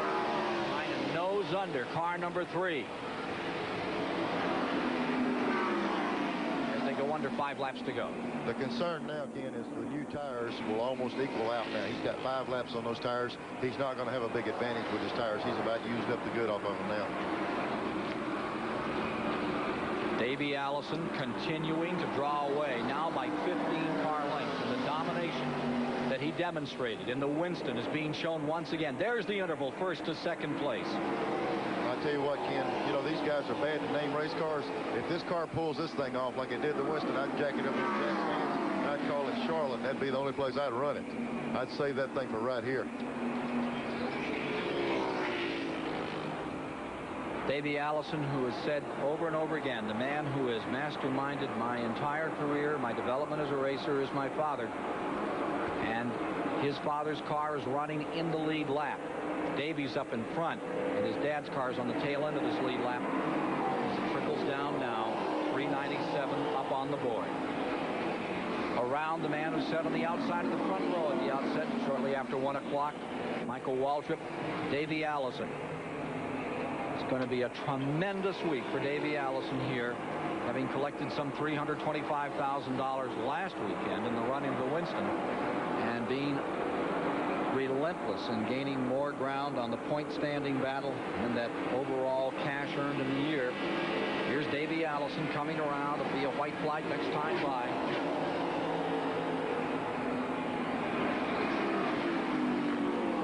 Davey Allison has said, racing is something that we do because we enjoy it. Not because of the money, not because of the glory. It's simply the thrill of winning. If the races don't pay half of what they're paying now, the same folks will be out racing. We come to race, even though risk and danger exist out there, the rewards that we win are worth it. Here he goes. He took the white flag the last lap. Boy, that car has been so dominant for a month, not a week or so. This thing's been here for 2 or 3 weeks, and they have just been unbeatable. Close so many times. Doesn't count for anything in automobile racing. For this moment, as he comes around to win his 9th Winston Cup event, this day, this entire month of May in Charlotte, North Carolina, has belonged to the Alabama gang. Davey Allison has done it, and he's done it in style. His grandfather must be proud at this moment back in Alabama watching this one. I'll tell you what, he's for 2 weeks here. They've just been what? Ken Schrader will come home second. Harry Gant finishes 4th. Earnhardt sandwiched in between, gets 3rd with number 3. Dale Jarrett has a wonderful ride. He gets himself 5th for the Wood brothers. There'll be some joy in Virginia tonight. And finishing 6th, the other Allison, Bobby Allison's car. Hut Strickland having a great day. We'll be back to meet the winner of the 32nd annual Coca-Cola 600, young Davey Allison, right after these messages.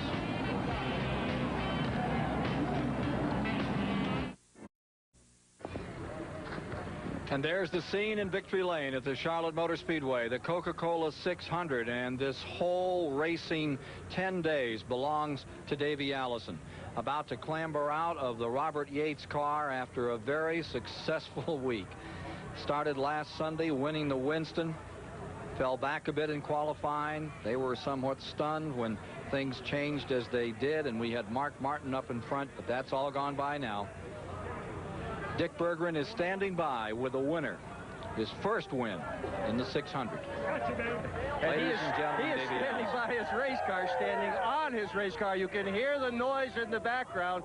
Well, Davey Allison, the race doesn't always go to the strongest or the fastest man, but today it surely did. How important was this backup engine in that? Well, I tell you what, Dick, you know, you and I talked about it before the race, and this thing just really ran super all day long. It was just a great race for the Texaco Haviland Krispy Kreme racing team. This old Thunderbird stayed glued to the racetrack all day, but I got to hand it to the guys that work on the car. The engine ran superb, and the chassis was perfect. How hard did you run the car today? Was there any more left in it, or did you just run it wide open all day? No, I ran it hard. I didn't save anything. Where else are you going to run this race car? Are you just going to put this thing in bronze somewhere? This thing's batting 1,000 at Charlotte right now, so we might just save it for the fall. On lap 380, you went 3 wide going into the first turn, and right behind you, everybody went in every which direction. How close were you to all that? Well, I didn't see what happened behind me, but, you know, the car was working perfect. I could run on the inside or the outside all day long. It was just perfect. Were you surprised at Hutt's strong run today? I'll tell you, I sure would have liked to have seen him run second because he did have a good run. And I don't know what happened that knocked him back. They said he got together with somebody, but, you know, it was a great run for Hutt and Bobby Allison Motorsports, but Texaco Haviland, Robert Yates Racing, we're the happiest ones we could be today. What was your strong suit today, Davey? Was it engine, chassis, driver? It was everything. The crew did a superb job in the pits. They made the right adjustments for me when I needed them. The car ran perfect. You know, like I said, chassis ran perfect. I could stay right on the bottom or go to the outside, and the motor was just strong as anything we've had in there. 600 miles. You don't look tired, are you? I could run 600 more right now. That's what winning will do to you. Well, there is the champion today. Average speed is being shown at 138. I don't believe that. I don't think it could have possibly been that fast with 9 caution periods. Phil Parsons will check on that speed. Let's go to Phil Parsons. I'm down here with the second place finisher, Kenny Schrader. Kenny, you got a thing with seconds here this month at Charlotte. I tell you what, Phil, as you know, I mean, we all want to go down there in Victory Lane, but if we can't, this is the next best place to be. And I want to thank everybody who worked on the car. I mean, they did a heck of a job. The car was good all week, and Frank Edwards, Richard Broom, chassis guys, and the guys from the engine shop, you know, the whole team, they're maintaining the car good. Frank and Richard and I finally figured out what we wanted in the chassis, and we're just ready to keep racing. How about that 28 car? Was he stout today? He's pretty dang fast. I tell you what, whenever somebody's going down straightaways a little bit faster and going through each turn a little bit faster, you know well you ain't going to outrun them. Maybe in October you can improve one spot. Yeah, we'll try. Good run, Kenny. Ken Schrader, whose efforts for the Hendrick Racing Stable give him second place after starting third today. Earnhardt third, Gant. Dale Jarrett wraps up the top 5. More from Charlotte shortly. Average speed has been confirmed at 138.951 miles per hour, which is a very good average on this mile-and-a-half track, considering there were 9 cautions and 55 laps under yellow today.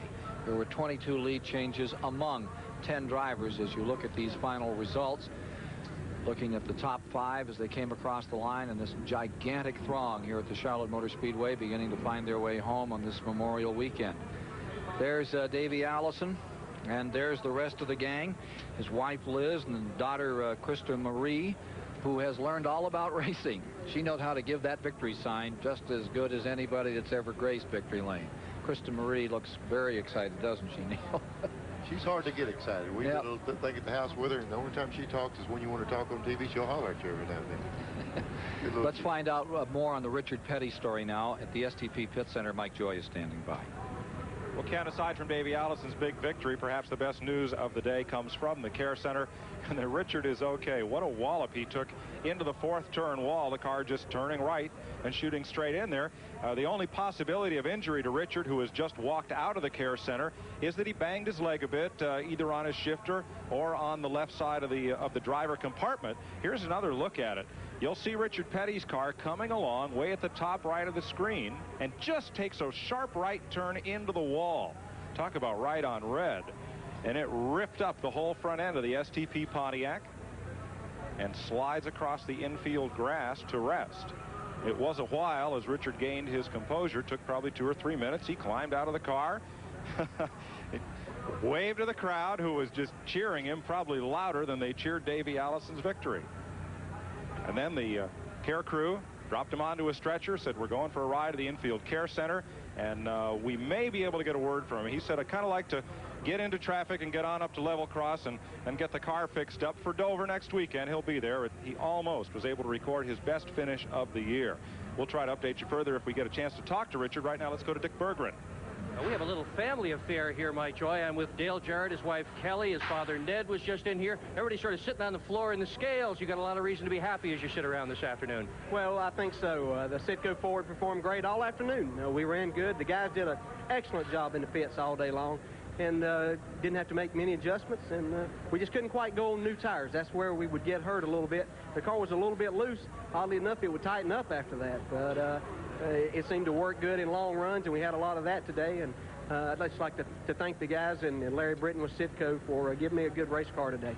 How physical was it out there today? Was it really hot and demanding in the car? Yeah, it really was.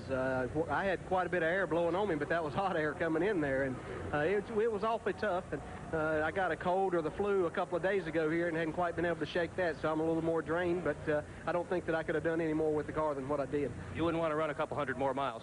Not today, but I'll be ready to go when we go to Dover next week. There's Dale Jarrett, a good, strong 5th place finish. I'd like to have the reaction. There you see one of the men responsible, Bruton Smith, giving one of those Charlotte 600 trophies. That may be the hardest part of the day, holding that monkey up. That's a big, heavy trophy. So there's the winning family here this afternoon. And it appears to me that Krista Marie is not too interested in helping her father with the celebration today. Thank you. I have a better use for that finger than getting in showbiz. We'll be back with more following the great 32nd annual Coca-Cola 600 from the Charlotte Motor Speedway after these messages. Allison still enjoying the accolades in victory lane as this huge throng files out of Charlotte Motor Speedway. Some say now the real race begins as everybody jockeys for position to get out onto Route 29 and into the traffic headed home. Just spoke with Richard Petty. He gave a big wave and a smile as he hopped into the van, but once Linda got him in the seat and the seatbelt on, they made the turn and went to level cross. But Richard is okay and will be back next week. The young fellow who had a great run today and part of the new Alabama gang, and what a tremendous job he did for Bobby Allison and team, Hut Strickland. What a terrific run you had up front here. I'll tell you, what'd you figure out last week in the running of the Winston Open where you finished in the top 3 that really helped you here today? Well, you know, Mike, it seemed like we had a real good setup. You know, Jimmy Finnick and all the guys on the team, you know, really worked hard on trying to get the car shot right to get across the bumps. And you know, it seemed like that was our edge today. You know, we could really run low through 3 and 4, and a lot of guys couldn't. And, you know, the engine run good, and it was just a whole combination. You had those new fresh tires on that last pit stop. Looked like a good move. What happened to you there? Well, when I turned down to go under Schrader there going in 1, and somebody was underneath me, and it was a deal where I couldn't see them, or I was hoping nobody was there, put it like that. But I turned down to go underneath Schrader, and somebody collected me, and I must have over-revved the engine and broke a bunch of valve springs. But the thing, you know, it started missing, and then it was just a deal. We just rode and tried to finish. Now you're sitting here pretty calm, taking a cold drink, but once it sinks in, how tickled are you going to be with your run today? Well, you know, I'll tell you, I'm really tickled. You know, I'd like to have been the top 1 or 2 cars, and because I feel like we had a 1 or 2 car, a first or second place car here today. But you know, I got to congratulate Davey because he was definitely hooked up all day today, and all his guys done a super job. Keep an eye on this young fellow.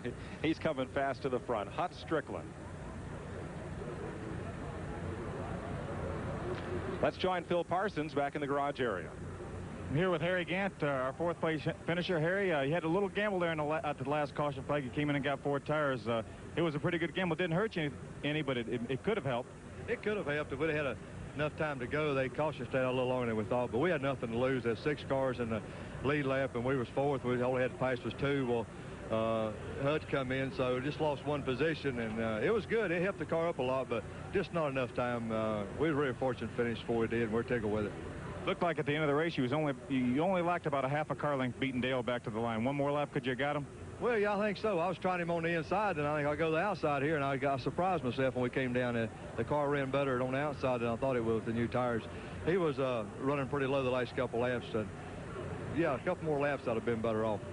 Harry, this was a hot race, and you're known as one that the heat doesn't bother very much. Were you okay today? Yeah, I was fine. They gave me a couple of ice rags today and breathed a little air off the ice, and a couple, I guess 2 or 3 cups of water, and that pretty much done it for me. The car was good, cool. Okay, Harry Gant, your 4th place finisher. Let's go to Dick Berggren. Well, I'm with Dale Earnhardt, 3rd place finisher. You had a good, strong run, but not quite strong enough to beat Davey. Well, Davey was in a class by himself. They've given him a few things here in the last couple of weeks to really give him an edge on us. But, you know, I still couldn't outrun Schrader. I was about a 2nd or 3rd place car there, and we're pretty tickled with finishing 3rd over the finishes we've had here at Charlotte in the last several races. So, you know, the Jim Goodwrench team has done a good job here, and, you know, it was a tough, long day. It's a hot one, but, you know, we tickled with 3rd. What was the strongest part of Davey's run as you saw it? Well, he's pretty stout down that straightaway. We just couldn't run with him at all, and, you know, he's a little bit awesome there. This is your best finish at Charlotte since 1986. It's got to make you feel happy there. Well, that's true. You know, we just was wanting to try to get back in the groove here, and won the Busch race yesterday and finished 3rd today in a bad weekend. Same car you ran last year, but when we covered it, they were trying to straighten the frame down here in the garage, so today's a much better day than this race last year. Well, this is a different race car. This is the one I crashed in qualifying, but we fixed it and did a good job. Dale Earnhardt, good, strong 3rd place finish. He's happy. He'd be a lot happier if he were 2 spots up, though. Thank you. Appreciate your wait. We'll be back. Davey Allison just getting drenched in victory lane, as is his due. And we'll be back to the Charlotte Motor Speedway right after these messages.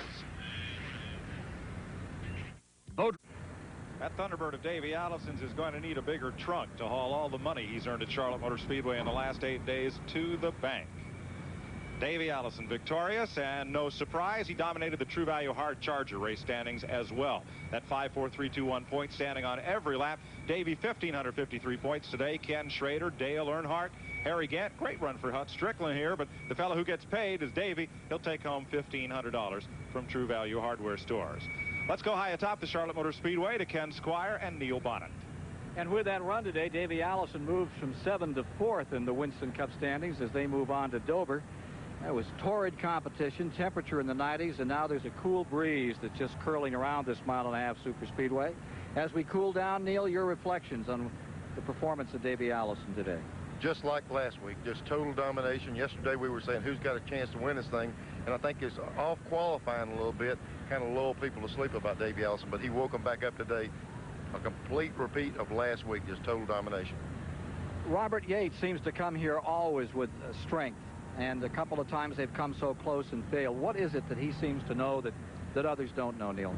I don't know, the motor combination. You know, Davey would be the first one to tell you, since they put Larry McReynolds with him, it's really picked up performance of the car. But that thing handles down that straightaway, man. They run on that racetrack. They certainly do. You know, Davey Allison has said, I don't ever recall not wanting to be a driver, and he was some driver today. He made that car work wherever he wanted to go. As we take a look at the cars out of the race, the attrition on today's event, Dick Trickle, Greg Sachs going down through. These are the cars that failed to make the finish of today's event.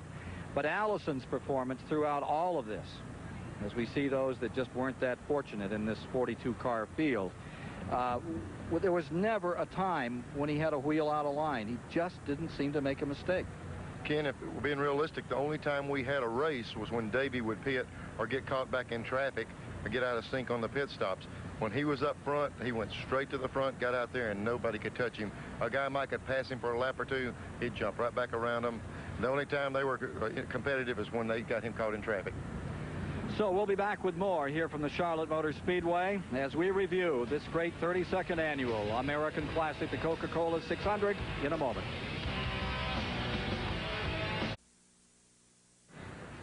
All over with the shouting here at Charlotte. Davey Allison over Ken Schrader, Dale Earnhardt, Harry Gant, Neil Bonnet, and Hut Strickland, the young Alabama driver, having such a fine run here, finishing up there on the lead lap. 22 lead changes, not a record, but a strong competitive race. 10 different drivers held the lead. The caution flags, 9 of them slowed the average speed to 138.9. 55 of the 400 laps run under caution, and of 41 starters, only 19 of the cars dropping out for this, the longest distance race on the NASCAR Winston Cup circuit, and a truly dominating performance by Davey Allison.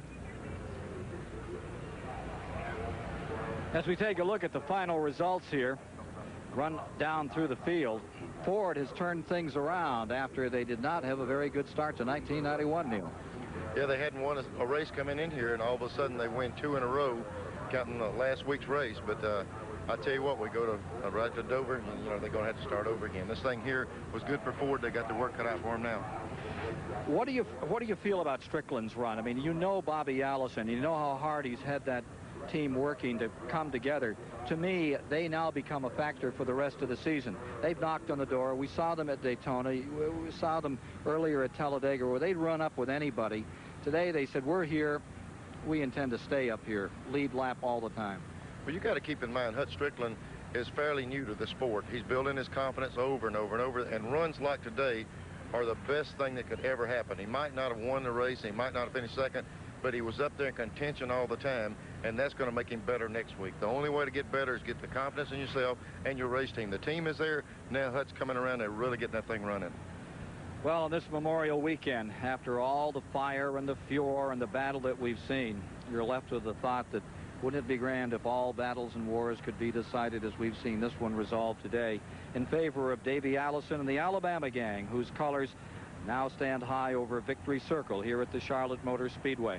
Quite a race, Neil.